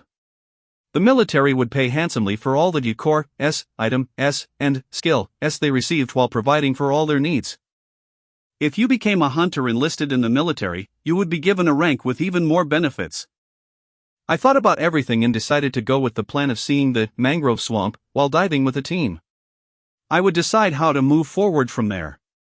The talk with the Vice Admiral finished on a happy note, with him leading me to personally meet the Rank B hunting squad I would be joining today. Half the group had already gotten together and I got the chance to meet the first genuine rank B hunters. Their mannerisms were a notch above other hunters and their bodies seemed packed with power that could explode at any moment. These were rank B hunters that could bring their attributes all the way to 250. When paired up with corresponding skills, it was a deadly force to behold. The first three that I met were two berserkers, one holding a broad sword that was just as tall as him and the other holding long blades on either side of him. The third one was a short woman that was about 4 feet 1 inch in height, and she was surprisingly the knight of the team. The power emanating from her in no way matched her stature, as a huge tower shield larger than her was strapped to her back. I got acquainted with the three while the rest of the team came in. They were all relatively polite with a mild interest in their eyes when we were talking, with the only one different being the short woman who went by the name Lana Stone. She was staring at me with eyes that blazed with fire as she showed much more interest than the others. The remaining team members were two mages, a man and a woman dressed in long purple robes with long staffs sparkling with ice elements.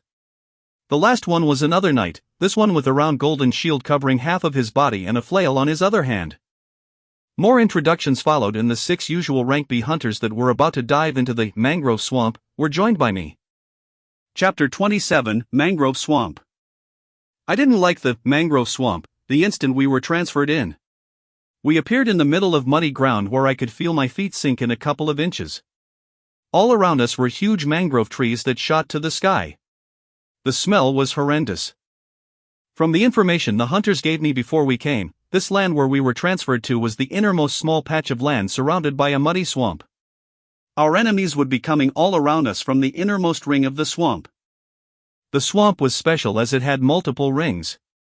The first wave of enemies we would be facing would all be from the first ring, and the moment all those enemies were killed, a barrier between the innermost ring and the second wider ring would dissipate. The moment that barrier dissipated, all the monsters from the second ring would rush towards you. There were 5 rings in the entire swamp, with the 5th ring releasing the boss. This really was a killer dungeon. I didn't like the sticky and hard to move environment, but my mind couldn't help but think of the possibilities of this dungeon with my abilities. To prevent the complete wipeout of the hunting squads, the hunters designated one of the monsters they faced with the title of Princess. They could kill all other monsters besides this princess. She had to be protected at all cost. Otherwise, the moment she dies, the second barrier will break and more enemies will rush in before they could catch their breath. I understood their entire system and soon began to feel the earth trembling beneath my feet. Humongous monsters were coming. The first one entering my eyes was a 4-meter large alligator, its huge jaws wide open as it lunged at our group. I instantly cast Flames of Torment and flung the thick pillar of flames forward as if it were a spear heading directly into the open jaws. SSSS. Sounds of meat being burnt rang out, with a burnt smell right after, as the inside of the alligator was destroyed by the rotating pillar of flames. I was thankful that this rank D skill had reached 100 proficiency and continued to be enhanced by support skills that allowed it to take down rank B. Monsters. Ah, good work, newbie. The short tank, Lana Stone, was holding the tower shield twice her size, shouted as she and the rest of the group members moved to block and attack the other incoming alligators. I'll hold on to the princess. The other tank with a flail and golden shield said as his body glowed blue and withstood the charges of other alligators. The berserker with the broadsword held his sword now enveloped with flames and swiped at the neck of another one, making a clean cut as if there was no resistance from their scaly armor. The other berserker with 2 swords struck out and unleashed a huge cross-shaped swordlight that went forward to butcher another set of alligators. The 2 mages weren't lagging behind as they had already cast their spells. The area in front of them quickly became icy and froze all the incoming alligators, which is when the berserkers came in and shattered them with a swing of their swords. The mages then pulled back behind Lana before continuing to cast other spells. I liked their teamwork and began moving seriously myself. 10 golden swords appeared in the air and rushed down to each of the remaining alligators besides the princess, piercing their hard dry scales and nailing them to the ground. I did this repeatedly a few times, taking down tens of alligators before the hunting squad looked at me in surprise after witnessing the enhanced power of Smite, and shouted words of encouragement soon after as they went to reinforce the knight with the golden shield on holding off the new princess. Newbie, I knew I felt something special from you. Don't hold back. Lana said as she went to help hold off the one remaining alligator, her small body powerfully moving the large tower shield as if it was weightless. The two knights rotated on holding off the princess until 10 minutes passed. When everybody had regained most of their energy, a sword bathed in flames ended its life. A sound was heard as if a bubble had popped, before even more tremors could be heard as more alligators rushed in. The squad members always stayed in a tight-knit formation throughout, with the mages and I in the middle, the knights and berserkers on the outside. Even while being swarmed by tens of alligators, they held them off successfully. I was casting Smite after about every minute thereafter, cleaning off a majority of the alligators without completely overpowering everything and making the short tank throw me even more fiery gazes. The chosen princess of this round was kept alive for 20 minutes before everyone was good to go once more. We repeated this process until the third and fourth barrier was released, the thrill getting to me as I watched these powerful rank B hunters throw out skills in similar power to mine. The release of the fourth barrier was only done after a princess had been held down for half an hour, the hunter squad regaining their strength at their peak before all of their gazes focused on the male mage. They seemed to come to an understanding as they nodded their heads and told me to not go away from them under any circumstances while we began clearing this next wave. I nodded curiously as I waited to see what surprise they were going to pull off as I watched more than 100 huge alligators desperately clawing their way towards us. The mage held his staff forward as he was protected in a circle and aimed it toward the incoming monsters. 30 seconds passed with nothing happening, and then the heat began to rapidly rise all around us.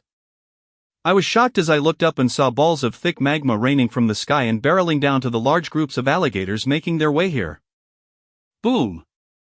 Sounds like bombs were constantly going off could be heard whenever the large balls of magma fell down and burned everything around it, turning any that were near into mincemeat. More than half of the alligators were wiped out with this one attack. My eyes shined as I looked at the heavily panting mage that had fallen to the ground. That type of skill, I wanted one. My heart was pounding as I replayed the scene of the raining magma balls from before. This skill, I really did want one badly. If I could grab a skill like this, with my abilities, I was imagining how I could easily clear out large groups of monsters in seconds. I was daydreaming too much as someone had to scream to get my attention back to the monsters. Come on newbie, don't lay there gaping and let's take care of the remaining beasts. The miniature tank was laughing crazily as she went forward to block the remaining wave that had reached us. I clicked my tongue while bringing back my focus and cast Smite once more. I shaved off a majority of the remaining crocodiles by casting the 10 golden blades every 30 seconds. With the two berserkers butchering with their swords, only a princess soon remained. The moment this remaining alligator was killed, an unimaginably large titan would be coming for us. I was curious to see how they usually handled this boss if their mage chose to cast such a powerful skill just before to avoid being surrounded by hundreds of alligators. Which hunter would come out with another surprise now? Chapter 28, Mangrove Swamp 2. I was expectantly waiting for another surprise from these genuine rank B hunters. One showed an extremely powerful skill that took out tens of rank B monsters in a blink, although it seemed to be at the cost of her entire mana reserves. The knights continued to solidly defend even when they had tens of monsters surrounding them, never letting a single one pass through to their squad members. I wouldn't be waiting long to see the boss as half an hour quickly passed and the last princess was killed. I waited to hear the furious tremors of a huge titan rushing through the swamp, but instead just felt the entire swamp shake once, with everything going silent after. It then shook once more a few seconds after. These were just its steps? I was shocked while feeling the tremors that traveled through the murky waters. The titan was slowly making its way towards us in unhurried steps. This was something that would instill fear into the hearts of hunters, but looking at these veterans that had dived into this dungeon multiple times before, they had determined expressions while waiting for the boss. The berserker holding the huge broadsword spoke to me. Continue casting your golden blades to disrupt its attention when the fight starts. If you can aim them at its eyes, it'll reduce its combat power even if it can still sense us. I nodded and prepared to face off against the huge beast on the horizon. It felt like a big mountain was gradually coming closer as the beast neared, its scales shining a dark green color, with its eyes shining a terrifying light. It looked at us a distance away as its humongous jaws opened and an unnatural sound came out. Oh! The sound was grating to the ears as the huge alligator's mouth now showed rows and rows of glistening sharp teeth. Its upper jaw was much wider than the lower one, causing its teeth to be completely hidden when its jaws were snapped shut. But now that it was open, the sight was horrible to behold. The man with the flaming sword continued with his directions spread out. Knights, keep it busy, and don't get eaten. The two knights nodded as this wasn't the first time, and they took their positions to the left and right of the alligator. The flames on the sword the berserker was holding began to dance wildly before they exploded and went to cover the entire body of the hunter. I was startled at this type of skill as the man in front of me had his body wreathed in flames. A howl escaped from him as he rushed forward to meet the titan head-on. There was a blinding expanse of light as the berserker was flung back right away, looking like a huge fireball. 10 golden blades had quickly appeared and half of them went towards each eye in a straight line. A pained sound rang out as the eyes of the humongous alligator were ruptured with pus leaking out. The berserker with dual blades took this chance to release 2 large sword lights that smacked onto the right side of the alligator, heavily injuring it. It didn't sit still as it turned to the side, and the next thing we knew, a scaly tail twice our size was shining in green light as it whizzed its way towards us. The two knights shouted as their bodies glowed and transparent shields of light appeared in front both of them when the tail struck. Boom! The land shook from the impact, but knights stood their ground and the strike was stopped. Continuing with the momentum, a flaming berserker rushed in once more, spinning in the air as he constantly released fire blades that struck down on the head of the alligator. I cast Smite once again and had the 10 blades aimed towards its open jaws when it was howling in pain, rupturing the softer skin inside. The remaining mage that was silent all this time finally acted. Her glimmering staff pointed forward as an icicle the size of a car came down and pierced the already mangled head of the titan, cutting short its screams as blood and brain matter splattered all around. My blood was boiling as I watched all of these fantastical skills and couldn't wait to start amassing higher ranked skills of my own. I looked at the corpse of the disfigured titan and promised myself to run this dungeon at least tens of times in the coming days to see what rank B skills would pop out, and of course, the rare chance of a rank A skill dropping. The hunting squad members were cheering at the finished raid as a green crystal appeared. Lana came towards me and said, "Not bad, newbie. Those blades of yours allowed us to finish our raid in record time. Our profits are about to increase." The rest of the members laughed as they gathered together and checked to see if anybody was injured. The mage that had cast the amazing-looking skill where magma balls fell from the sky was up on his feet again as they collected the loot and prepared to leave the dungeon. I looked around me at the multitude of alligator corpses, and the even larger one by the side. I knew I could clear this dungeon if I came in alone, but it would take me a lot of time to take down hundreds of alligators and this huge beast, and I loved clearing dungeons as quickly as possible. My highest ranking offensive skill was C, and I felt like I needed a high damage rank B skill similar to these hunters for an even smoother boss run. The face of a chiseled man popped in my head as I thought about what to do next. After the core, SNN item that dropped were collected, we placed our hands on the green crystal and were transferred to the outside world once more. Officers that were standing guard near the monolith were surprised and checked their watches when we came out. The dungeon was completed in under 3 hours this time around because of my addition. I took down the contact information of the rank B hunters as they invited me to go with them to celebrate. I thought about it as I recalled I hadn't really associated myself in any social settings for quite a while. Maybe this would be something good to do. The dungeon wasn't going anywhere, and a few hours of new places wouldn't hurt. I told them I'd catch up with them as I already planned to do something else at the moment and went towards the office of the Vice Admiral. Bypassing the many security points, I came back to the office filled with stacks of paper once again. Magner looked at an antique clock on the wall before smiling at me and saying, "Everything went well, I presume?" "Very, and I would love to continue to help, but I'm going to need a favor from you first." The man's eyes perked up as he listened to my words. This time around, I wanted to look through the offensive rank B skills in the hands of the military that I could learn to make my run of the dungeon even smoother. Even if I was good enough to beat it now, being even more prepared was not an issue. I could have jumped into the dungeon and spent some time clearing it for rank B skills, but the drops were random so I would never know how long I'd be diving before a skill that I actually wanted to use drops. The lower ranking skills were also quickly losing their effectiveness, as the rank F, Fireball, would not dent the scales of rank B monsters and wasn't used even once the entire dungeon dive. Just a single rank B skill? I can make something like that happen, let me call someone in. I nodded at him and waited by the side. A minute later, a woman dressed in business wear came into the room and greeted the Vice Admiral. "Boss, here's the document you wanted." Magner nodded at her as he grabbed the thick book and handed it to me. This is the inventory of all rank B skills that haven't been distributed yet. Let us know which one fits your taste and we'll take it out of storage for you. Magner looked at the hunter in front of him that was intently looking through the inventory of skill books and smiled at the achievement of recruiting another excellent hunter. Seeing how he almost had the dungeon run, his help would continue to bring in even more resources in the weeks to come. He just hoped this hunter's addition along with everything else they were trying to do would bolster their strength enough to stand against what was coming. What they really needed were more of the peak rank A hunters, but they couldn't be cultivated as quickly. He was also looking favorably at the hunter in front of him as another candidate, as his power had skyrocketed just in the past week. Maybe there were still more surprises from him. Chapter 29, The Colosseum. The book held a list of many more skills than I expected, making me spend some time deciding my first rank B offensive skill. A disastrous skill caught my eye with its high damage potential and the fact that it would match extremely well with the mangrove swamp, huge CLU.S. Tiers of alligators that would swarm towards me once I went in alone. I let the Vice Admiral know of my selection and spent a few minutes talking while the assistant went out, coming back 10 minutes later with a suitcase that held a thick book.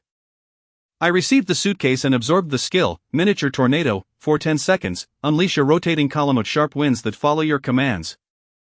The skill appeared in my panel without an issue, and I was looking forward to spamming as much of it as I could when hundreds of alligators swarmed me from all sides. I gave my thanks to the Vice Admiral and stepped out of the office. The short tank, Lana Stone, had already sent an address on my phone of where I should be joining them. I'll indulge myself in this bit of socializing before going back to my lone ways of decimating dungeons. I got out of the military sector and got a ride towards the location. The streets of Star City were packed with energy and people, making you rethink whether half the land had really been turned into a desolate wasteland and people were still fighting for their lives. This being one of the core defense cities of the Empire, there were very few incidents of monsters causing deaths and destruction once things stabilized. The unawakened people thus looked up to the hunters that were diving into dungeons to protect them every day and aspired to be like them. The car neared a grand structure that could be seen from anywhere in the city. It took my breath away as I remembered seeing videos of structures like these that were in multiple inner cities across the Empire. The excited faces of people rushing in through the huge double doors and the shouts and screams could already be heard from here. This was the place where hunters fought and competed for fun. This was the Colosseum. I shot a text to Lana that I was here, and someone approached me a few minutes after to lead me past the lines of people. Booming sounds of boos and cheers were already resounding throughout the huge building as we went in and neared spaces with fewer people. The Colosseum was built similar to those in ancient cultures, a huge oval amphitheater with thousands of seats. The hunting squad had a huge space all to themselves close to the arena floor in the middle where there were already hunters fighting. I joined them and watched the ongoing match, which seemed to be between two rank C hunters. The fights were brutal, as the bloodier they were the more cheers the crowd gave. Drinks and food were already brought in and we began talking when the short tank turned to me and screamed in my ears over the loud cheering. We might be lucky enough to see an amazing show in a few minutes. Apparently Lightning Hand is bored enough once again and is announcing a competition soon. I listened to her words as I recalled who Lightning Hand was. This was one of the few known rank A hunters of the Empire. I didn't realize he was in Star City. What was someone strong like him about to do? The fight between the two rank C hunters was gradually coming to a close as the mage ran out of mana and was now being beaten to a pulp by the berserker. The crowd was screaming like they were possessed as a ringing sound was heard and the fight was finished. The cheers reached an even higher pitch when the match was done and a burly man with his body crackling with lightning appeared on the four huge screens in the middle of the Colosseum. He was standing in a section close to us surrounded by pretty women when he grabbed a mic and his booming voice could be heard throughout. "Hello, citizens of Star City." The strong voice rang out like a clap of lightning and the cheers from the spectators reached a fevered pitch. "We're in for a great show today, as I will be putting forth a prize that no hunter can say no to." Lightning Hand rose his hand in the air as a thick book appeared between his fingers. "This, my dear citizens, is the rank A skill book, Flight." The crowd went silent for a second before even louder cheers resounded. My mind received a shock as I looked up at the man on the screen and the glistening skill book he was holding. The hunting squad members got up from their seats as serious expressions rose on their faces. The man whose body had tendrils of lightning dancing on it continued, "For today only, in the next 30 minutes, the winner of a free-for-all fight will get to take this bad boy home." The loud screams continued to increase as hunters from all over the stadiums rose up with greedy faces. This was a rank A skill, something that rarely dropped in rank B dungeons, and only ever came out from the dungeons that very few hunters could delve in. This was the dream of many hunters. Even I was expectant to get my hands on something like this. Flight, something that literally allowed you to, well, fly. Now, for all the hunters that want to participate, jump into the ring. The moment his words finished, multiple hunters began jumping from their seats onto the huge circular arena at the center of the Colosseum. Hunters were greedy for skills but were smart enough not to lose their lives. Most of the ones that jumped in were rank C hunters and a few rank BS. The members of the hunting squad looked at each other before the short tank said, let's put our restrictions aside and see which person is lucky enough to get this pie falling from the sky. The rest of them nodded at this and also jumped down to join the hunters on the ground. I looked at the outpouring of hunters that were filling the arena and rose up myself. It was already half filled with dense numbers of hunters that were putting their lives on the line. I looked at this and jumped down myself with a sigh. I really couldn't sit out on something like this. Rank A skills were so rare that getting another skill like this would be near impossible unless you farmed the high-ranking dungeon tens or hundreds of times. Even now I was questioning why this rank A hunter was giving it away on a whim. He continued talking as the hunters continued to fill into the arena. The rules for the free-for-all are simple: the last man standing wins. The crowd had gone crazy as the build-up to the fight continued, with people standing up hysterically shouting as if they were the ones getting the prize. A few minutes passed by with no other hunters jumping into the ring. Lightning Hand looked around the densely packed arena and raised his arm. Quietness ensued in the huge Colosseum before he brought it down and shouted start. Chapter 30, Free for All. The arena was filled with screams as soon as the fight started, with explosions of skills bouncing from all around. The rank C hunters were taking each other out without a question, their eyes filled with greed. The lower-ranked hunters here were those whose greed had surpassed their common sense, as the sane ones stayed on their seats to keep on watching the moment they realized the people competing for this would mostly be rank B. I watched the scene of chaos unfolding in front of me as I smiled and activated both stealth and camouflage. I disappeared from the sights of all the hunters and watched the scene while fully protected with multiple defensive skills that brushed off any spell that accidentally came my way. The audience was screaming in a frenzy as they watched the bloody fight below, calling for more blood anytime someone fell. Rank B hunters gradually began to move in full force, devastating skills beginning to fly out. The squad I had dived into, Mangrove Swamp, with were all far apart fighting their own battles, but one of the mages was already knocked out cold. At the center of attention was a hunter holding 2 round shields with his body bathed in golden light. This knight pushed back all attacks and hunters that neared him with explosive blasts of white light the moment they neared. Multiple hunters were falling just from him alone. Opposite on the other side was a woman holding a bow that was shooting flaming arrows and heavily wounding the hunters that were struck. I watched all of this while evading any hunters rushing about and absorbing the stray attacks without the notice from any hunters.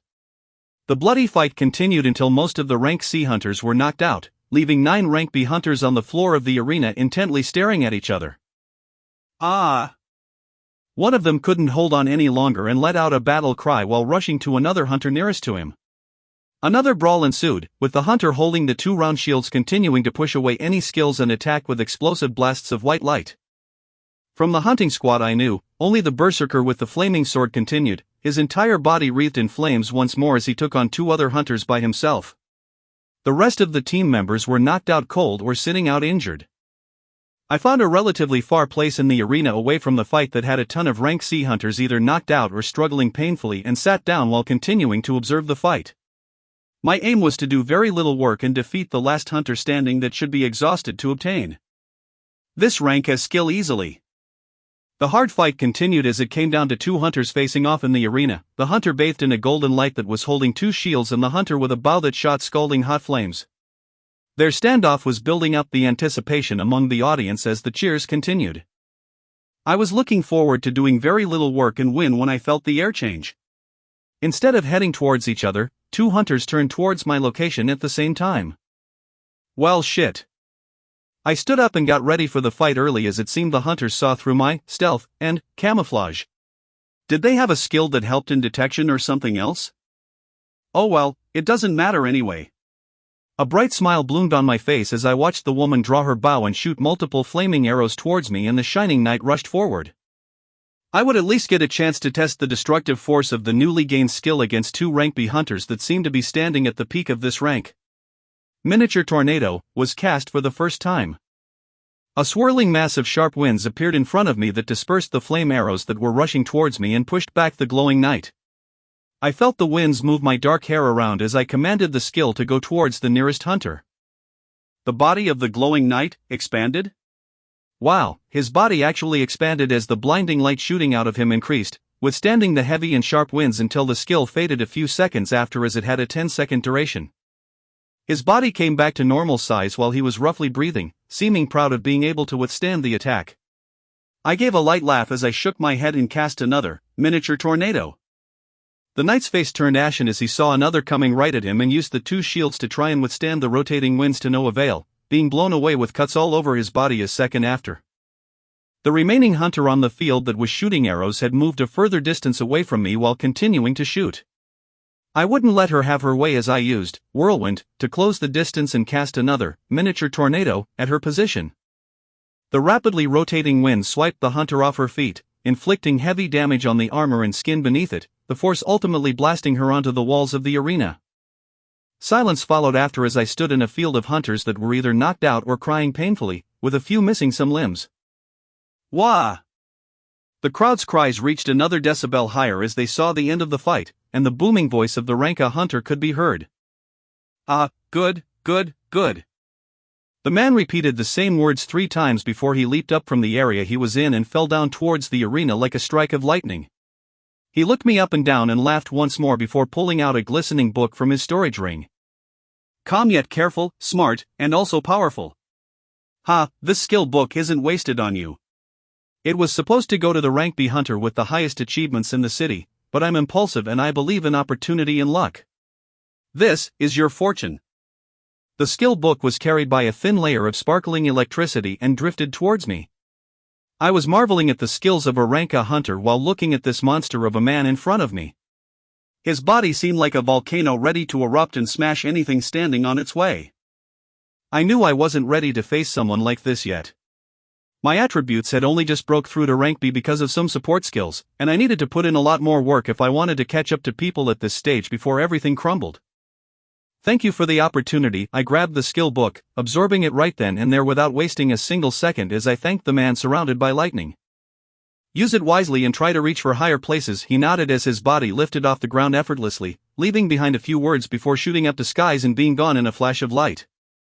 I could barely follow the speed of that lightning as it went away, making me even more excited to go back to my lone ways of dungeon diving and quickly gain that level of strength. Chapter 31, Gradually Moving Forward. I watched the flash of lightning disappear on the horizon and went around the arena to look for the hunting squad members. Some were knocked out cold, but they all had only minor injuries. With the strength of a rank B hunter, wounds like that would heal after a long night's sleep or a few healing spells. The crowd was calming down as the defeated hunters got up and left the arena. I said my goodbyes to the hunters that were already up and moving and left, all my attention on getting stronger by farming dungeons until the strength of rank A wasn't far away from me. I passed by the overcrowded exit with people rushing about and walked out of the Coliseum, making my way back to the military complex.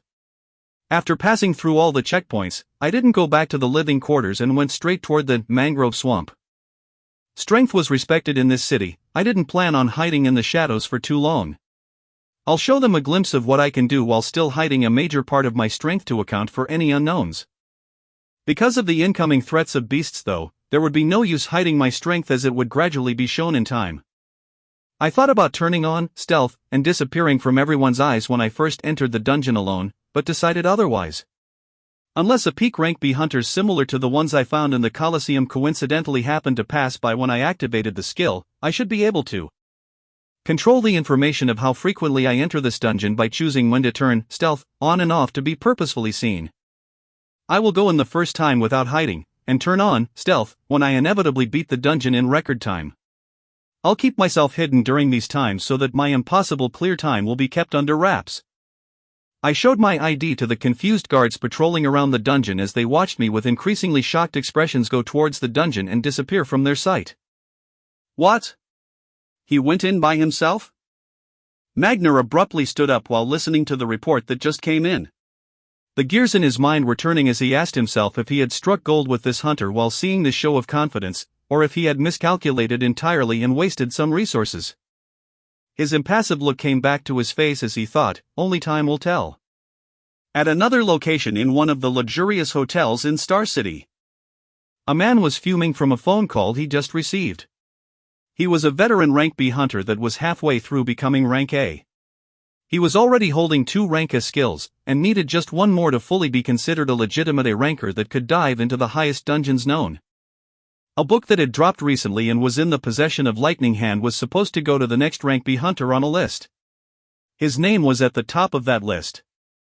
Yet Lightning Hand had played around with the book and gifted it to some random rank B by making up a competition in the middle of the day. He couldn't even look at the direction of the rank A hunter that recklessly gave the skill away, but he could definitely go after that rank B hunter who received it. He thought of this as he pulled out his phone to dial another number. In the unfortunate event that the hunter dies, he will still get his hands on that rank A skill. I appeared on that same patch of land surrounded by murky green waters all around me. The rushing of alligators could already be felt the moment I entered. This time around, there would not be any games of keeping one alive to rest or relax. I let out a cheeky smile as I prepared to get started. This will be a constant and relentless fight all the way through without a second wasted. The first order of business was checking out flight. My body slowly began lifting off the ground when the skill was activated, following my thoughts while slowly rising. If I thought about moving up, I moved up. Any direction I wanted, and I could do it in a heartbeat. I hovered a few meters in the air and enjoyed the feeling when the alligators reached the small patch of land and jumped up with their wide jaws open. I looked at these fumbling alligators below me and decided to get started. This time around, I won't be stopping. I'll bulldoze through everything with as much power as I can without worrying too much. I didn't even start off like usual by casting the skills gradually while watching these monsters die. A miniature tornado appeared at the center of the alligators, and then another 2 appeared to their left and right, and they kept on increasing. The rotating forces of the miniature tornado shredded the hard scales of the alligators as if they were paper and turned them to mincemeat, very quickly turning the scene below into a mixture of blood and gore. The first barrier was released and more alligators were rushing where I was, but I would not wait for them. I commanded my body to fly forward, testing the speed of the skill for the first time. The result? Fast. How fast I didn't know, as I didn't even know how to measure myself, but I was able to get to the point where the first barrier disappeared in a few seconds just as the new alligators were rushing in. If I could put it into words, then just as fast as a car speeding down a highway, if not faster. Miniature tornado was cast once again, as multiple swirling vortexes appeared and shredded everything on sight. The next minutes passed like this, with me flying around the mangrove swamp, casting miniature tornado on every beast that I saw. It wasn't long before the last barrier was broken and the huge slumbering titan rose up. What met it were constantly replenishing miniature tornado, where a new one would appear the moment one disappeared. Roar! The large rank B beast that required multiple rank B hunters to hunt it could put up no defenses or cast any skills on the face of multiple and never-ending disastrous tornadoes, quickly letting out a roar before dying. I breathed out loudly as I controlled my breathing to calm down. This was how I would start to do things from now on. I won't care too much about the thoughts of others and their reactions, not if I continue with such rapid progress. This whole dungeon took me 30 minutes or slightly more. I wouldn't let it go this time around. I had already been collecting the rank B core S as the monsters fell, and I did the same when the huge titan was shredded and dropped more of them in a rank B skill book. I recalled how Soliel's castle had a chance to drop a higher rank skill even though it was a rank C dungeon, and wondered how many times I had to repeat the rank B dungeon, Mangrove Swamp, before a rank A skill book dropped. My eyes shined with excitement as I looked forward to this while I stayed in the air and absorbed the rank B cores right away. The skill book dropped this time around was Curse of Slowness, a curse type skill I haven't come across before that majorly slowed down the speed of the enemy it hit. I didn't know when I would use this, but I absorbed it anyway. I would take in all that I can and think later.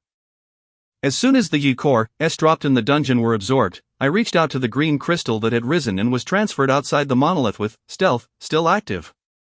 The core guests from one dungeon run were nowhere enough to have me reach the peak of rank B, vitality, and strength attribute without diving a few times even if I was doing it solo. The higher you rose, the more cores of equivalent rank you needed to raise your attributes. The V-focus, cores that weren't useful to me would all be sold later. I went towards one of the square doors of the monolith as I disappeared inside once again. This time, I will continue to dive into this dungeon even after the sun sets. Chapter 32, A Challenge. My dungeon diving that was filled with vigor continued for the next few hours. On the 10th dungeon run, I had maxed out my vitality and strength attributes by absorbing all of the cores that dropped, bringing me to the peak of rank B. I only dived 3 more times after that before calling it a night. I was lucky enough to receive an item or skill book on every single one of those 13 runs, with all of them being rank B. Even though everything randomly dropped, I was able to pick up one defensive skill similar to Arcanist's Sphere of Protection, that was called Golden Halo, which when cast would form a halo of light around my body that rejected any attacks directed at it. One was an offensive mage skill called Doom Bolt, which called forth a dark red lightning bolt that had even higher damage than Miniature Tornado, as it could stun the Titan of Mangrove Swamp with one hit. The only downside was that it was a single target skill. There were 3 skills that required specific weapons to be cast, so they would be left out to be exchanged later, and the remaining 5 skills were support skills that buffed me in all sorts of ways. Lightfoot and Windrider both collectively increased my speed by 100%, increasing how quickly I moved and flew to an insane degree. Rigorous increased the effects of all defensive skills by 50%, and Shadow Veil was another skill similar to Stealth and Camouflage that I was confident once I had this activated, only rank A hunters would have a chance of noticing me. The last skill that came out in these first 13 runs, Wild Heart, was my favorite as it increased the damage all my skills dealt by 50%, continuing to make the damage of my skills even deadlier and causing rank D skills to still be somewhat usable even at this point. Not a single rank A skill was in sight even after these 13 dives, disappointing me but also making me even more expectant for when one actually drops. There were 3 items that dropped along with the skills, 2 of them being Scale Armor and a Fang Sword.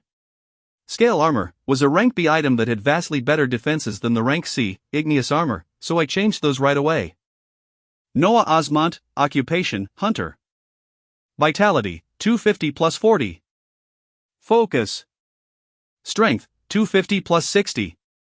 Skills, F, E, D Flames of Torment 100, D Safeguard 57, D Danger Sense 100, D Rough Skin 100, D Fleeting 100, C Arcanist Sphere of Protection 100, C Camouflage 100, C Aura of Haste 100, C Explosive Rune 100, C Life Essence 100, C Increased Penetration 100, C Regeneration 88. C Whirlwind 89, C Smite 95, C Gracefulness 100, C Precision 100, C Adamant 100, C Sharpen 100, C Warcry 100, C Retaliation 100, C King's Rage 100, C Military Tactics 100, C Unpredictable 100, C Elemental Damage 100, B Giant Strength 75, B Stealth 67, B Miniature Tornado 23, asterisk, B Golden Halo 13, asterisk, B Doom Bolt 7, asterisk, B Lightfoot 12, asterisk, B Windrider 12, asterisk, B Rigorous 11, asterisk, B Shadow Veil 11, asterisk, B Wild Heart 10, asterisk, Flight 5, asterisk. Equipment, 3x Searing of Storage, C Fiery Boots, C Fiery Helm, D Scale Armor, asterisk. My panel looked vastly different from a few days ago, and something I hadn't focused on caught my eye. Without my knowledge, my strength attribute had already exceeded the common standard of rank A. The J-Core S dropping from rank A dungeons could bring your attributes all the way to 300. Because I always kept a few skills that added attributes active, I gained a bonus that most people have temporarily and made it permanent. Because of this, my vitality attribute already neared the 300 cap and strength already passed it with 310 even before I absorbed any rank A core S. Just the thought of this was thrilling, as I was already catching up to the rank A hunters, even if I barely had any rank A skills and items. The disappointment of not gaining any rank A skills from the first day of rushing through the dungeon lifted as I felt the increased force and strength of my body. I transferred out of the dungeon for the 3rd time today while not hidden, and received a standing ovation from soldiers that had begun gathering the moment I cleared it alone and came out 2 hours later. It was a big deal to the army as these were things only those standing as rank A hunters could attempt, and they had just effectively sided with such a person. Vice Admiral Magner came out from the throngs of soldiers and looked at me with a hard-to-read expression and then said, "I underestimated you, I apologize." I laughed off the Vice Admiral's apology and pulled out the extra, scale armor, and Fang sword, along with one of the rank B skill books I didn't use that dropped in the dungeon.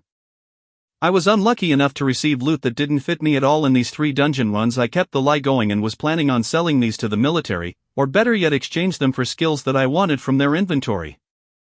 The Vice Admiral looked at the items and skill with a thankful expression before his face turned dark. "I'm thankful that you came to our city and are already contributing to the cause as much as you can, but it seems we might have just brought trouble to you." I was surprised at the Vice Admiral's words and asked what happened. He looked at me briefly before sighing and continuing, "A deathmatch has been issued and confirmed between you and Hunter Andrei Nikolaev. Tomorrow is the set date for the match." What? This was a complete surprise, as this was something I had never thought to find myself associated with. Death matches were set up between high-ranked hunters that had irreconcilable differences. The Empire didn't want it to be a habit for its peak hunters to kill one another, so deathmatches were instituted if 2 hunters found themselves at a point where the only way to solve their issues was to fight. The matter was to be taken seriously though, so before the match could be issued both the hunters had to agree to put their lives on the line. Only then would the match be confirmed. So why the hell was a match involving me that I had no idea about confirmed? Seeing my angry expression, the Vice Admiral seemed to have confirmed something. "I heard what happened at the Colosseum today. The issue seems to have arisen from there. Andrei, the son of the Blessed Empire's Admiral Chekhov, was next in line to be receiving the rank A skill that Lightning Hand was transferring." Things quickly began clicking after hearing all of this. I was still irked and asked, "So because he's the son of an admiral, he can target someone else entirely, call for a match, and just get to bypass the rules of death matches?" The general looked down with an apologetic tone as he continued, "They cannot touch Lightning Hand for his actions unless they want to cause a fight between the peak powers of the Empire, so targeting you is the easiest thing for them. This is why I have to apologize to you. Me bringing you to Star City indirectly put you in the middle of this." I thought about this new situation and then asked, "So what happens if I attend that deathmatch tomorrow and the other guy ends up dead?" I was fairly confident in my strength and didn't plan on losing to someone who should have yet to be rank A. What I was worried about were the repercussions from it. There was a difficult expression on the Vice Admiral's face as he said nothing. I looked at this and at the soldiers around me that were listening in and saw the anger and resignation on their faces. To them, I was a strong hunter that just began clearing mangrove swamp by himself multiple times a day. This meant there would be more resources flowing into their department. Yet, this hunter was now about to be taken away. Nobody had to say what would happen if the son of the Admiral of the Empire were to be killed in broad daylight, even if it was in an arena match. None of them saw a way for me to come out of this. The Vice Admiral's voice rang out again. "I've made multiple calls to friends and higher-ups, but nothing worked. Admiral Chekhov has many people among the higher-ups and his pull is strong. The match cannot be rescinded. The one who doesn't show up will also be blacklisted." I nodded at this and laughed to ease the tension. There's no need for all that gloominess. We still don't know who will still be alive tomorrow. Tell me about this Andrei Nikolaev. Attributes: Vitality 250 plus 30 from Life Essence, plus 10 from Military Tactics equals 290. Strength 250, plus 50 from Giant Strength, plus 10 from Military Tactics equals 250 plus 50 plus 10 is equal to 310 inch. Chapter 33: An Approaching Disaster. The Vice Admiral dispersed the gathering of soldiers and took me back to his office to continue discussing the matter. Andrei Nikolaev was the son of one of the Empire's admirals. He was following his father's footsteps and neared rank A in power, having 2 rank A skills and needing just one more to be qualified and listed as rank A. So the ticket he was expecting to receive to become one of the peak powers of the world was given to someone else, and now he was using his connections to get it back. I had no qualms fighting and even taking the guy out, as this would even mean I get to receive one of his rank A skills when he goes down, but I couldn't stop thinking of the consequences thereafter. I looked to the frowning general that seemed to be using every last brain cell to think and asked, "What are the possible fallouts in the case that Andrei Nikolaev dies tomorrow?" His head shot up as he heard this question from me and said, "The full rage of Admiral Chekhov, who has thousands of soldiers under him, and he himself is a rank A hunter." I listened to this and asked again, "Or?" As we need to be conserving our strength and increase our battle power with the threat of beasts coming down on us, the strength of Ranka hunters is important and there cannot be a confrontation between them. I nodded my head as I heard this and replied with a smile, then it isn't a problem. As long as I have power rivaling rank A, I can take care of anything that comes my way. I looked to the Vice Admiral in front of me as his eyes glowed when he heard this. He seemed to think before replying, if that's the case, then there's another call I can make that can handle the fallout happening tomorrow. With the discussion being over, I left the office holding a folder that held more information on Andrei Nikolaev as I made my way to the living quarters. There was only food for me to enjoy this time around as I had to focus on understanding the skills I just gained today and prepare for something momentous tomorrow. I wasn't fearful of what would happen when the son of an admiral died. This thought passed in my mind, making me realize just how far I had grown in such a short span of time. Admirals were at the top of the food chain in the empire, and now I was in a position where I could be facing one sometime soon. I was eating the exemplary food on the table as I ran simulations in my head for the battle to come. Because of keeping skills that drained a huge amount of energy but gave a great momentary boost in power active all the time, my attributes already met those in the A rank category. That wasn't to mention all the skills that increased my overall defense, speed, casting and attack speed, evasion, and overall damage by huge percentages. These skills layered on top of active defense skills like Arcanist Sphere of Protection, and the recently acquired Golden Halo, made me realize just how strong I currently was. Even though nothing was tested, I doubt a single rank B could get through my defenses, and maybe I would be injured from the attacks of a rank A hunter. The classification of having 3 rank A skills before being coined a genuine rank A hunter was to satisfy the high pedestal that rank signified. Only those that were truly strong could be considered in that rank, and having the versatility of using 3 rank A skills affirmed that. Possible plans continued forming in my head as to how this whole thing would end, and soon I felt confident enough to face whatever came at me these next few days. I wouldn't sacrifice my sleep because of it though, and wrapped myself up in the silk bed sheets and fell asleep. In the skies above the empire, a dashing woman with golden hair was comfortably lying on top of a huge flying beast. She held a bewitching smile on her face as words dripping with honey left her lips. Little Magnar is redeeming his one favor for a rising hunter. Just who could you be to catch the eyes of one of the few sane men in the empire? She was a veteran rank A hunter that was just below the renowned Steel Mikhail. Her flowing golden hair and the huge beast she flew on would cause mischief anywhere she went. She was now heading to Star City. Morning of the next day. News had spread all over Star City of a main event deathmatch that would be occurring in the Coliseum during the day. The 2 hunters participating each held rank A skills, making them on the cusp of breaking through to the exclusive position of a rank A hunter. The one coming out of it alive would most likely be the newly born rank A hunter to appear in Star City. The excitement was palpitating as all the seats had already been reserved and taken in a few hours, packing the Coliseum to its limits.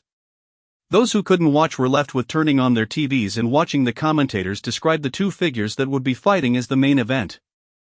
One was a known hunter in the Empire, the son of one of its admirals and a peak hunter that was bound to be given the rank A title in no time, Andrei Nikolaev. The other was a rising rookie with an empty track record, becoming known just recently by winning a free-for-all match against other rank B hunters, Noah Osmont. New information came in that this character is able to dive and complete rank B dungeons alone, but this news was not yet verified. There were a few friends watching the live feed of the packed arena and listening to the commentators when one spoke with a bored expression.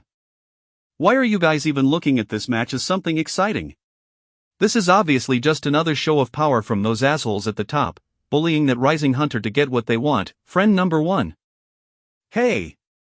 You didn't get to see the free-for-all match yesterday. That new guy blew away the golden tank and the flaming witch as if it was nothing. Friend number 2. No way, a random nobody will even touch a hair on Andre. We're just gonna watch another bloody fight today. I just hope he lasts long enough and the match isn't cut short. Friend number 3. The bored friend listened to this as he shook his head despondently while thinking, nothing has changed at all since the advent of the apocalypse. The fight was set to be happening in a few hours. Figures were alerted around the empire of this impending match. Some didn't care, others were angry at the loss of a potential rank A hunter that would be happening for no reason. Others were just carefully waiting to see what new waves would be made from this fight. Chapter 34, A Show of Strength. Morning of the next day, Vice Admiral Magner had put up an entire regiment together to escort me to the Colosseum. It wasn't as much for protection as a show of support as we rode from the military sector towards the grandiose amphitheater. I was touched with the support Magner was showing, whether it was purely coming from him as a person or because he knew I would give back to them even more after this ordeal was past. The streets were busier than usual, and military trucks rolling through them didn't help it. We arrived at the Colosseum that seemed to be impossibly even louder than the day before, with people screaming to get in and hunters almost becoming overwhelmed. Most of the members of the regiment were stationed outside while me, a few key figures and Magner went through another door to an expansive room that overlooked the arena below. There was a fight going on currently where two rank C hunters were working as a team against a rank B opponent, the fight going fairly well with the use of their teamwork. Drinks and food were quickly brought in as many of the people packing the arena today were waiting for the preliminary matches to finish and for the main event to begin. Magner and I were discussing the hunter I was going to face today in detail. From the known information, he held two rank S skills. One of them was a defensive skill that made him nearly impenetrable to damage when it was activated, but only lasted for a minute and he had to wait for 10 more before initiating the skill again. The other was a rank A skill that there wasn't a lot of knowledge on, but it was known to be an area of attack skill with a high mana cost that dealt significant damage. Even after knowing these things, I wasn't too worried. I will definitely be careful and watch what he does, but I was that confident in the multiple skills I was layering on myself and the fact that my attributes most likely surpass his because of some of my skills. The only thing I was remotely worried about was the casting of the rank A skill, as none of these skills are a joke. With my percentage boosted defenses and skills, I was predicting the most the rank A offensive skill would do was injure me. I would have the regeneration skill ready to cast in case I took damage from the skill head-on. The hour was quickly approaching as the crowd cheered when one match ended and another began as we enjoyed the food in the reserved space. Magner continued to have a worried look on his face as he seemed to be looking to the sky every now and then, as if waiting for something. The cheers of the crowd reached its peak when an announcer's voice rang out in the Colosseum. "People of Star City, are you ready for the biggest match of your lives?" The announcer's voice was drowned out as soon as his word finished as the crowd screamed, "Yeah!" The announcer continued with a calmer tone. "Then without further ado, I give you the contestants of this death match, Andrei Nikolaev and Noah Osmont." The cheers continued as a burly man jumped down from another location in the Colosseum. The man had a cold expression on his face. His body was wrapped with a purple robe and he held a frozen staff with his right hand. This was Andrei Nikolaev. He was the first hugely built mage I had seen, standing there with an imposing gaze that looked ahead. I rose from my seat and slowly drifted down towards the arena, levitating slightly above 2 meters from the arena floor as I looked down towards Andrei. His imposing gaze became fierce as he saw this and I laughed while flying towards the podium where the announcer was at. The crowd was already screaming at their peak as they saw this. My voice rang out loud and clear towards the announcer. "I just want to confirm something with everyone as witnesses. What is the outcome of a death match?" The announcer heard this and fervently replied, his voice ringing out through the Colosseum once more. "The match ends in death. With death, the feud is over, and the possessions of the other party are all yours." "Yeah!" The crowd continued screaming as the announcer said this. I nodded my head and landed on the arena floor, watching the enraged mage standing opposite to me who couldn't wait to rip my face off. Match, start. The fight began with cheers as Andrei moved first, pointing his staff towards me and casting a skill that formed 5 spinning dark orbs that flew towards me. I used flight to evade the balls coming after me, my speed being fast enough to watch them as they whizzed by me and smashed onto the high walls, exploding into a mass of darkness. I wanted to test the guy out as I cast my newly gained Doom Bolt. A large streak of red lightning quickly formed and crashed down towards Andrei, his expression quickly changing as his body was enveloped with wind elements and he rapidly disappeared from his location. Boom! The lightning bolt was abnormally powerful as it blasted apart the grounds of the arena. This was a rank B skill boosted by many active support skills, its power becoming more terrifying. Andrei appeared at another location in the arena, his face turning abnormally serious as he looked towards me. I returned the stare back and said, "Don't get scared now, I'm just getting started." I wanted to enrage this man as much as I could. The angrier he got, the more mistakes he would make, and the easier I can take him down. The main challenge was what would be happening after he fell.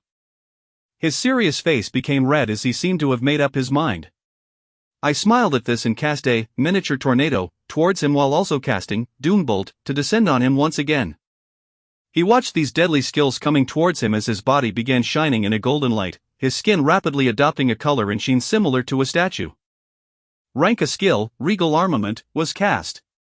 The golden skin shone in the light as the Doombolt struck down and the sharp winds of miniature tornado neared. Cheers rang out in the arena as these iridescent colors appeared on the arena floor. Boom! Another loud explosion resounded in the arena, and when the dust cleared, a golden man was still standing there, matchless. I looked at this and prepared all my attention.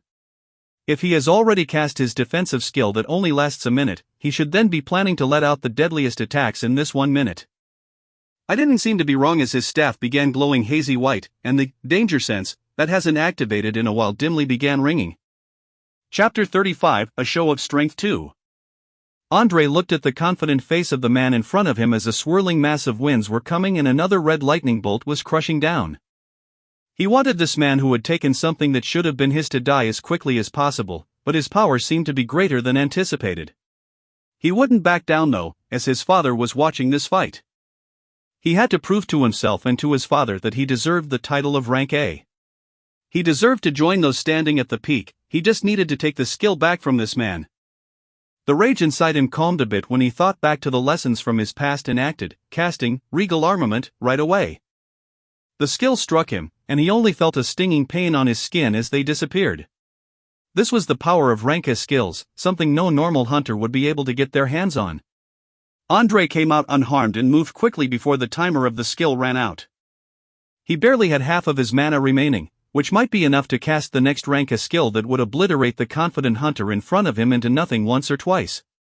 He raised his staff, and, frigid impermanence, was aimed towards the area with the hunter at its center. Boom! An explosion of ice erupted out from the location where Noah was, utterly destroying 1/4 of the arena floor and sending nearby spectators screaming from the impact and shock waves thereafter. This was the terror of rank A skills, their damage was unmatched. Andre breathed heavily as he looked at the epicenter of the explosion where the hunter was nowhere to be seen. Had he done it? Had he finally grabbed the chance to reach the peak? He looked for the hunter's body before he sensed danger and looked up, seeing the man floating in the air. There was some blood gushing out from his right thigh that was rapidly closing up at high speed. Seeing the man was still alive, Andre moved to cast the rank A skill one last time before Noah recollected his wits. He only had a few seconds remaining with Regal Armament, and already felt another 2 red lightning bolts smash into his skin seconds after he saw Noah floating in the air. Just how many of these can you cast? Boom! Boom! Boom!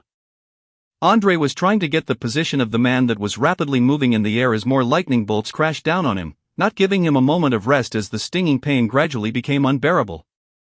Feeling that he had only a few seconds left before the skill's time ran out, he cast Wind Escape once more, moving his body to another location where he got the chance to aim at Noah again and cast the skill once more using all his remaining mana. Frigid Impermanence. Boom!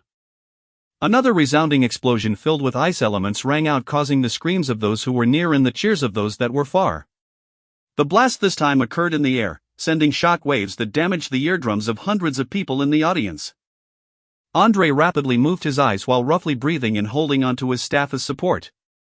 Was he finally dead? Despair slowly filled his face as he saw the same man back down in the arena floor. His armor tattered, and it seemed like he received minor cuts that were already healing. How? How? I'm sure the skill hit you head on. He was rapidly thinking about what to do now that all his energy reserves were gone and the golden skin he had on was rapidly fading. He looked to the man with the same confident face that was now flying towards him as he finally became scared for his life and unwillingly looked towards a certain area in the audience stands. Father! His voice rang out loud and clear, as if it was his last resort. A booming voice then rang out that drowned the cheers of the audience. Spare him! The voice was calm, and yet resounded in the ears of every single person in the Colosseum. A red streak of lightning had already formed and was heading down towards Andre when it stopped. He breathed out a sigh of relief as he saw Noah come to a stop and look towards where his father was. He sighed in relief and disappointment at not being able to take this hunter down, but at least his father was here to make sure he won't lose his life. He wanted to get up and go, but still felt the bolt of lightning not too far from him still hanging in the air. The voice from the stands rang out again. The match is over. A heavily built man with a low fade had risen up from the stadium, staring down at Noah, who was holding his hand in the air, as if that was the only thing keeping the red lightning from striking down. Andre regained his calm as he saw the figure of his dad coming out and rose up. He would be, what? A deep sense of dread and fear arose in him as he felt his scalp tingling and then began burning. The red streak of lightning had struck down. Boom! Silence. There was a shock to all the people that were watching the match, whether it be in the arena or those watching at home. Because they knew the figure of the man that had risen up. That was Admiral Chekhov. Why was he in Star City? What just happened? The hunter Noah finished the death match, but what made him so bold to defy the words of an admiral? What would happen now? The silence remained as the body of Vice Admiral Magner began shining and he began to move. Noah looked towards the location where a pile of burnt flesh lay and flew in, reaching for the glowing skill book that appeared in the staff that was in the hands of the dead Andrei Nikolaev. A bubbling power was rising in the stands that made people begin to scream and rush out of their seats for the exit. Those watching at home were shocked at the turn of events and appearance of an admiral that should not be in Star City. He was normally stationed in the capital of the empire, and rarely came back to visit his hometown. The powerhouses that were coincidentally watching quickly began making calls to people that were near the city. A catastrophe was about to break out. Vice Admiral Magner was still looking towards the clear sky as he looked for something that wasn't yet there and shook his head, preparing to see if talking would work. He wasn't able to get near the arena before a pain scream rang out as mad power exploded from the stands. You beast! Chapter 36, Collision. Vice Admiral Magner watched the next events unfold in shocking fashion as Admiral Chekhov seemed to have forgotten everything around him as he erupted with power that launched him towards Noah as if he was a missile. The body of Admiral Chekhov was leaking purple light as his fist reached Noah, the impact smashing him down into the arena floor. The more surprising thing was seeing Noah fly out a second after, his equipment tattered but his body seeming perfectly fine. The purple light surrounding the Admiral formed into a purple disc that he stood in the air with. Feeling the strength of that blow and the power emanating in the field, Magner stopped going forward as he knew he would only lose his life if he came by. He only had rank B strength after all. What he didn't understand was how much he had underestimated Noah. How was he able to stand against the strikes of multiple rank S skills and still be able to stand against an A ranker? The surprises this man kept bringing out were too numerous. But if he had already reached this level, it was a great thing for the future of the Empire. This fight had to be stopped. He was about to look at the masses of people scrambling to get away from the Colosseum when Chekhov moved once again, this time the purple light forming into a spiked fist that rushed toward Noah. Vice Admiral Magner looked at this as he wished the person he called to get here as soon as possible. Whiz! The huge spiked purple fist rushed through the air with a grating sound as 3 red lightning bolts smashed into it, dissipating its form. Noah didn't seem to be done as 3 more rapidly rotating tornadoes rushed where the Admiral was. Chekhov looked at the incoming mini-tornadoes and waved his hand, a purple blade forming which split the rotating winds apart as if they were paper. The field calmed down after this trading of attacks. Chekhov was still bubbling with anger and grief but was gradually calming down. More purple swords were forming beside him as he spoke. Yes, he was in the wrong, but he didn't deserve death. His rage seemed to have been reignited as he finished his words and the purple swords around him began to vibrate. Noah watched and then pulled out the new skill book he had obtained before the purple fist came crashing down on him. The glistening book was on his hand for only a second, before he brought it near his body and it was dissolved in colorful lights that went inside. Admiral Chekhov looked at this happening and became even angrier, screaming out while commanding his large vibrating swords to rush forward. If you had shown your level of power, none of this would have happened. My son would not have called for a deathmatch, we would have simply waited another week for the next skill book and moved on. This is your fault. His rage was palpitating as his purple sword neared Noah's position. Boom! A resounding explosion rang out after, the purple swords being destroyed by the explosion, leaving behind a wide area where ice elements were still fluctuating. Frigid impermanence was cast once again, but this time from the hands of someone else. Magner looked at this sight with incredulousness, questioning the mana reserves of the man that kept on throwing spells left and right. Calmness seemed to have returned on Admiral Chekhov's face as his mind seemed to be made up, numerous purple spiked fists and sword beginning to appear around him. At this time though, a sultry voice rang out in the destroyed Colosseum. "Ha, Chekhov, you're actually planning on going all out in the middle of a city?" Unknown to everyone, a huge black eagle that was boasting more than 5 meters in size was suspended in the sky. A woman with flowing golden hair sat atop this eagle. Magner soon felt elated at this person's arrival that signified the end to the mess today. He saw Admiral Chekhov's expression change to that of annoyance in the midst of anger and pain as he spoke. "Why are you here?"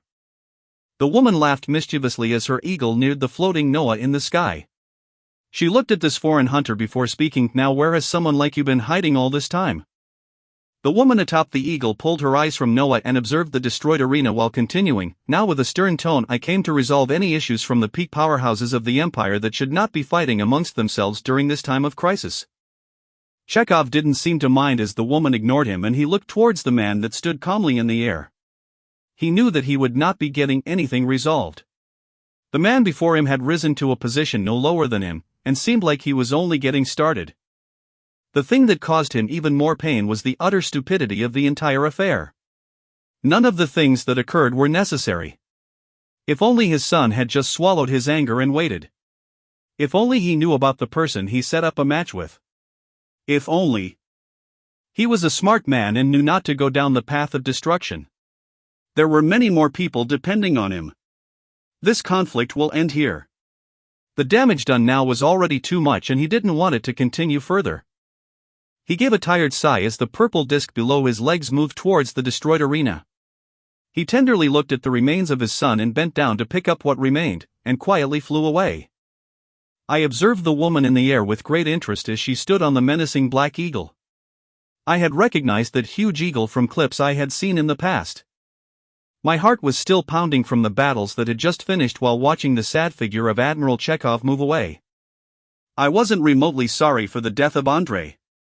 He came after me, knowing full well the deathmatch would result in death. He was okay with this, his people were okay with this, and those that cleared and issued the deathmatch were okay with this. They just got wrong which person would be dying. The thrill of withstanding the destructive damage of frigid impermanence, unstable and destructive ice elements erupt in a specified 5-meter area, and then gaining the skill myself was hard to describe. The fact that this skill dropped and not the one that turned his body golden meant it was at a higher level than the usual rank as skills. Back then, I was even skeptical of being able to withstand the power of the admiral that had decided to come to the city to watch his son. Did he really think I would stop in the middle of the match just because he said so? If it was me from a few days back who still held a few rank C skills, maybe I would have stood down. But I knew my power would near if not rival a rank A with all the boosts I was receiving from skills, and had also received many rank B skills that emboldened me to make the gamble of obtaining another rank A skill by taking out Andrei, and it worked. The Admiral's attacks were ferocious and damaged the scale armor, and after bypassing Arcanist's sphere of protection and Golden Halo, they could barely just leave cuts and bruises on my body, similar to the devastating damage of frigid impermanence. I was curious about the skill that allowed the Admiral to form those spiked fists and swords, but that would have to wait as I watched the woman turn her attention to me. She spoke in that melodious voice of hers that demanded attention. "I'll be the first to congratulate the newest rank A hunter of the Blessed Empire, Mr. Noah Osmont. I'm known as Elizabeth, but you can call me Liz." I tried not to get taken in by her cadence as I smiled and said, "Thanks for stepping in, I wasn't sure I could hold on any longer." Her figure shook as she let out another laugh and said, "Really? You seemed inexhaustible, like you could go on for an entire day." I shook my head at these words and looked at the coming vice admiral that was shouting directions to members of the regiment to help those who were injured and calm the chaos around the arena. "Oh, you have little Magner to thank for my appearance here today. He called in a favor from long ago and used it for you," she said as she watched him come over. I looked towards Magner. I was actually very thankful for the continued help from this vice admiral, and was planning on doing my best to bolster his forces in the coming days. I flew down as the huge eagle also descended to meet the vice admiral that was looking towards us with a delighted expression. Chapter 37, Calmness. Magner was happy that he had gained someone with rank A battle power as his ally, and couldn't hide it as he talked to me and the rank a hunter with the huge beast that had stepped in to end the fight. If the fight had continued, I was pretty confident of coming out on top, but it would have taken quite some time. I could keep on casting my newly gained rank a skill until the Admiral was tired out, but the chance was gone.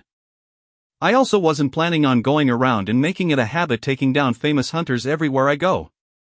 I knew there was a grudge between me and the Admiral now, but I wouldn't go out of my way to kill him for it. He was a peak powerhouse of the Empire, and would be needed for the battles of the future with these unknown enemies. Unless I could become strong enough to be able to do everything by myself, I won't go around snuffing out others with similar power to me.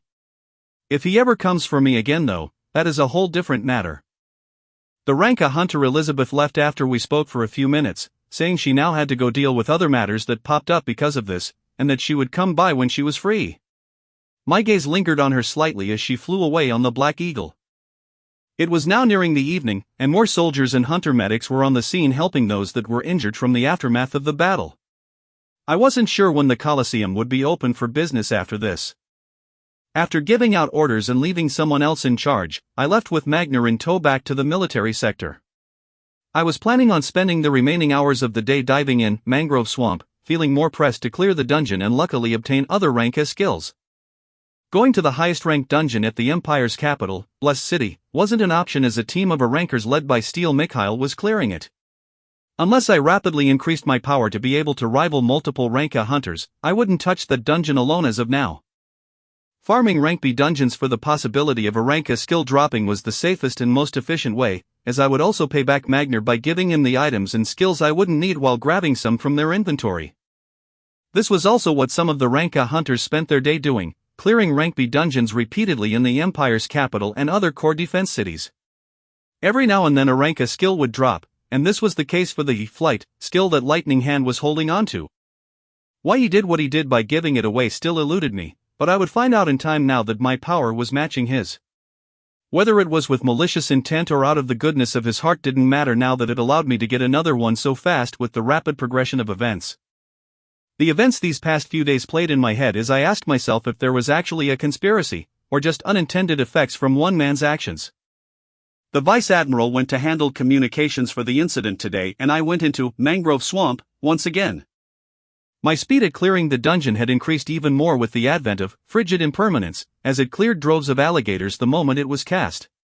This area of effect skill exploded with a destructive blast of ice elements that completely destroyed anything in their range.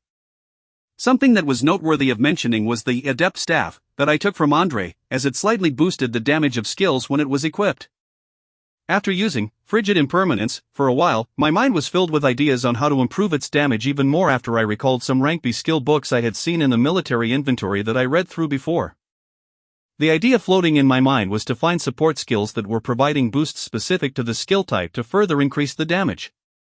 An example was a lightning penetration skill I had seen before that amplified damage dealt by lightning type skills. If I could absorb and keep active cold type support skills, it wouldn't be too far of a dream for the frigid impermanence skill's power to exceed rank A. As for the rank beyond A, well, nobody knew of this as of right now. I was able to clear the dungeon rapidly, making the number of times I've dived into it 18 times in the last 6 hours. It was nearing midnight, so I was planning on calling it a night. The rate at which I was clearing the dungeon was still kept hidden as I only turned off Shadow Veil, Stealth, and Camouflage after every hour, making it seem as if I had cleared the dungeon only 6 times. This was still an unbelievable clear rate that every time I visibly transferred in and out, the soldiers standing guard would cheer. I gained a variety of skill S, item S, and a ton of core S, but I wasn't lucky enough to get anything of higher rank from the dungeon. The useful skills I could learn reduced, as many were either weapon-specific for knights or berserkers. Some support skills like Giant Strength and Windrider had even dropped again, giving me duplicate skills that I couldn't absorb. Only 2 usable rank B support skills came out of these 18 runs, one being Emboldened Ferocity, an imposing presence emanates from you, granting increased damage to affected foes, and Eagle Eyes, focus your eyes to view as far a mile around you. The remaining were rank B, item S that fully upgraded me from the lower ranked items I had been wearing. Noah Osmont, Occupation, Hunter. Vitality, 250 plus 40. Focus. Strength, 250 plus 60. Skills, F, E, D Flames of Torment 100, D Safeguard 57, D Danger Sense 100, D Roughskin 100, D Fleeting 100, C Arcanist Sphere of Protection 100, C Camouflage 100, C Aura of Haste 100, C Explosive Rune 100, C Life Essence 100, C Increased Penetration 100, C Regeneration 100.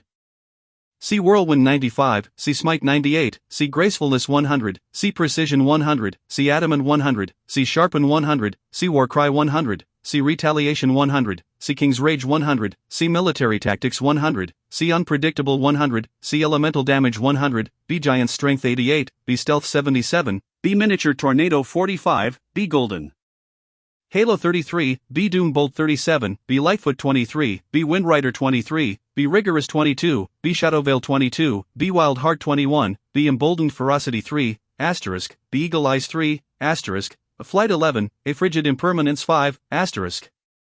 Equipment, 3x Searing of Storage, B Scale Armor, B Adept Staff, asterisk, B Dual Coated Boots, asterisk, B Striking Cap, asterisk.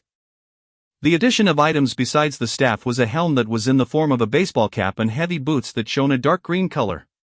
Both provided increased defenses and protection. I carried the rest of the Core, S, Item, S and Skill Book, S in my storage rings and went to the Vice Admiral's castle. I thought about everything he had done for me before deciding to trust him a little bit more about my strength. When the door of the office was locked and it was just me and him, I took out more than 20 things that were filling up the space in my rings along with a glistening pile of stones. These were a collection of items, cores, and skills from today's dives and yesterday's. The Vice Admiral looked at the items in shock as he gave me a questioning look. I clear the dungeon much faster than what I am currently showing. I continue to want to keep the extent of my strength a secret though, so I will be counting on your discretion as we go forward. This is also my way of thanking you and giving back for what you've been doing for me recently. Magner looked at me with an unreadable expression before he got up and bowed his head towards me. I reached out to stop him as he began talking. You are somebody that has already surpassed someone of my rank. Thank you for treating me the same way even now. He kept his head down as he continued. Just the resources you have taken out right now surpass what our department usually gets in a week. This may not seem like much to you, but it is a tremendous help to us and will enable us to raise multiple rank B hunters. Confidentiality is a must, so you can be sure that nothing about this will come to light, and everything will be distributed discreetly. I listened to the older man that was bowing in front of me before I pulled him up. I smiled and said to the Vice Admiral, we're all in this together.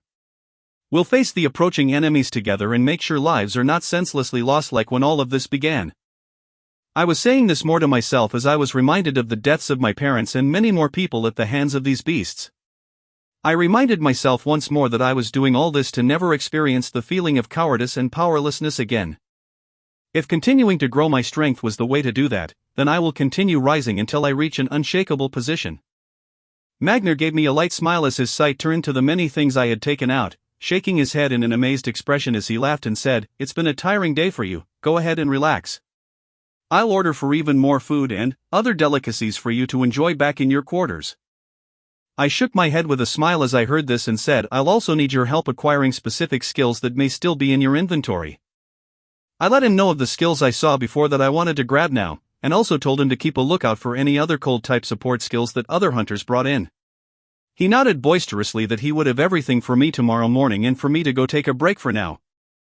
I left the Vice Admiral's office and went to relax after a very long day. Chapter 38 Irreversible Changes.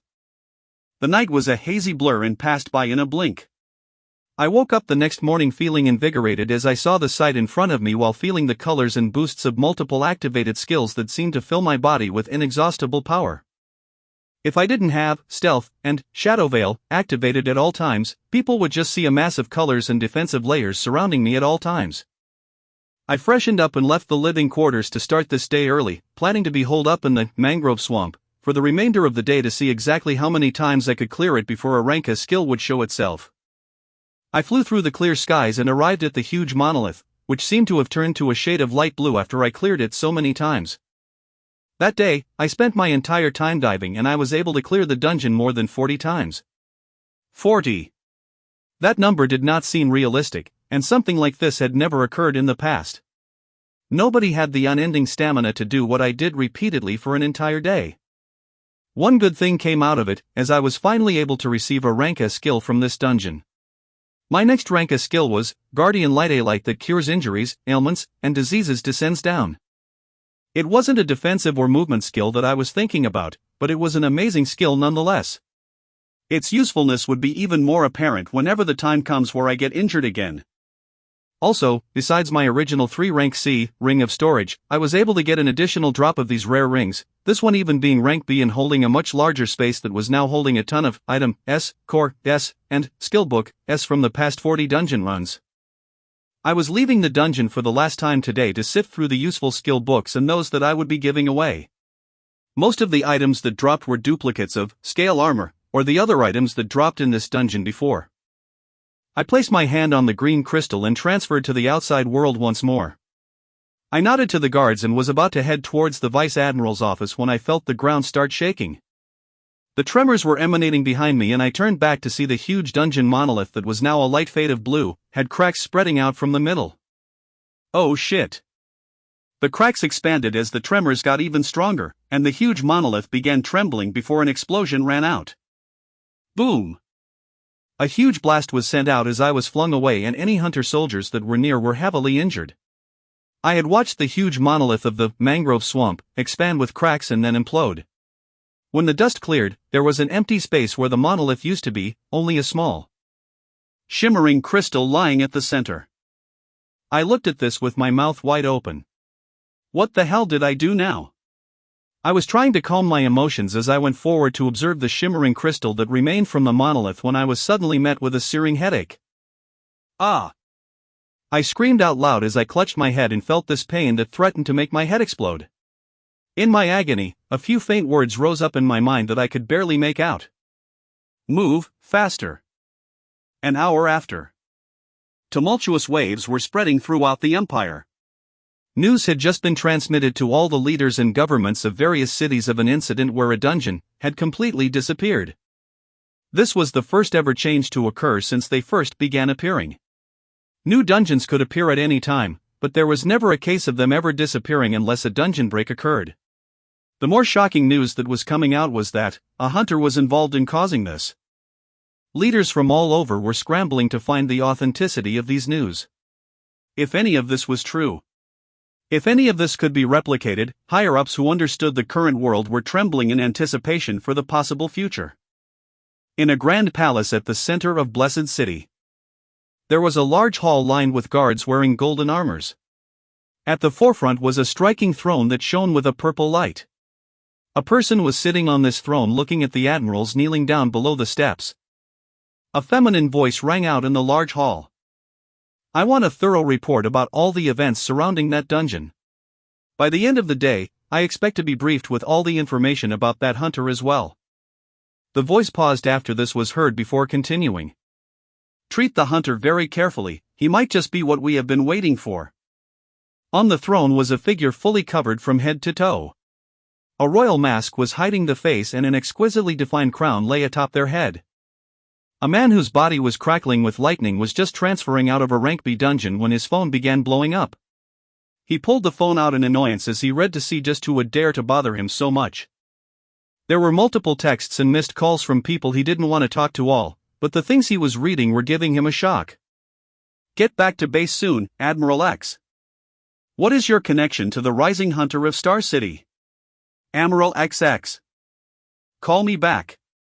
Now. Admiral XXX. Nothing he was reading from the texts was making sense. A name kept popping up that he didn't recognize, Noah Osmont.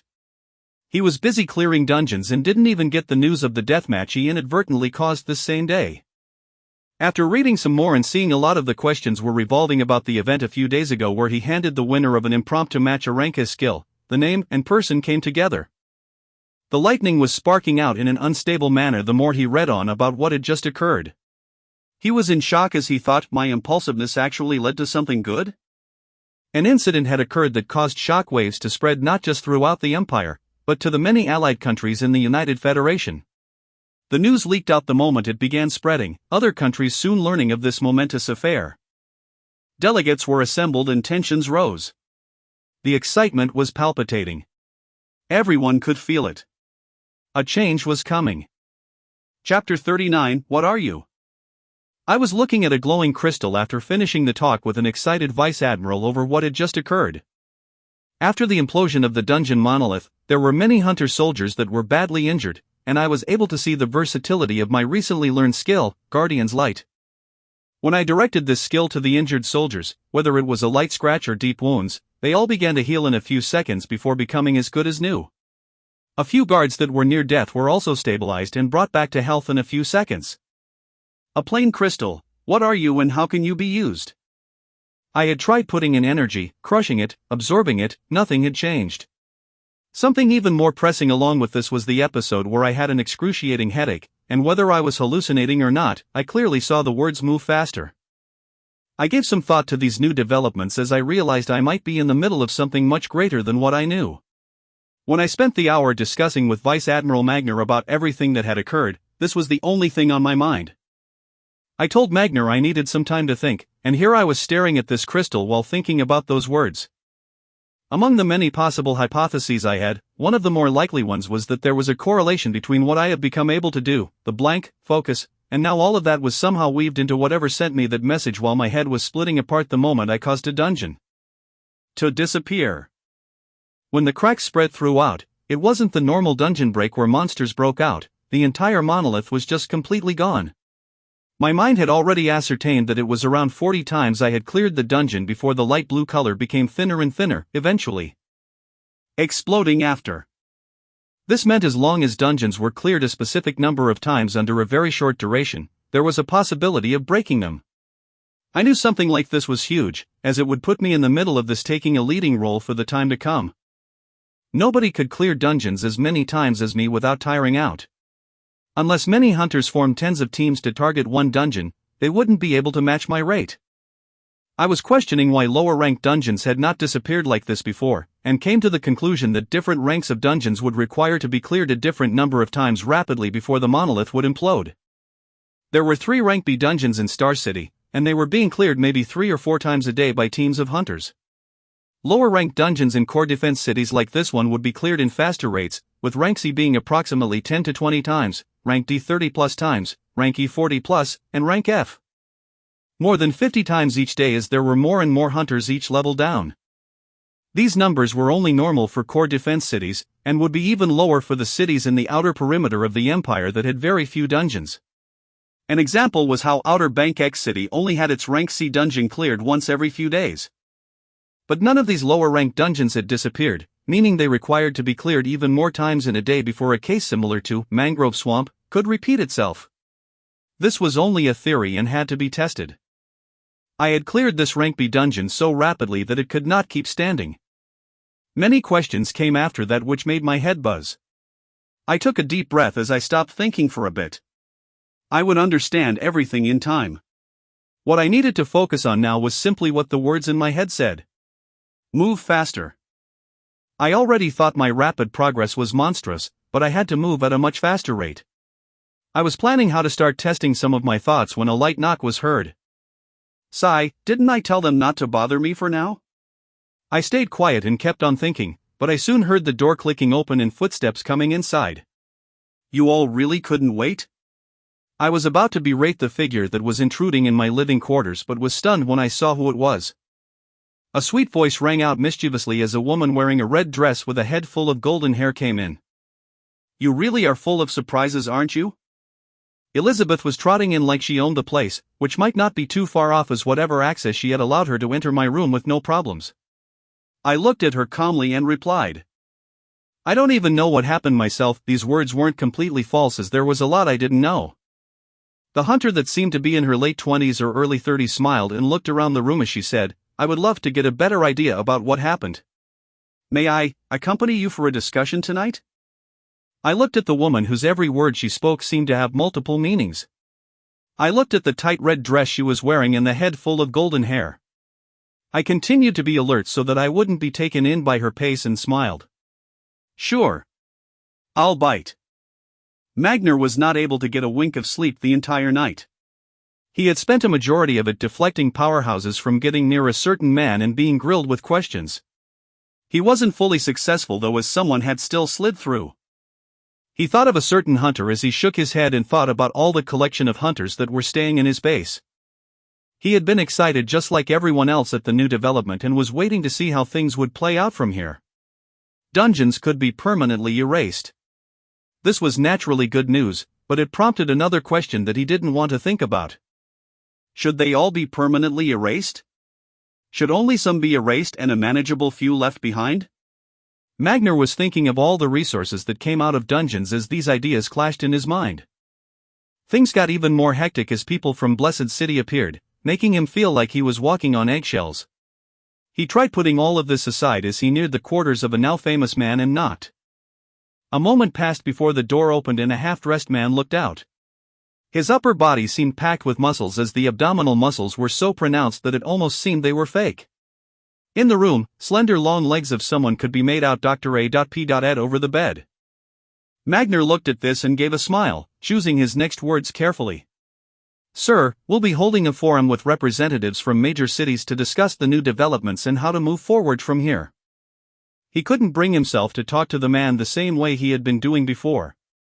He was doing too many inconceivable things. The man seemed to shake his head before he spoke. I'll be out in a moment. Chapter 40, How to Destroy a Dungeon. I was standing at the front of a room where a long oval table was situated, with many new faces sitting and expectantly waiting. Nobody in the room spoke when I walked in, and even now more people were taking their seats in a hushed manner. The Vice Admiral led me to a chair to the front of the room and stood behind me. I could see some familiar faces in the crowd that I recognized, one of them being the man that inadvertently propelled the sequence of actions these past few days, Lightning Hand. When he met my gaze, he gave me that same boisterous smile and laughed. The moment it seemed like everyone was there, buzzing voices rang out as the discussions began. The whole process took an entire hour and was filled with many boring arguments and discussions, but the core things to take out were the same. Much of the discussion revolved around the repeatability of erasing a dungeon, and whether we should be actively erasing them at all. Sparks began to fly when these comments rose. As for some, it was common sense to destroy the dungeons that could release monsters anytime if they weren't regularly cleared. I didn't speak fully about my power, but people could make inferences about it after knowing the process that was required to completely destroy the Rank B dungeon. I recalled the words that were urging me to move faster before I rose up from my seat, quieting the many voices in the room. I looked around me as I said, I'll be moving to confirm everything with another Rank B dungeon. Once the process is clear, we will know how to proceed from here on out. I wanted to take a more active role in the world around me after seeing everything that was happening. My first step in doing that was to replicate what I did yesterday. There was still an army of monsters approaching from the Barrens, and who knows what else is lurking out there. I didn't know how much time I had before I was thrown into something else, so I was going to move fast. I left the conference room to start acting on my plans as soon as everything wrapped up. Elizabeth was already up and moving, making it clear she wanted to come alone. Having this rank a hunter with me would not be a bad idea, as it would provide another cover for how expansive my strength that allowed me to clear a rank B dungeon more than 40 times in a day was. The next target was one of the 2 remaining rank B dungeons in Star City, Lion's Den. Magner and other officials moved to watch the development outside the monolith as we dived. Lightning Hand and other rank A hunters that had arrived in Star City were going to test the same thing by forming multiple teams to clear the 3rd dungeon in the city, Bullish Arena. Multiple rank A hunters formed more than 10 teams that were filled with rank Bs in the city, and the groups moved in on the dungeons. The ones heading to Lion's Den would be me, Elizabeth, and a few other teams, while the rest would go towards Bullish Arena. The goal was to meet the number of times I cleared the now extinct mangrove swamp and see if it was applicable to the rest of rank B dungeons. After this was understood, the tests would be expanded for the other ranks of dungeons. I was able to see the power of another rank A hunter firsthand as Liz summoned the humongous eagle the moment we were transferred into Lion's Den. The eagle had flawlessly shining dark feathers that were as sharp as knives and piercing claws that brought fear onto the monsters that began appearing. We were located in a bleak grassland environment where multiple large lions were circling us. The eagle's imposing air was holding some of them back as the woman atop the eagle laughed in that alluring tone and commanded the eagle to move forward, its outspread wings acting as sharp blades that decimated everything in sight. I wasn't going to be left behind as my figure flew to the other groups of lions that were soon blasted away with an even stronger, frigid impermanence, that was now boosted by 2 new cold-specific support skills I obtained from the military inventory. Greater cold penetration, ignore the enemy's resistance as cold skills deal increased damage, and cold fire cold type skills attach freezing flames onto the enemy, made the already damaging skill even more destructive as any beast in its range of attack would be turned into meat and bones, with the cold spreading into the surroundings and attaching onto nearby beasts. Blue flames could be seen spreading to any beasts that were in the blast area as they screamed out painfully before their bodies were frozen cold. Lion's Den was an expansive space of shrubs and grassland with dens on lions here and there. We had to fly around for more than 30 minutes blasting away hordes of lions before we were faced with the impossibly large titan that had a glorious lion's mane flowing in the wind. Liz looked at me as her lips twisted up in a mischievous smile and said, "He's all yours, let's see how fast you can take it down." She seemed to be enjoying herself as she gave me a thumbs up while lying on her stomach atop the flying eagle to watch the show. I looked at this figure as I recalled memories from last night before I quickly shook myself out of it and focused on the matter at hand. The lion instinctively felt the danger when I neared and moved back, barely evading the epicenter of the casted, frigid impermanence, as the freezing flames in the periphery jumped on its body. It stopped to let out a roar of pain, but it would be the last time the huge jaws opened as another frigid impermanence bloomed explosively from its head, cutting short the roar and blasting chunks of meat and brain matter into the ground. I ignored the cheerful sounds of clapping behind me as I picked up the core and item that dropped from the boss. We repeated this dungeon multiple times until a few hours later, on our 28th dungeon run, something occurred. Throughout the runs, Liz had done nothing but summon the huge eagle that did all the work in dismembering the monsters that I began looking favorably to getting a powerful summoning skill of my own in the future, so I could just sit back and watch someone else do the work for me. Her eagle would have been out of commission after the first few dungeon runs as its body was littered with injuries. If it wasn't for me casting Guardian's Light after every dive thereafter, the huge eagle would have had to be desummoned and summoned again to be back in top shape. That summoning process took more than half of all energy reserves Elizabeth had, so she would usually dive into rank B dungeons a few times a day before calling it quits. She stopped being surprised at my constant casting of spells after the first few dungeon runs as her cheerful expression became more complicated. I wasn't too worried at showing some level of my power as I was confident in myself to withstand many of the things that could come at me, and I had to stop hiding if I wanted to move further into the future. The change that was occurring currently on our 28th dungeon run was our surroundings literally cracking as if they were glass. The lions in the den in front of us were disappearing as if they were dust as a green light spread out to cover the eagle and us as we disappeared from the dungeon halfway through. We were transferred to the outside world where we could see the imposing monolith with cracks all over. Anyone that was remotely close to the monolith moved back as many people got the chance to witness the destruction of another dungeon for the first time in history. It looks like the other teams were doing well enough to clear the dungeon more than 12 times after my team was on our 28th run. The team that finished the dungeon for the 40th time was the trigger that caused the instability where any remaining teams in the dungeon were ejected out and the eventual destruction we just witnessed. This was working proof that the theory was correct. Dungeons could be destroyed. I listened to the triumphant sounds around me as I turned my head to the woman beside me. We were both standing on top of her black eagle as the monolith exploded. I was surprised to find tears dropping from her crystal clear eyes as she watched the sight. She turned to me and talked in a serious expression for the first time since I met her. "You didn't expect to see me cry so soon?" She was wiping away the tears that kept on falling as she continued, "I don't know if you understand the full significance of what we are doing, but for many of us, it is liberation." She looked forward at the sight of hunters hugging one another and said, "I have watched countless people die before me as I was forced to keep on going into these dungeons day in and day out. I felt like I would go crazy if I had to keep on doing this for the years to come. The only way I could cope without breaking down was to put on a happy face and keep on going." She looked back at me as she said the next words. "So thank you for making something like this happen. Thank you, and please do not stop." I watched the sight of the sorrowful girl in front of me as she tried to form a smile on her sad face before I let out a sigh and brought her head to my chest, making sure to remove the rough, scale armor, and place it into one of the storage rings beforehand. I didn't particularly have strong feelings of attachment towards this person as I had only met her for a few days now. Even the one night we spent together, I attributed it to just a fling from the growing interest around me. She was much more alluring than many of the women I had come across recently, but I always felt like she was putting up a face, so I kept my emotions out of it. Her words repeated in my head as she sobbed. Liberation? I already made up my mind long ago for what I was doing. There were too many things I didn't know, and much more that I didn't understand. Even without her reminder, I would not be stopping anytime soon. Chapter 41: Entering a New Phase. With the destruction of Lion's Den, a new chapter was opening for humans and hunters that had been playing a game of catch-up with constantly increasing dungeons. Magner and a few of the officials that watched the implosion of the dungeon firsthand were broadcasting what they were watching to someplace, and others were making phone calls. After Elizabeth had collected herself, I went to the center of the destroyed monolith and picked up another crystal that looked exactly the same as the one I already had, even to the unreadable mess of words. In the 27 successful times we dived in Lion's Den, we received many rank B, item, S and skill, S, but there was no luck in anything rank A dropping.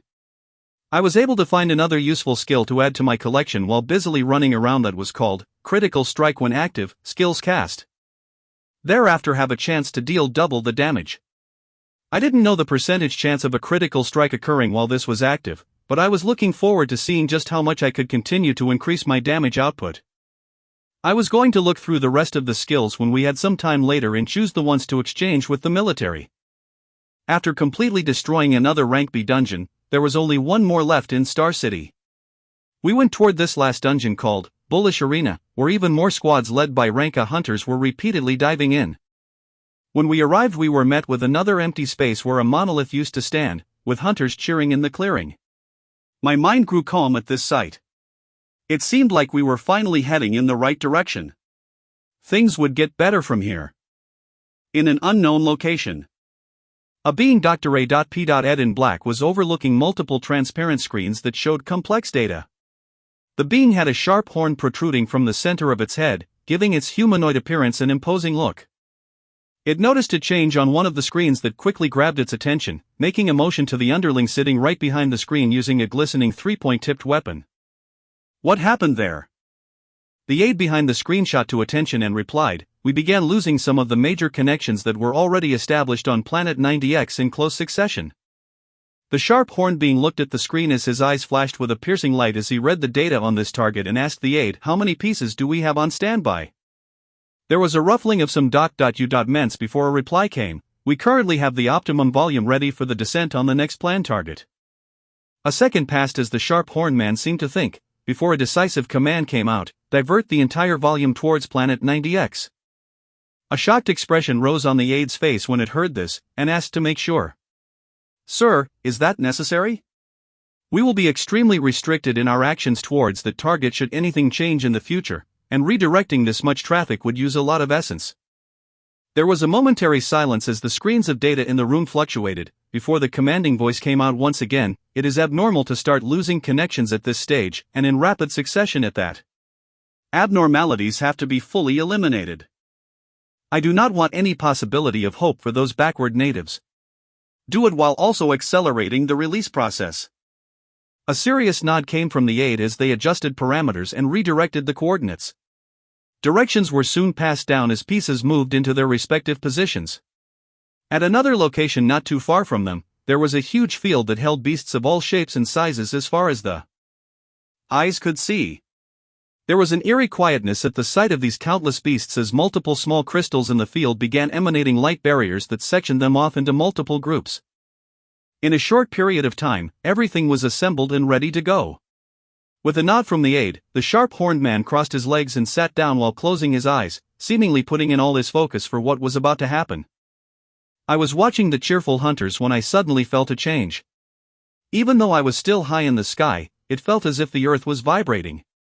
The vibrations only increased as seconds passed and everyone caught on and looked around them. The earth was shaking, the air was shaking, and a strange energy filled the surroundings. An old memory resurfaced in my mind as my face began to drain of all color. This was what happened a year ago. Extreme unease began settling in as I recalled what I felt back then and what I was feeling now. It felt much stronger. The faces of hunters soon turned into despair as they saw a familiar light cover the entirety of their sight, and explosions followed right after. Boom! Boom! Boom! As if nails were being hammered onto a board, multiple monoliths smashed into the ground and took root. Noises and screams began to be heard as multiple impacts were felt around the city, with a huge one very near to where we are.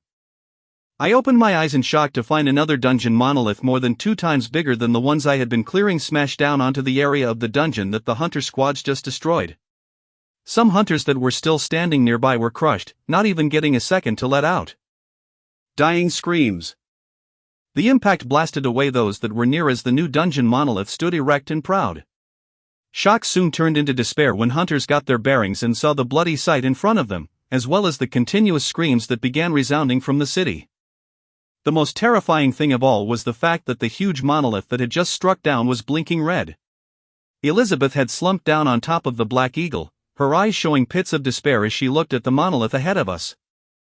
My heart was about to lurch out of my chest as I looked at this monolith and observed the area around me. I was flying high up and had a good view of the city, but I couldn't believe what I saw. Monoliths that seemed to represent rank B dungeons had increased by more than 6, and besides this much larger monolith that appeared near us, there was another one just like it on the periphery of the city. Thoughts began to churn in my head as I didn't even know where to move to. The blinking red monolith near us began vibrating, not even giving a second of rest. I snapped out of my stupor and rushed towards the monolith with my right hand outstretched, hoping to make it in time before what was about to happen. My speed increased as I passed the hunters that were despondently looking forward on the ground as my arms neared the monolith. Boom! I was knocked back by a huge impact while I watched with shock as the monolith in front of me began to bloom like a flower. Terrifying beasts soon began to fill the surroundings as one even larger grew out. Roar! A gruntle roar resounded out as a beast shining in white fur popped out. It had the general outline of a gorilla, yet its size defied normal conventions. Its piercing eyes opened and looked around as its mouth curled upwards and sharp teeth could be seen. There were hundreds of beasts all around that looked toward this white gorilla that held a devilish smile on its face. Its smart eyes darted around as it looked at the hunters surrounded by beasts and roared out once more. This roar acted like a signal as the beasts jumped to the nearest hunter they could find. My eyes felt like they were seeing blood as I found my body to already be rushing towards the huge titan. Its dark eyes met mine, and its figure soon disappeared from the ground. Danger sense began ringing as I turned my direction to the sky, only to be met with the newly appeared titan smashing its huge palm towards me. Pa! Chapter 42: Death and Destruction. It felt like I couldn't breathe as my figure was forced down to the ground like a missile. Boom! The impact stole the air from my lungs as I felt multiple parts of my body ache in excruciating pain. I had no time to think as I saw the gorilla now diving down with a fist outstretched. My body was covered in a golden glow as I cast Guardian's Light and pulled away from the deep pit, the fist smashing down, missing me by a second. I wasted no time as I retaliated, casting Frigid Impermanence multiple times towards the huge beast. It seemed to instinctively evade the 5-meter cold blasts as the first 2 hit air, with only the third catching it while it was dodging and making contact. Roar! It called out with a furious expression as its left hand had deep red gashes with a blue freezing flame dancing on it. Fury took control of me as I kept on hearing the screams around me as more and more Frigid Impermanence was cast towards the huge gorilla. It was able to evade less and less after the first hit, the cold flames permeating in its bones as more of the skills smashed onto its body. The fur and skin that seemed to provide a tremendous defense were tattered and bleeding, its smiling expression completely gone as it looked at me in fear. My only response was more freezing blasts that smashed its body further down into the ground. I only watched as its body become more and more mangled, and soon enough there was no sound coming from the beast. The area around it was still decimated from the cold explosions, but as it cleared I saw a shining skill book and glistening core S on the ground. I dived down to grab what I saw as I began turning my attention to the hunters fighting the slightly smaller beasts in the background. I checked the information on the skill book as I began casting Doom Bolt multiple times towards the monsters clashing with the hunters. It was a rank S skill called Instant Transfer Move to any location you can see in an instant. It was a very straightforward skill that I learned right away while furiously flying across the skies and continuing to shoot down red lighting to any monsters I saw. I couldn't cast Frigid Impermanence, as they would destroy the surrounding hunters too, and could only strike down with the highest damage single target skill I held. Elizabeth was already on the move along with other rank A hunters that had been clearing the rank B dungeon.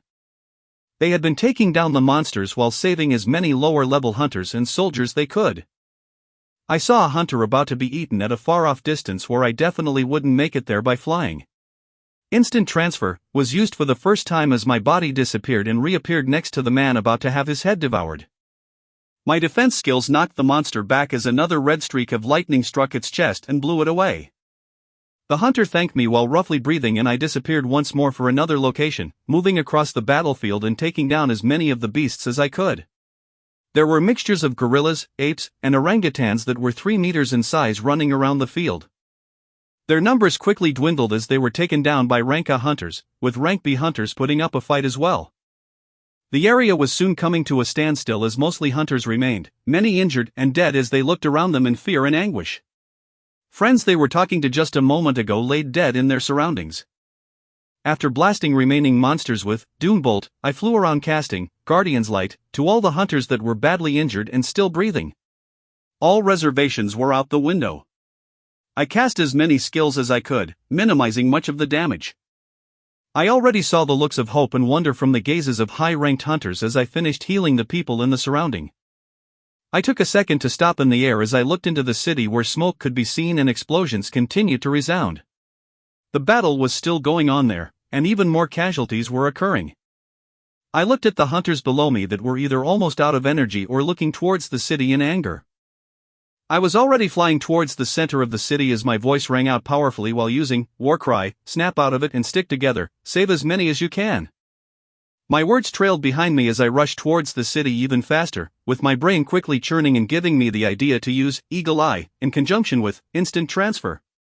My eyes focused and moved to a position a bit over a mile away in the city where hunters were about to be overwhelmed by monsters, and my figure quickly disappeared from my current position as Instant Transfer was used. Magner was looking at the sight in front of him with fear and trepidation. Just minutes after they watched the complete breakdown of the monolith that used to be Lion's Den, the world began shaking, and it happened again. The same as before, dungeons appeared. The newly appeared dungeons quickly flashed red and a dungeon break occurred. Monsters rushed out and he was now fighting on the front lines while trying to mitigate the damage as much as possible. Pull back! He was screaming commands towards his soldiers as he saw them being overwhelmed. A large number of rank B monsters were running amok, with a huge titan up front being held back by a rank A hunter that stayed behind. Apprehension continued to grow in his heart as he saw more and more soldiers fall. His own power wasn't enough to protect those he cared for. Screams continued to ring out as blood and gore followed from the claws or teeth of the beasts. His breathing got rougher as he felt the low energy that remained in his body. He spent the majority of his time in the office, never exerting himself this much before. He looked at the despondent faces of his soldiers that were pushed far back, trying their best to hold on. No, he wouldn't let it end like this. Find a chance to break through. He screamed out another command as he moved to the front of the defense line and his body blazed in a colorful light. He absorbed the blows of 2 monsters as he grabbed a soldier and threw them to the back. He would save as many as he could with the strength he had left. Thunk! He then felt a deep impact as something heavy pierced the armor wrapping his chest, and a metallic taste filled his lips. His soldiers screamed and tried to move in, but could come no closer as his body was surrounded by monsters. The defense line pushed further back. Magner looked at the distorted face of the beast that had its arm in his chest as memories of a different time flashed through his mind. He felt his body slump onto the ground as the beast pulled out the hand piercing his chest and formed it into a fist before smashing down again. Memories and expectations of hope for the powerful hunter that had gone towards the other side of the city some time back were repeating in his head as his clear eyes began closing. The fist rushing down was abruptly stopped as golden swords, red lightning, and a golden light began descending from the skies. His eyes that were about to shut opened a bit more for the last time as he saw the hazy figure of a man materializing above them. Relief passed through him as he hoped this wasn't an illusion, and his eyes snapped shut. The lightning and swords struck down to meet the monsters, and the light went towards him. The golden light began descending on his body, but his eyes stayed shut. A second. A third. A fourth light descended down, but his eyes remained closed. The destructive lightning and golden swords had reached their target on time, but the golden light did not. A frenzied howl rang out in the surrounding as more golden swords and lightning flew at the bounteous groups of monsters that still surrounded the hunters. Chapter 43, Dissolution. In the capital of the Blessed Empire, a fast-paced battle was taking place between a burly man holding a sharp spear and a large armadillo-like beast that moved at a speed not matching its body size. Around them lay shattered buildings in flames, with a huge mansion standing majestically in the background. Beasts of all shapes and sizes were abundant in the surroundings as they fought with hunters to their last breath. The ferocity of the fights around the burly hunter and armadillo was at another level. The sharp spear in the man's hand shone a white light as it expanded to 5 meters and struck down on the hard armor of the beast. Crack! A horrid sound was heard as the hard shell broke and meat flew out. The attacks weren't over as the man rose up before bringing his shining spear down once more, nailing the armadillo to the ground. An instant later, an exquisite battle armor along with core appeared beside the huge beast. The man bent down and grabbed the battle armor, fitting it on his body as if it were meant for him. He stood proud with an impassive expression as he looked at the battles happening around him. The grand building behind him had been protected, and would stay that way until his last breath. There were too many important people bunkered down in that place. His figure vibrated as the muscles wrapping all over his body like steel cables constricted. Only a flash could be seen as he moved and cut down any monsters that neared. He was the most famous hunter known around the world. He was Steel Mikhail. In one of the allied countries of the United Federation, a man with glistening dark hair had his katana stabbed into the skull of a beast. All around him was a bloody mess of bodies and bones. The hunters that survived the dungeon breaks were looking at this man fearfully as he yawned and pulled the katana up. He looked to the distance and saw another titan that was rampaging.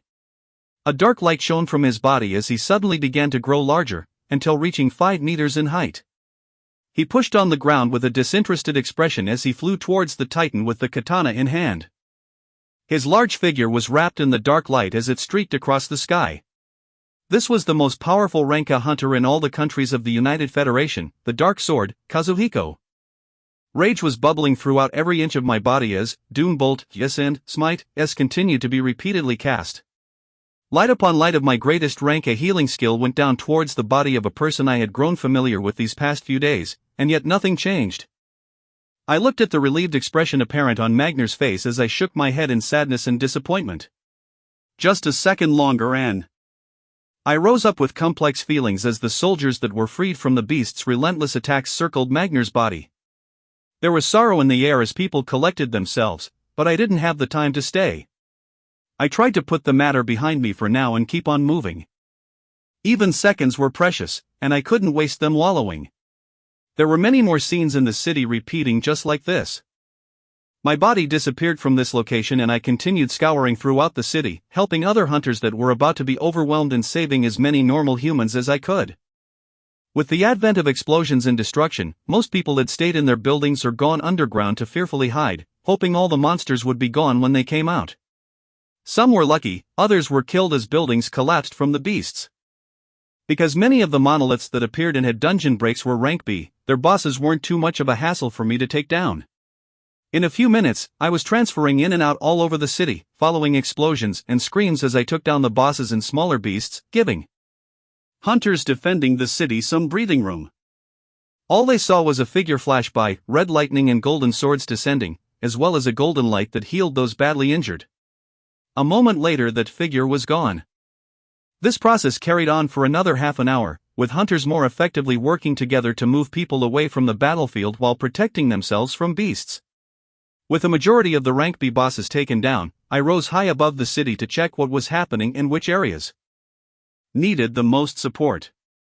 On the south side of the city, the huge wall erected to protect it was broken down and I could see droves of beasts rushing out, with a huge titan standing beside the path where the monsters were leaving from. Danger Sense was letting me know that this beast was of the same caliber as the huge white gorilla. I defeated one, and I can definitely defeat another. My mind was still blazing with anger as I continued to use instant transfer, with eagle eyes, and moved closer and closer to where the monsters were leaving the city. Sharp eyes seemed to have noticed me as the titan looked up and their body grew to become even larger. It had the shape of something that had long gone extinct and could only be learned about in history. It had large strong legs and tiny arms that were still multiple times bigger than me, while boasting a gargantuan head that held rows of sharp teeth. It seemed to resemble very closely the archaic Tyrannosaurus rex. An intelligent light flashed through its eyes as its large legs acted like a spring, pushing it off the ground and its open jaws nearing me in an instant. Instant transfer was quickly cast as I escaped before the jaws could snap down. I reappeared where its body used to be as I began spamming, frigid impermanence. The large body wasn't able to dodge in the air, and 2 blasts hit it before it reached the ground.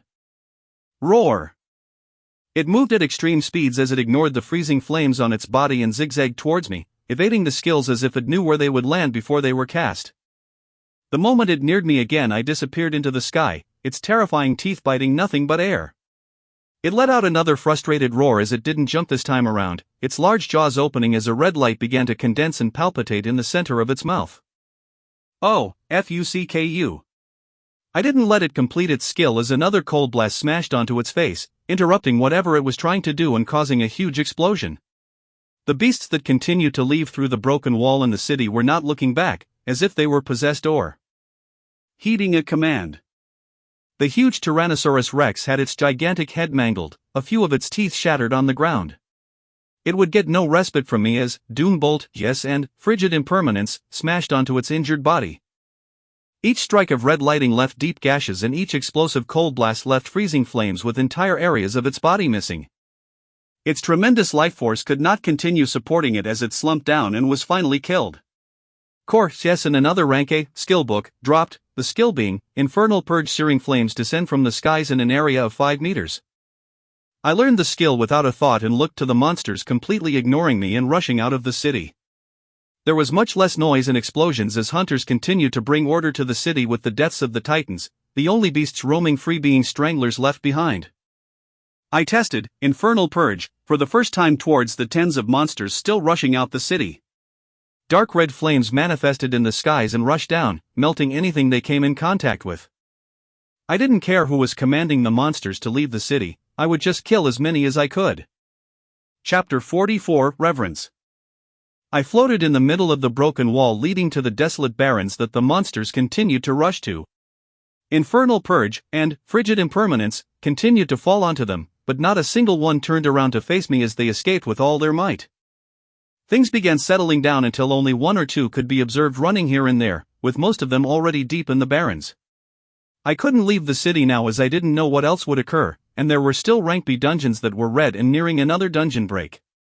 Movements could be heard behind me as hunters began appearing, the first one being Elizabeth. She stood on her injured eagle that was licking the wounds all over its body as she looked at me with a complicated expression.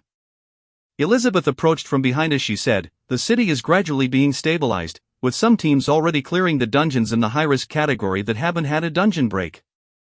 She was looking at me differently and speaking in a much more reserved tone than usual. I nodded as she continued, "We're trying to get in contact with other cities of the Empire, but we don't have an estimate of deaths and which cities are still standing." She held back the pain as she said this, and I thought about her new tone towards me and the looks I had been receiving. Ever since I had begun moving around the city destroying the monsters relentlessly, people began looking at me differently.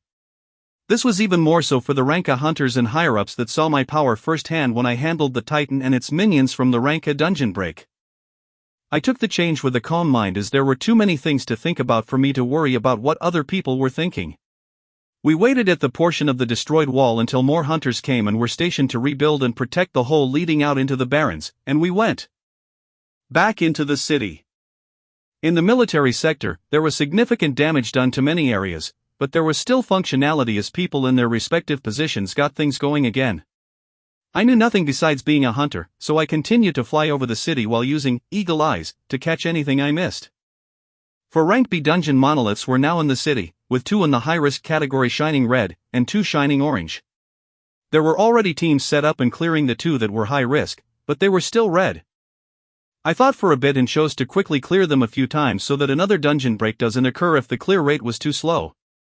In the next 2 hours, I dived into each of the 2 high-risk category dungeons 3 times before their color changed to light orange, gaining more core S and skill S. Nothing disastrous had happened while I was going in and out of the dungeon. Once there were no dungeons that would have any immediate dungeon breaks, I went back to the military sector where there would be a debriefing. I ignored the thankful and reverent looks from the soldiers and hunters that I had either healed or saved and went into a huge conference room, finding the only open seat at the front center of the room, with everyone else waiting. I sighed and sat down as the debriefing began. The discussion was somber this time around. We had lost much of the connections with surrounding cities and were not able to get in touch even with Blessed City. The consensus was that this occurred throughout the world, and we didn't know the extent of the damage yet. But one thing was clear, there were now many more monsters roaming the desolate barrens. It would be much more dangerous to pass through from one city to another, with not much hope for the people stationed on guard posts along the roads leading to and from the cities. The next step was what we would do from here. When we got to this point, the room quieted and many people turned in my direction. This was what I was thinking about how to deal with before coming here. In the cities, those who held the most power would be the ones in high positions and have a large influence on the direction and lives of all the people living in it. Currently, they had seen with their own eyes that I was the strongest, and by a large gap at that, so more influence was pushed onto me. I knew my strengths and weaknesses though, and leading people was not something I was confident in. I thought for a bit and said, all I can do is hunt down the beasts, so I will rely on the help and ideas from everyone else on matters I am not knowledgeable on. The hunters in the conference room nodded as they waited for my opinion about what we would do from now on. I continued, the first thing is information. We need to find out which cities are still with us, and which cities still need a helping hand that haven't already been overwhelmed. The officials in the room nodded as they began moving around busily. The issues after that were logistics about the city, its people, food and water, and many more things I didn't know or have an ounce of knowledge on that I left to the relevant departments to take care of. After the direction was decided and the officials began to act, I went towards the melancholic Elizabeth who was standing in the corner of the conference room. I looked at the sight of this person that I didn't know how to feel about and said, "Are you doing all right?" She looked at me and put a smile on her face as she replied, "Yeah. I just thought we were close to being done, but it looks like things are just beginning." I looked at the tired woman that seemed to be trying her best. She had lost another friend today, someone she knew much longer than I did. Magnar's face flashed in my thoughts as I observed the sad expression on her face and replied, "Get some rest, it'll be a new day tomorrow." She nodded her head as she looked around the room and went towards the living quarters. No other thoughts passed through my mind as I went out of the building and flew to the skies of the city once more. I looked to the destroyed buildings and people that were moving about and mourning for the losses of those they knew. My thoughts moved to something I didn't want to imagine right now, which was the people of Outer Bank X. With the highest ranker there being rank B. I shuddered as I thought at the possible number of deaths that had occurred there and in other similar cities. I continued to fly higher and higher up until the buildings seemed tiny and the outline of the city could be viewed fully by me. I would wait for the information to come out after what remains of the military acts to move their drones and other things to obtain intel, but I could still move myself and be ready for whatever might occur. The immediate surrounding of the city's walls were clear, and I couldn't see much else in the darkness this high up even with eagle eyes. But I instinctively felt that there was something in that darkness. I stayed in the air, watching and waiting for dawn to break to see what was waiting for us in this darkness. Chapter 45 Raining Flames. I floated in the night sky as thoughts continued to churn in my mind. Hours went by as nothing out of the ordinary happened. When the light began to appear on the horizon, I had made a monumental decision for my actions from here on out. The cover of the night was pulled away as the walled city and desolate barrens revealed themselves to me. Far from the city, there were many moving dots that made for a terrifying sight. At the forefront of these dots were three large titans that moved around menacingly. More and more beasts were coming from all around to join this larger crowd as the dots kept on increasing. The scene reminded me of the pictures of the horde of beasts with the large turtle in the middle that were also making its way towards the Empire, albeit the sight in front was at a smaller scale. The monumental decision I had made while I was floating in the night sky this past night was to start moving independently. As great as it was to mix around with others, it was also limiting me. I was planning on going all over the Empire to clear out the dungeons and beasts that have popped out, before going ahead and facing the incoming horde of enemies after. This was me moving faster. I would start with the collection of beasts amassing themselves around this city first. My eyes were on the three moving titans whose figures became even clearer with the sun breaking through the horizon. One was a large bear with claws drenched in black, another was an Arctic fox with white flowing fur, and the last was a white panda hoisting a sizable tree trunk on its back. I began acting while staying in the skies, starting off with multiple casts of Infernal Purge. The dark red flames that were terrifyingly hot rushed down towards the gathering of beasts below. Elizabeth was watching an alarming image of collections of monsters outside the city. What alarmed her the most was the droves of flames that were now falling down and burning everything on sight. She had not been able to get a wink of sleep last night, and she doubted anyone would have. They had received signals about the gathering of beasts outside the city a few hours ago and were already moving the tired hunters to fight as soon as dawn broke. She came to the forefront at the destroyed portion of the wall, only for the sight in front of her to present itself. The dark flames were the first thing she saw. When she looked to where they were coming from, she saw the hazy figure of a man she soon recognized in the sky. Her mind was much calmer as she saw this, and she thought about the incomprehensible power that Noah seemed to have. She had thought he was a better than average rank A and chose to let loose with him for a night just to forget about the grimness she had been dealing with all this while. It was a great time, but she felt like she really couldn't approach this man that same way again. He just seemed too strong and intimidating currently, becoming a different person overnight. She also knew herself and she didn't think she was the type of woman that deserved someone like him. Looking at the destruction he was bringing down on beasts that they would have to spend hours fighting, she knew someone like him wouldn't stay in one place for too long. A person of his caliber deserved somebody that wasn't damaged, and was meant for much greater things. A sad expression passed by her face as she depreciatingly thought about this. She thought of the attack yesterday as she watched the monsters outside the city howl as flames kept on falling onto them and melting their ranks clean through. That attack had occurred the moment they began destroying dungeons. Anger rose in her as she thought about this. That attack was deliberate. Their enemy was much stronger than they were, and they knew nothing about them. She looked to the skies once more as she hoped. She just hoped they now had someone just as strong that would stand by their side. She was planning on staying in Star City for quite a while to take care of things that might fall apart because of the absence of a great friend of hers. He had saved her once in the past and owed a great deal to him, and yet she wasn't even there when he died. Her wrathful heart was getting some relief as she watched three titans angrily rushing around the other beasts avoiding flames. They had tried jumping to reach the target in the sky, but this resulted in even more gruesome injuries as patches of their body were melted from the continued rushing flames. Elizabeth looked at this ridiculous sight of three rank A bosses that effectively could not do a single thing to the man in the skies and thought maybe, just maybe, they would be alright. The monsters began dispersing as they couldn't deal with the attacks coming down, and this was when another attack was introduced. Circular explosive blasts of cold elements wrecked the area where the monsters were in, blowing them to smithereens and only leaving behind blue flames. With the combination of flames and these cold blasts, a majority of the beasts were destroyed or sent running. The three titans did not make it out alive as their bodies lay burnt and frozen in the chaotic barrens. She, along with the other hunters placed on the broken walls, looked up to the figure in the sky in reverence and fear. He hadn't come down even once, but the horde of beasts lay dead around him. After watching the unbelievable show of the decimation of beasts, hope rose in the hearts of many as they looked to the future. Communications were properly established and they were able to get a better grasp of the situation around them. The Empire's capital was damaged, but still standing because of the strength of Steel Mikhail. Other cities that had rank A hunters and a multitude of rank Bs were able to bring things under control, but the deaths were in the millions for many cities, with others completely destroyed. News from the United Federation was just as grim, with some countries destroyed and others turning lawless.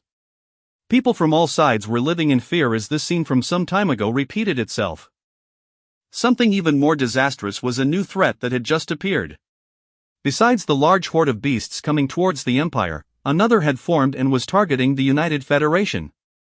This horde had something that made many people tremble in fear. It was a mythical beast they hadn't seen before, a dragon. News from those that saw this beast and were still alive said it had come out of a monolith larger than any of the currently meant ones, and that it spelled destruction for the entire world. When the images were first seen, the officials did not want to believe it. The dragon was not carrying out indiscriminate destruction, but occupied a few countries and declared himself king. Any hunters that dared to defy him would be killed without question. Something even more startling was that this was the first beast that was able to communicate with the humans, making commands and reformations that the occupied countries had to follow. This threat was something they did not know how they could possibly deal with. Leaders were panicking with no options in sight as at this sudden development. Were their lands about to be taken over by foreign invaders? Amidst all of this, a new hero was rising above the destruction to bring a semblance of hope towards the people. Because of him, one particular city in the empire faced the lowest number of casualties. He was a versatile mage that fought in the front lines, tirelessly casting skill after skill with boundless energy. He was the peak rank a hunter known as Noah Osmont. I observed the burning lands beneath me as the screams of beasts rang out. Whatever plans the three titans had to besiege the city were out of the window as every beast in their ranks fell, and eventually they themselves met their end. My defenses were a notch below these rank A bosses, as can be seen by how the first one I took down yesterday broke a few bones with a slap. My offensive skills could not be matched though, as the damage of rank A skills that were further boosted by support skills ravaged their defenses after just one attack. I floated down to the burning ground to pick up the E cores, similar to yesterday. Many of them were rank A cores as the beasts came from a rank A dungeon break. I left lower level cores aside when I was flying through the city yesterday, only grabbing and absorbing the higher ranked ones when I stood guard in the sky the last few hours. With the death of many beasts here, as well as the large piles of cores I could see besides the 3 dead titans, I should be able to absorb enough until I reach the cap of 300 for my attributes. With the skills that provided additional attributes, mine had already broken through to the next rank. After A. What was this rank? Maybe I'd be the pioneer to find out. Besides the cores, I found 2 rank A skills and an item from the 3 bosses, the 2 skills being, Spear of Destiny dark energy manifests in the form of a spear that aims at the hearts of your enemies, and Ultra Regeneration as long as your heart beats and your brain is still functioning, you will not meet death. The item was a purple armor that looked extremely sturdy called, Armament of the Commander. I learned the skills and equipped the armor, enjoying the new feeling of safety after the hard material covered the entirety of my body. I went back towards the city after that and met many hunters that were prepared for a fight that was finished. I nodded at Elizabeth and went back with her into the military sector to listen to the updates they had received so far. The news was grim, with many deaths in some cities that couldn't be reached. A monster that exceeded rank A had taken over countries in the United Federation, and the threat of the horde of beasts with the terrifyingly large turtle that was most likely of the same rank as the one appearing in the United Federation had its horde increased in size and was accelerating towards the Empire. I listened to all of these pieces of information and knew what I would be doing from now on. There was no time to waste, so I used my newly formed influence in the city to get many things in order. The first thing was to procure more storage rings, and I was able to find 2 more rank B and 3 rank C rings from the military inventory, bringing my total collection of storage rings to 5 rank C and 3 rank B. Half of these rings would be filled with food and daily necessities as I was planning to leave the city, roam the barrens, and give aid to any other existing cities while going towards the monster horde heading towards us. Specialized hunters from the Empire would be doing this within the next few days, but I would move out first. This responsibility did not feel that heavy on me, as the strength I had more than made up for it. I knew that my V-focus was blank for a reason, and it wasn't to waste it away just clearing dungeons in cities and being entertained. I made this clear to the rankers that were standing atop this city, and their expressions turned somber as they heard. Elizabeth looked at me and spoke, "We will reinforce and meet you at the outer perimeters of the Empire as things are being settled. The information shows that the horde will reach the outer perimeters in around a week." She spoke with conviction, looking straight into my eyes for the first time in a while. I nodded at her and moved along to secure other matters before I began moving. I knew the remaining hunters wouldn't sit still as their empire faced this enemy, but I also didn't want to see more deaths. They would make their own choices though, and I couldn't change that. They would focus on stabilizing the surrounding cities and making sure no more dungeon breaks occur. The consensus seemed to be that destroying dungeons completely was good, but it was to be regulated. They were horrific designs that brought them much death and pain, but they also allowed for more people to grow stronger when they were repeatedly cleared. Some would be destroyed, while others that can be comfortably cleared would be left behind. It took an entire 3 hours after this until I was ready to leave. During that time I had chosen more rank B skills from the military inventory and the ones that had dropped that I hadn't learned yet. The newly gained skills mostly augmented my damage and defense further. They were Greater Flame Penetration, Burning Soul, and Elementalist, that respectively reduced the flame resistance of enemies, seared their core with flames and caused more damage when using element-based skills. Hard Body, Diamond Skin, and Elemental Mirror all boosted my defenses even further, making my body seem out of this world with the colors and textures if I had not been keeping active skills like Stealth and Shadow Veil that hid all the iridescent colors and effects. The remaining time was spent stuffing the storage rings with all sorts of meals that I had prepared, from the steaks I liked to non-perishable foods that could last me more than 2 weeks. After that was the somber military burial for the death of many soldiers and vice admirals across the city that put their lives on the line. One particular soldier being honored was Vice Admiral Magner, his death causing a large gap that would not be filled anytime soon. Once all of this was done and I was ready to go, I was met with a row of soldiers and hunters sending me off. I would meet them all again soon enough when they begin moving towards the beast horde, and didn't know who would be lucky to come out alive from that fight. Elizabeth stood at the forefront while I flew away, only telling me to be safe and wait for them before facing off against the enemy. I couldn't begin to understand what she was thinking, and I myself didn't have the luxury of getting emotionally sidetracked right now. Who knows, maybe after everything was over I would put in the time. I flew away from Star City and went towards the desolate barrens where monsters roamed free.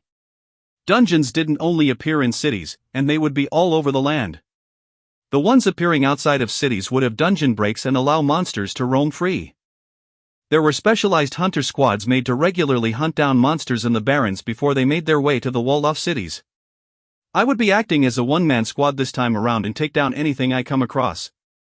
The ultimate goal at the end of this journey was the death and loot from the ridiculously huge turtle in the middle of hundreds of thousands of beasts. All I had with me were rank S skills that were boosted multiple times with support skills being kept active at all times. Would they be enough to take down something a level higher? Chapter 47: A Terrible Beast. Hunters all over the Empire were bracing themselves for a fight that determined their future. A horde of beasts was on their way, and admirals scrambled to get their regiments in order after the latest attack that left many dead and injured. Enough hunters had to be moved to face the oncoming threat while also leaving enough behind to clear the newly appeared dungeons around the cities. There were enemies all around, with not enough people on hand. Higher-ups of the Empire had slightly less despondent thoughts as intel regarding a particularly powerful hunter made its way to the top. The hunter had faced crowds of monsters that were about to besiege Star City and took them all down single-handedly. With the addition of top hunters like Steel Mikhail, they felt like they could still come out of this predicament in one piece. Commands were quickly given as pieces began being moved. They were tired and fearful, but they would not give in. They would fight until their last breath if they had to. Cities gradually became stabilized as hunters began moving to the periphery of the Empire to meet the coming enemy. The United Federation was in a dire state after the recent attacks. 3 of its countries had already fallen into the hands of a powerful black dragon that killed anyone that defied it. The terror of this dragon was just beginning as it began making movements. It had many underlings beneath it that looked like a mixture of humans and lizards, as well as smaller reptiles that looked similar to it but had no wings. The black dragon's first movement made many despair, as it commanded the human hunters that healed under its strength to form into a force that attacked the surrounding countries. It had many beasts under its command to use, but it was mostly using humans to fight other humans for its dominion. Scenes of hunters facing each other in battles had already started, causing a sense of defeat from any parties that came out alive in these battles. Both were fighting to defend the lives of the people in their countries, with one side trying to protect the millions that were already subjugated under the Black Dragon's forces. Any dissent from them could cause the death of millions of people with just a word from the terrible beast. Leaders in the Blessed Empire were observing this situation while providing support to the United Federation for the first time in a while. Resources were spread thin as hunters had to be sent towards an impending horde to the south, others to remain to protect the Empire itself, and some to be sent towards the United Federation. If the countries there all fell under the command of the Black Dragon, the Empire would be next. The Dark Sword, Kazuhiko, was feeling a different emotion for the first time in a while. It wasn't the usual apathy and disinterest that he felt even after the apocalypse occurred. He had naturally awakened and risen to become the most powerful hunter of the United Federation as time passed. He had cleared dungeons, faced Ranka Titans, and done everything his teenage mind had ever dreamed of. But he was quickly bored again. Even after dungeons appeared in mass again, the Ranka bosses from the dungeon breaks quickly fell under his sword. But now, something different was occurring. His blood boiled as he saw the images of the huge black dragon that was making its way to the center of the United Federation. He felt like this huge beast would be a sufficient opponent for him, but he also knew his limitations. Even though he was a battle junkie, he still wanted to keep his life. The beast they were going against was a rank above his, with thousands of beasts surrounding it. This was why he was leading the hunters of the Federation that would be standing against the Black Dragon and his forces. He looked down on the humans that submitted to the beast's power. Where was their pride for them to stand down so easily? A man should fight to their last breath. Even if the entire team he was leading was to be overpowered, he would not submit under the rule of beasts. He didn't want that possibility though, as he wanted to live longer and fight many more grand battles, so he was waiting. He waited for the hunters around the nation to gather and band together. He waited for the reinforcements from the neighboring empire. He waited for all the pieces to be moved in place before he faced off against the huge beast and its army. His heart was pounding as he stared at the image of the dragon. He couldn't wait for the battle to start. Steel Mikhail laid his trusted spear down as he absorbed the information he was receiving. Their blessed empire had born another powerful hunter called Noah Osmont. The information put him on top of the charts just from the exploits he had done so far. He thought about the described scene where this hunter stood against droves of beasts and took down 3 Ranka bosses all by himself. Would he be able to do something similar? He required the help of other hunters stationed in the capital to take down the Ranka bosses that had appeared because of multiple dungeon breaks. He had mages healing him and other hunters contributing to keep them busy while he dealt killing blows. Yet Noah seemed to be doing the work of multiple hunters all by himself. He withstood the attacks of a titan and came out alive, used highly offensive spells to take it down while also healing injured hunters he came across. He was truly powerful. Mikhail wasn't feeling any form of jealousy or envy from his title as the strongest hunter of the empire going to someone else. He loved the land he was in and would do anything for it. Having stronger hunters was naturally a good thing. They had already received news that Noah was making his way towards the monster horde south of the empire. This showed the man's confidence in his strength. The empire was also continuing to send its forces and resources to the outer perimeters to meet the beasts and reinforce this hunter. A majority of the high-ranking hunters would either be going in the same direction as Noah or towards the United Federation to help with the newly risen threat that would point itself towards the empire the moment it was left to run rampant. He would stay in the capital as its protector. He and a few other hunters would clear the Ranka dungeon here, and the newly appeared ones in surrounding cities so that no dungeon breaks would continue occurring. He would be the last line of defense for the millions of people living in the empire. That was his role. He was the protector. Chapter 48 Destroyed Cities. Chapter 48 Destroyed Cities. Scenes of something you wished were only in your nightmares were making themselves prevalent as I flew across the skies of the desolate barrens. A semblance of society lay destroyed on the ground, with patches of monsters roaming free. Many of these monsters were either being led by a titan, or you could occasionally find a few traveling alone. Many of them were cleared after the appearance of dungeons the first time, with the occasional teams being sent whenever a dungeon appeared and a dungeon break occurred in the barren lands. After the stabilization of the cities, more hunting squads that handled these monsters would have to be sent out so that they don't form into larger groups and begin targeting the walled-off cities. I had passed by 2 cities so far, cities that I had seen while driving to Star City not too long ago. Their serene atmosphere was broken as you could see destroyed buildings and smoke, but they were still standing. There were significantly more casualties in other cities that were not lucky enough to have strong hunters stationed. I was forcing myself to not prioritize a city that I couldn't keep out of my mind, as there were more cities near me where I could save more people and time. I would move at the fastest pace towards the place I awakened in, Outer Bank X. The 2 cities I passed were still trying to clear any monsters running around inside, with a few patches of monsters slowly getting together outside the city walls.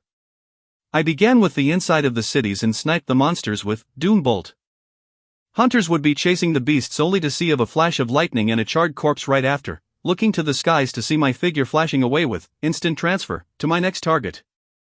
When I was met with any titans grouping monsters together, I cast Spear of Destiny towards them. A dark palpitating spear more than twice my size would form and strike down towards these large beasts, nailing them to the ground. Rank B bosses required 2 or 3 hits of this spear that always aimed at their chest before a bloody hole appeared, where their hearts used to be ruptured. Rank A bosses required well over multiple casts of Spear of Destiny, as they instinctively felt the deadly spears heading towards them and either tried to evade or block. After their arms became a mess of flesh and bones and their mobility was reduced, the dark spears dug through the tight chest muscles until they reached their hearts. I only came across 2 other Rank A bosses, adding to my collection another Rank A skill and item. The skill was Arc Lightning, a terrifying lightning that chains onto other nearby enemies strikes down, and the item was Fairy's Wings. This was the first item I found that wasn't a generic armor or weapon, but its effectiveness was low when it came to me. When equipped, it looked like white glowing wings of light spread out from my back. The wings allowed you to float as long as mana was supplied, and having them on increased your maneuverability and speed in the air. I didn't need the floating function because of flight, but I would have them on for the boost they provide while I was flying. My speed became even faster, allowing me to reach the 3rd city today before night fell. This city was even more desolate than the last 2, with a majority of it in ruins and hunters still holding off monsters.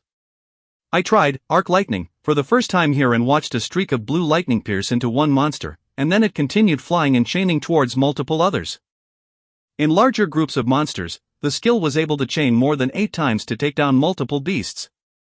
I flew around this city and cast Guardian's Light towards the injured. My figure that was flying through the skies releasing golden lights while having glowing wings outstretched behind only made me stand out even more. The city and its surrounding area was cleared of monsters in no time, and I chose to spend the night here as I realized I couldn't hunt effectively at night with the low visibility. When I took the journey to Star City last time, it had taken us the entire day from Outer Bank X to get there. Yet now, I was only halfway through to Outer Bank X as I worked to take down groups of monsters and aid the struggling cities I came across. At the same time I was clearing any dungeons that were high risk so that another dungeon break didn't occur. After seeing the state of most hunters in the city, I also gave up the many Rank B skill books, items, and cores I didn't have need of to raise multiple Rank B hunters in the past 3-inch cities that could effectively handle the new dungeons that arose. I would reach Outer Bank X tomorrow, but my head was aching from what I might see when I get there. More than a day had passed since dungeons appeared en masse again. If a city was faced with strong monsters, its outcome would already be decided by now. I hoped for the best, but I prepared myself for the more than likely scenario of destruction that I might see tomorrow. I wanted to keep to myself tonight, so after flying around this 3rd city and healing any that were badly injured, I found a destroyed building to get into to sleep for the night.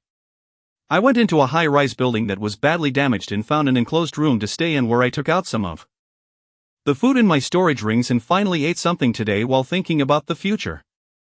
Early in the morning when dawn broke, I rose from the destroyed building and continued my way towards Outer Bank X. There was a long distance with only the Barrens to look at before I reached the next city. The CLU.S. Tours of monsters were becoming more frequent as I went further out of the Empire, leaving me with a heavy heart as more of my conjectures were turning out to be true. The groups of beasts in the Barrens were only met with death as dark flames, explosive cold blasts, or chaining lightning decimated their ranks. I was releasing all of my anger onto them, but it seemed to be ever so increasing. I passed through another city that I recalled was right before Outer Bank X, and the sight did not bode well for what I would be seeing from now on. All around me was carnage, with beasts running rampant and very few survivors in sight. I looked at the city below me in anger and sadness as the bloody sight laid itself bare. Lightning rained down as it chained from beast to beast, destroying anything it came across as my rage continued to build up. I was angry at the beasts, but I was also angry at myself and many others in the Empire. The most powerful hunters were stationed and concentrated in the cities further inland. It seemed only natural as they held higher-ranked dungeons and they were required to clear them. Even I left Outer Bank X to go to a core defense city that held higher-ranking dungeons. But this natural thing meant there were very few powerful hunters in the outer cities of the Empire. Nobody had ever expected dungeons to appear en masse again, but they did. With these cities having a few rank B hunters and many more lower-ranking ones, how could they handle it if a rank A dungeon appeared and a dungeon break occurred? Unless they were lucky enough for more powerful hunters to naturally awaken and take the lead in defending them, some cities faced complete destruction. Similar to the first advent of the apocalypse, many deaths will occur throughout the world until those truly powerful begin to fully mobilize. The only sliver of hope was people hiding in underground bunkers as the monsters roamed above them, only left to wait for a chance of survival. I looked at the destroyed city while taking down the beasts in the most excruciating ways possible, hoping many people were able to hide themselves and bunkered down in some of the purposefully created shelters. Chapter 49: Rage Against an Unknown Enemy. The process didn't take too long as extremely terrifying Renka skills rained down on the beasts until all that was left was charred or mangled bodies. I repeatedly used War Cry while flying across the skies to see if there were any people lucky enough to evade the rampage of the beasts.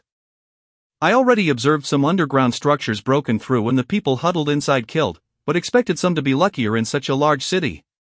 A few hunters and people began rising out minutes after I began using War Cry, fear and despair on their faces as they looked at the city they used to know.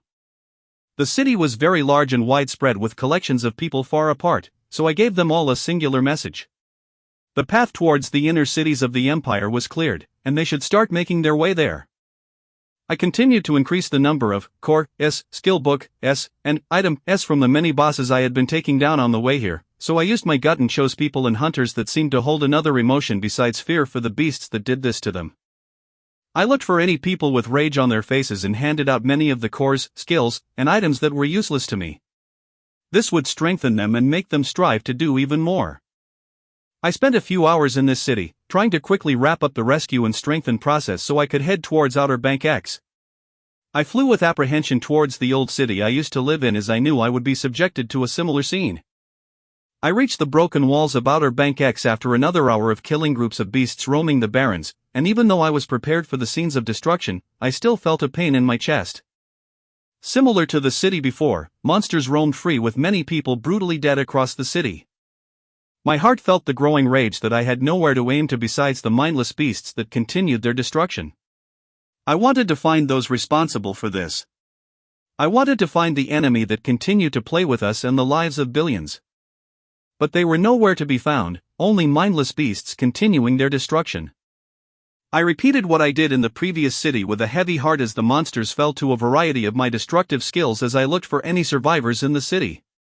The process repeated itself similarly, with thousands of people being lucky enough to hide in underground bunkers all over the city and not be found by the pursuing beasts.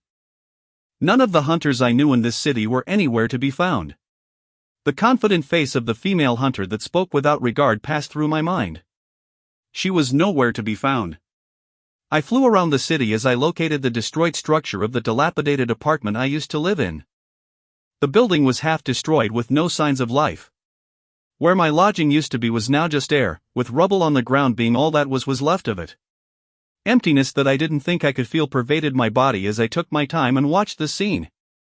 I had watched so many of these scenes of death and misery that I thought I couldn't get any more enraged, but I was wrong.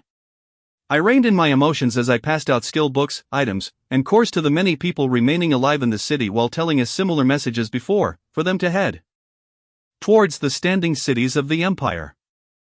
I rose to the skies and looked at the destroyed Outer Bank X for the last time as I moved even faster, making it my goal to comb through the periphery of the Empire and destroy as many groups of beasts as I could. Another day passed and I was able to pass by a few hunter groups led by Ranka hunters that were carrying out a similar mission to mine.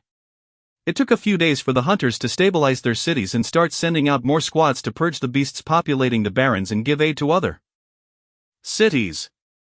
I could also see regiments of soldiers in huge lines of trucks carrying supplies heading straight to the defense line where the collision with the horde of monsters would soon occur. I helped any hunters and people that required aid while giving out skill books to awaken even more hunters that still had the will to fight. I was killing so many monsters of lower ranks that the many rings I had were nearly filling up, making me very generous in giving away the resources I held. I would give more than half away whenever I came across regiments of soldiers led by vice admirals or admirals.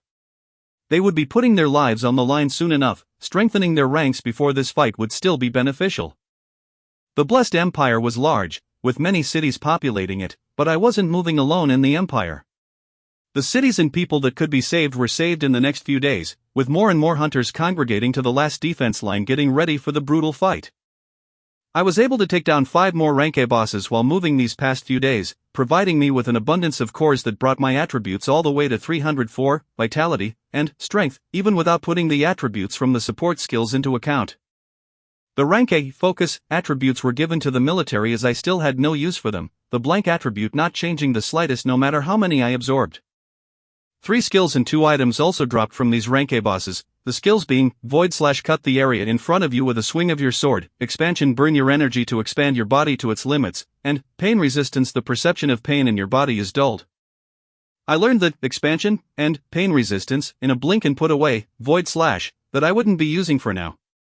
I could use both of the items, one being a rank A storage ring and the other was Emperor's Boots, granting me a boost in speed that further enhanced my already fast flight. The time was quickly approaching as the horde neared the Empire, and I went towards the defense line to meet the coming enemies head-on while trying to minimize the deaths of hunters as much as possible. They had erected a wall and trenches that stretched for miles left and right where many hunter soldiers were stationed. The Empire was preparing for this horde for a while now, and the sudden appearance of new dungeons and beasts had only damaged parts of the defense line that were repaired as soon as the hunters took back control. I placed the colorful fairy's wings into my ring as I flew towards one of the command centers. My figure put the already tense hunters on high alert, but ecstatic expressions rose on their faces as soon as they saw it was me. I had been moving across the Empire rapidly these past few days, becoming widely known as more and more of the hunters I saved moved around. I had also met with the military regiments multiple times and provided them with the loot that was filling my rings, making many of the hunters in the military excited when I neared. I landed on top of the wall lined up with soldiers as I looked out to the wide expanse of barrens before us. A horde of hundreds of thousands of beasts would soon be upon us from this quiet stretch of land. Chapter 50 Collision between opposing forces. As hunters prepared to face the monsters with the moving landmass of a turtle at the lead in the Blessed Empire, other hunters were banding together to stand against the tyranny of the Black Dragon in the United Federation. With the continued aid from the Empire, a coalition of forces was created consisting of hunters from each of the nearby countries and the Empire.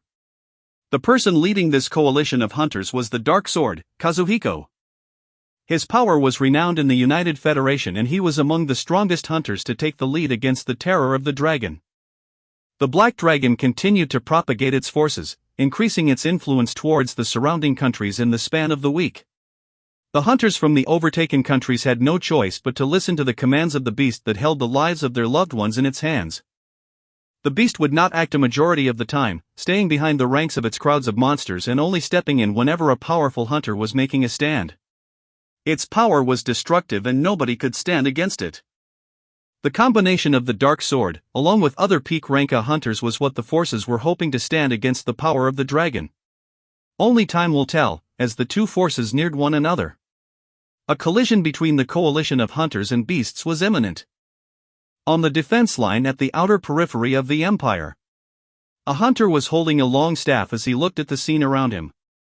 To his left and right were rows of hunters holding mage staffs similar to his and even more holding exquisite bows in their hands. Below him were even more hunters holding a variety of shields, swords, and other close combat weapons. They were ready to put their lives on the line for the beasts that were coming. His hand that was holding the staff was trembling as he began to feel the ground beneath him to do the same. Dust was quickly rising on the horizon, signaling the coming of the monsters. The trembling hunter turned his head towards one of the command centers where he could see the powerful hunters of the Empire congregating. Standing on the lead of these hunters was a man with dark hair and a radiant fair complexion. His body donned an ethereal purple armor that vaunted strength. He stood at the forefront, overlooking the walls and the people with an expression that seemed to give off conviction.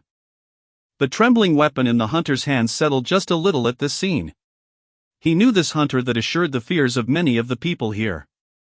His regiment was about to be overtaken by a pack of beasts led by a rank A titan on their way here, and this man appeared out of nowhere with powerful skills that took care of the beasts that were about to take their lives as if it was nothing. It was this strength that gave many hunters hope of seeing the next day in one piece. The dust on the horizon continued to grow larger as more small dots could be seen with the NAKEDI. As time passed, the small dots could be seen getting larger and larger at every step. The hunters were prepared, those with long-ranged weapons and spells protected on top of the makeshift walls, with hunters hoisting large shields and broadswords moving forward to meet the incoming enemy. The horde of beasts was becoming clear in the eyes of the hunters as a conglomeration of all types of beasts became apparent. From apes to lions, all the way to extremely oversized poisonous toads, they were all rushing towards them with eyes filled with blood. Their hearts became firm as they prepared to clash with the waves of monsters. Noah Osmont, the hunter that many people were placing their hopes on, rose in the air as the beasts neared. Other hunters with flying summons also filled the skies as a huge black eagle could be seen not too far away. A famous hunter was also seen with their signature white Pegasus, and even more hunters with bats or other winged beasts appeared. Skills were prepared as everybody felt their energy bubbling at full capacity. Much of the horde was now visible, and to the far back was a hideously misshapen turtle that had green pulsating spikes poking out of its hard shell. Its size seemed larger than 20 meters as it took world-shaking steps towards the crowd of humans in front of it, each of its steps shaking the land. Noah acted first as a cry rang out from him, invigorating the hunters all around and easing their fears. His hand rose to the skies as a long staff appeared pointing forward. Multiple 5-meter circles came to light in the air, dark red flames spurting out towards the incoming beasts as Infernal Purge was cast. The circles increased exponentially as time passed, making the skies above the beasts look hellish as the flames flew down towards them. Hunters saw this destructive power coming from their side and cheered, their spirits lifted as they prepared skills of their own. Boom! Boom! Boom! Chaos had begun as the flames reached down and burnt everything they touched. At the same time, blue streaks of lightning were shooting down, traveling through ranks of monsters as if they were connected by a rope. Arc lightning was also being continuously cast towards the coming beasts as they began falling in droves from the skills of just one hunter. Roar! A thundering sound was heard as the titan of a turtle spread its wide jaws open, and a green pillar of energy shot out towards the hunter, causing such destruction. Zoom! The green pillar of energy hit the air as hunters scrambled to move aside, Noah's figure disappearing from where it was and appearing even closer to the horde of beasts as other skills were cast. Immense dark spears began to form around him as Spear of Destiny was also used when a drastic change occurred. An alarmed expression rose from Noah's face as people began to feel another source of power that wasn't coming from the turtle come to light. Something shot through the skies at extreme speeds towards the figure of Noah, smashing into him in less than a second. Boom! It felt like the skies had cracked as multiple defense skills were destroyed. Noah's body was knocked quite a distance back as it came to stabilize in the air. A grisly wound was on his body as only a mass of wriggling flesh could be seen protruding from his right shoulder. His entire right arm was gone. A pained expression rose from him as multiple golden lights began to descend and Ultra Regeneration was cast multiple times. The beast that had appeared in front of Noah had a humanoid appearance, but with wings and a stinger that shone in a piercing light coming from its body. It seemed like a grotesque mixture of a humanoid mosquito as it raised its sharp stinger upwards in an unnatural manner and licked the blood and flesh coming off of it. It was only 2 meters in size, but its power felt no less than the turtle moving on the ground. Chapter 51. Not 1, but 2. I felt such an intense level of pain that I would have blacked out if I didn't have pain resistance activated. While I was targeting the enormous moving landmass of a beast below, something else that was moving in the dark almost took my life. Were it not for the many defense skills like Diamond Skin, Hard Body, Golden Halo, and many more that layered my body at all times, it might not be only an arm I was missing. The pain was increasing as Ultra Regeneration and Guardian's Light continued to fall onto my body and regenerate my arm at a quick pace. The formation of bones and muscle was excruciating, and I could only focus on flying and using instant transfer against the beast that began moving towards me again. The hunters with flying beasts on our side had met with their opponents in the skies, and there was nobody else to lend a hand as everyone had their hands full. I kept my eyes on this grotesque mosquito that moved at quick speeds, dodging the stinger coming towards me by a hair's breadth each time as I waited to move my focus from the regenerating arm and retaliate with my own skills. Boom! Boom! I was under huge pressure as green beams of light continued to come out of the wide jaws of the turtle and decimate the area around me. It had focused its attacks on me and continued throwing them out as the stinger of the mosquito continued to try and pierce me once more. Frigid Impermanence was not hitting the target in front of me as it moved too fast. The moment the skill was casted it would be at another position. My arm finally finished regenerating as I felt the movements of my fingers again, and my full focus was placed on the fast-moving enemy while evading the poisonous green blasts coming from below. Multiple dark spears surrounded me as I casted Spear of Destiny multiple times, and Miniature Tornado ES appeared all around me to reduce the movements of this beast. The rough winds affected its flight as it relentlessly tried to get near me, and the game of cat-mouse while dodging poisonous lasers resumed in the skies. Lightning Hand was putting his entire focus onto the enemies around him as he faced two Rank B Titans. He was swinging a large warhammer that danced with lightning, each swing causing tendrils of blue electricity to smash onto nearby enemies and push them back. He swung his hammer onto the head of one of the two titans as his face looked to the skies where a deadly battle was taking place. The forces of the beast horde on the ground was in all-out war with hunters, with admirals and those in high positions screaming out commands for the hunters every second. Large groups of hunters holding tower shields were holding back the onslaught of beasts while powerful skills were casted towards them. Balls of fire, sharp wind blades, and flaming rocks flew towards the ranks of monsters trying to break through the defenses. The Rank A hunters were in charge of holding back any titans that appeared so the defense line does not get broken through. Their job was crucial as even one position that was lost would cause tons of casualties. He swung his warhammer to the remaining titan near him as its head burst in the shock of lightning, and he moved towards an even bigger boss that was making its way to the defense line. A huge black eagle got to this large beast first, its sharp talons shredding the defenses of the beast as it used its feathers as sharp swords to wound it. A roar came out of Lightning Hand's mouth as Herald of Lightning was casted, his hammer emanating wild power as balls of lightning flew forward with his swing, smashing onto the chest of the titan and knocking it back. The black eagle swooped in with its wide wings and dealt the killing blow, decapitating the head of the injured beast. Lightning Hand breathed roughly as he nodded at the figure of the golden-haired woman on this eagle as they both moved towards other locations on the battlefield, their eyes occasionally looking up to the terrifying sight of tornadoes, beams of green light, and dark spears that were being thrown around in the skies. Their fights were dangerous, but nothing as brutal as what the man in the center of attacks of two beasts higher than Rank A was facing. Steel Mikhail was about to enter a bright orange monolith that represented a Rank A dungeon in a neighboring city near the Empire's capital. His team was waiting for him when he turned around and looked to the south. There were only clear blue skies, but he felt that something of great significance had begun over there. His heart began pounding when he thought of the beast surpassing Rank A that hunters might now be facing. He wanted to be at the center himself, but his strength was better suited to prevent dungeon breaks across the Empire. This dungeon was already their third one today that they were called to. If they weren't here, then they didn't have to wait for the beasts to come from the outside to reap the lives of their people. He reaffirmed his belief as he wished the best of the fight occurring in the south as he and his team placed their hands on the glowing monolith and disappeared.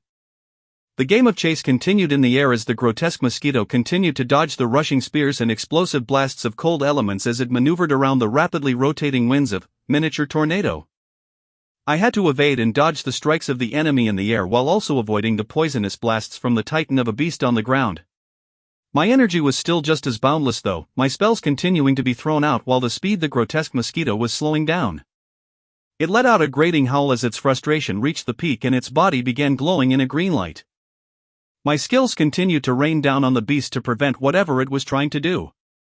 The green light surrounding its body became denser as it became faster and came at me with much more vigor. I thought about how I could get an attack to hit this beast as I watched it speed towards me. The only time it stopped moving even for an instant was when it attacked my body for the first time. My heart raced as a wild idea spread and I recklessly implemented it as I saw the stinger come towards me again. Time seemed to slow down as I shifted my body sideways but did not dodge completely, the stinger piercing through the right side of my stomach as my hands reached out to grab a hold of the beast which had its needle-like appendage lodged in my body briefly. 3 dark pulsating spears penetrated the body of the insect in front of me as a destructive blast of ice elements bloomed between us and blew both of us apart. Boom!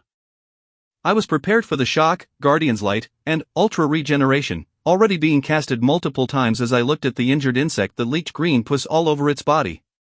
It was wobbling in the air as it began to pull itself down towards the humongous spiked turtle below, which seemed to have become enraged as more than 3 blasts of poisonous green beams were shot towards me.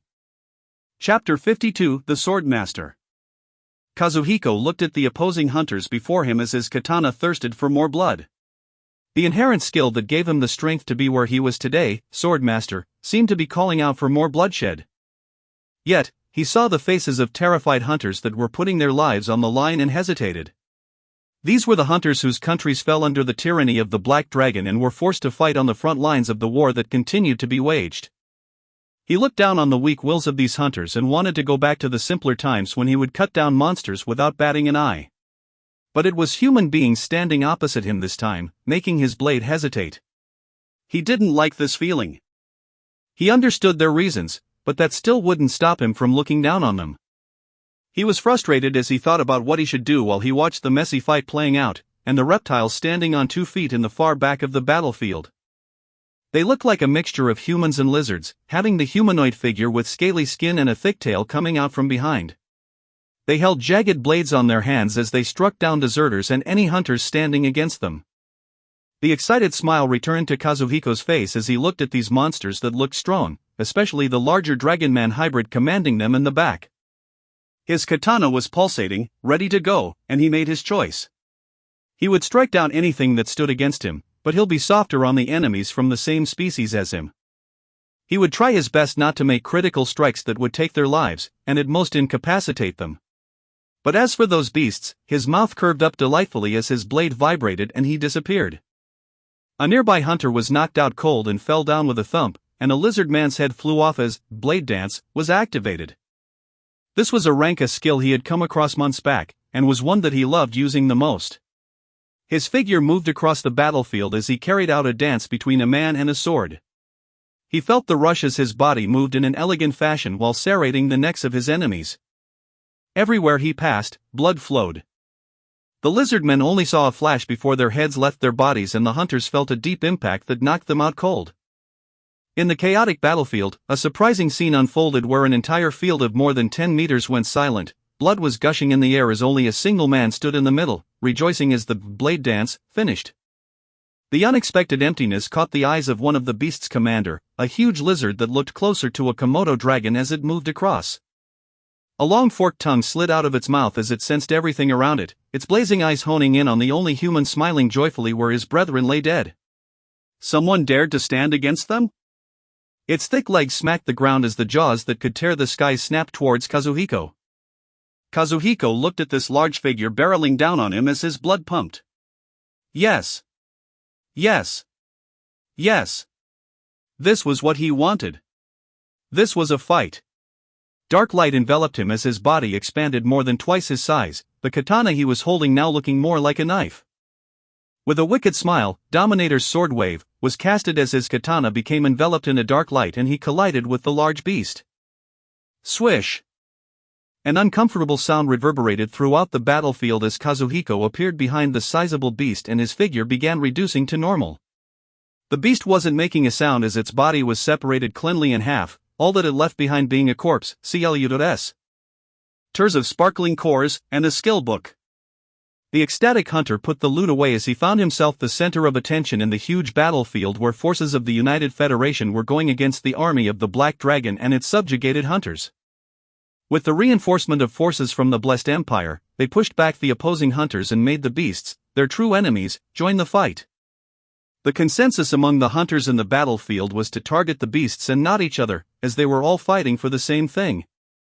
One side didn't want the deaths of their countrymen that were under the rule of the Black Dragon, the others wanted to save their people from the terror of the same beast. Yet, there were no good options. Unless the Black Dragon was killed, they had to fight. But who can take down such a terrifying beast?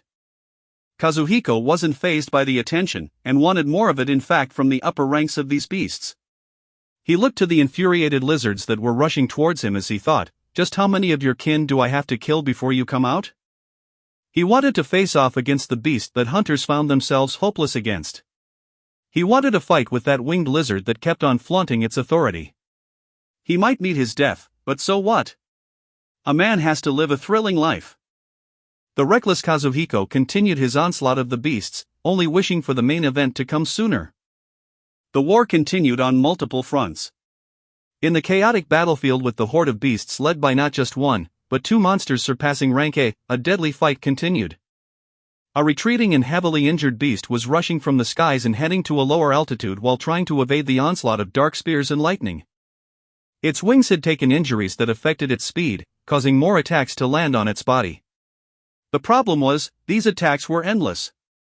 The oversized mosquito looked at the terrifying man above it as it grew enraged at the state it was in. She was a queen that had many subjects bowing their heads to. She was someone that held tremendous power and ruled over millions. Now she was forced to come down to some unknown world and be thrashed around like this? She had no time to think as she continued evading the damaging attacks and focused on regaining her mobility. She went down towards the stupid mephitic turtle to gain some respite from the enemy's attacks, but she didn't know if she would make it there in time. She hated the situation she was in, she hated those bastards that were forcing her to do this. As for this human, just how could someone this powerful exist in such a small world? Her fear reached an all-time high as she saw the enemy continue to evade the venomous blasts and rush towards her with endlessly dangerous attacks. She gritted her maxillae as her innate power activated once again and she rushed towards the coming enemy. It will either be my death, or yours. Chapter 53, Interminable Energy. The air around me trembled from the amount of skills that continued to rush down towards the retreating beast. Dark spears filled the air and arcs of lightning were dancing about, just waiting to jump on the figure of the grotesque mosquito the moment it faltered. Its injuries increased as more and more attacks were able to land, and it screamed indignantly before stopping its retreat and coming towards me, its body emanating a dangerous light. Good, come.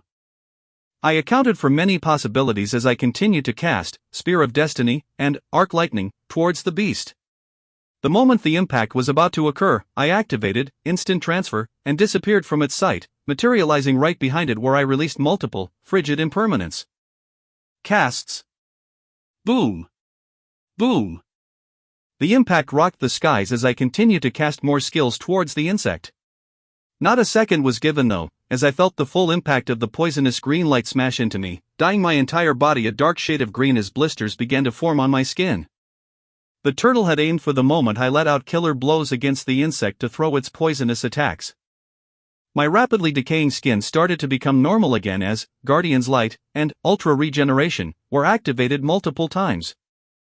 I continued to dodge the remaining incoming pillars of poison as I looked at the body of the insect. Only a thin exoskeleton was left, but it was still hanging on. I let out a furious howl at this immense vitality of the beast and rained more dark spears down on it.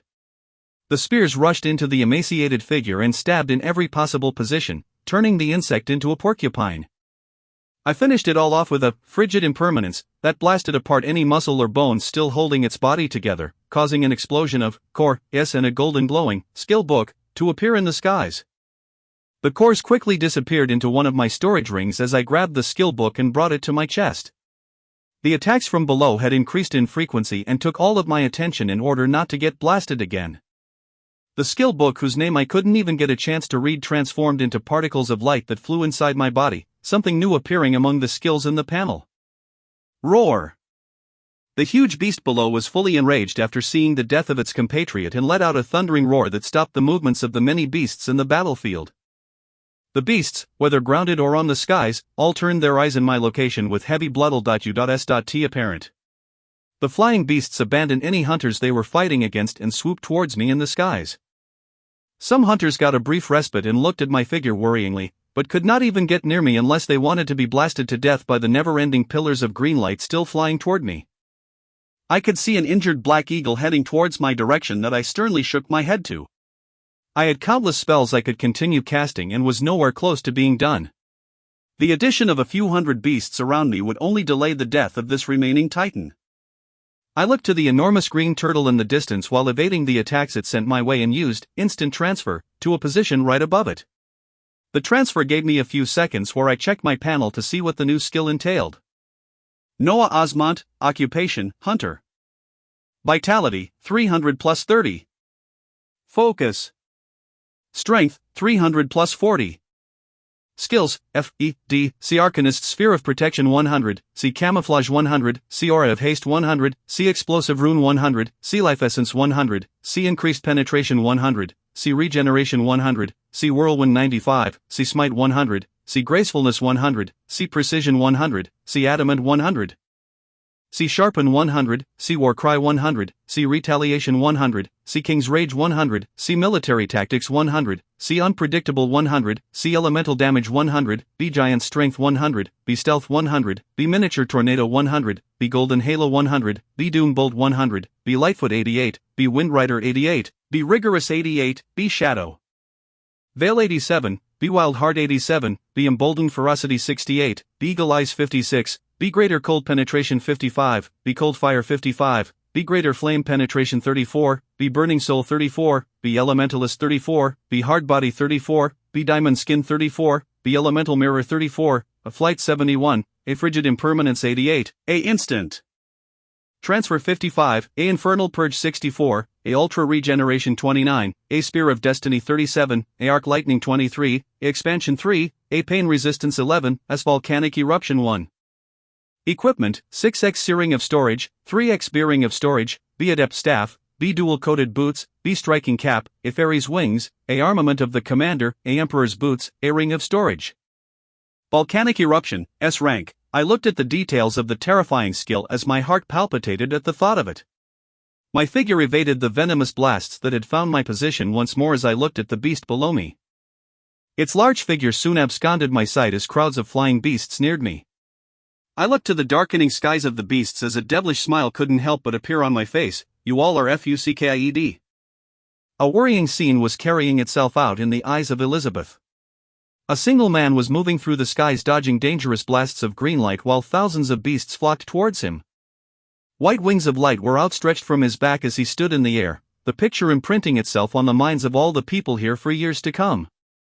An eccentric painter could spend a lifetime making a piece of art that wouldn't be able to describe what they were seeing. The picture of the converging beasts in the air and the noxious turtle blasting attacks from the ground was coming to a standstill as the man rose his hands and winds of erratic energy began to leak out. The whole world seemed like it was shaking as a gruntle voice rang out of the battlefield. Volcanic eruption. It felt like the skies had shattered, and a thundering sound boomed out as a transparent outline of a large mountain appeared in the skies. The peak of the mountain that should have been pointing up was facing down towards the beasts below, thick smoke coming out of it as it began to rumble and shake the air around it. Childish laughter rang out from Noah as the rumbling heightened, and a wondrous eruption occurred. Boom! As if the end of the world was here, the translucent mountain in the sky spit out volleys of apocalyptic magma and flames.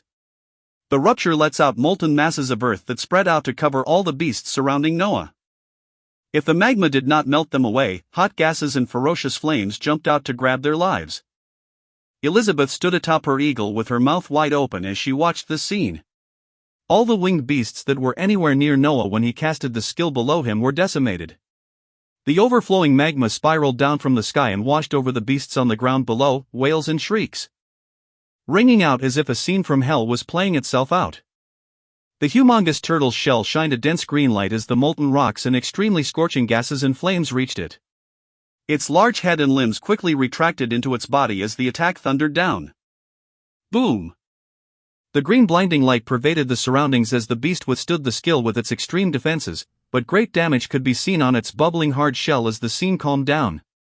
It roared indignantly in the air as its limbs and head flailed out, having taken a pink color after being subjugated to the thermogenic earth and flames. The area around it was completely laid to waste with no other beast but it left standing. The hunters that were fighting for their lives looked at this scene in stupefaction. The beasts they were fighting against trembled in fear as they saw droves of others like them wiped out in a blink. No words could be said as silence reigned supreme in the battlefield. Chapter 54, Stupefied. Amidst all the chaos and war occurring all over the world, there was a small piece of land in a dense forest not too far from the Empire and the United Federation. In this piece of land existed a small village of less than 100 people.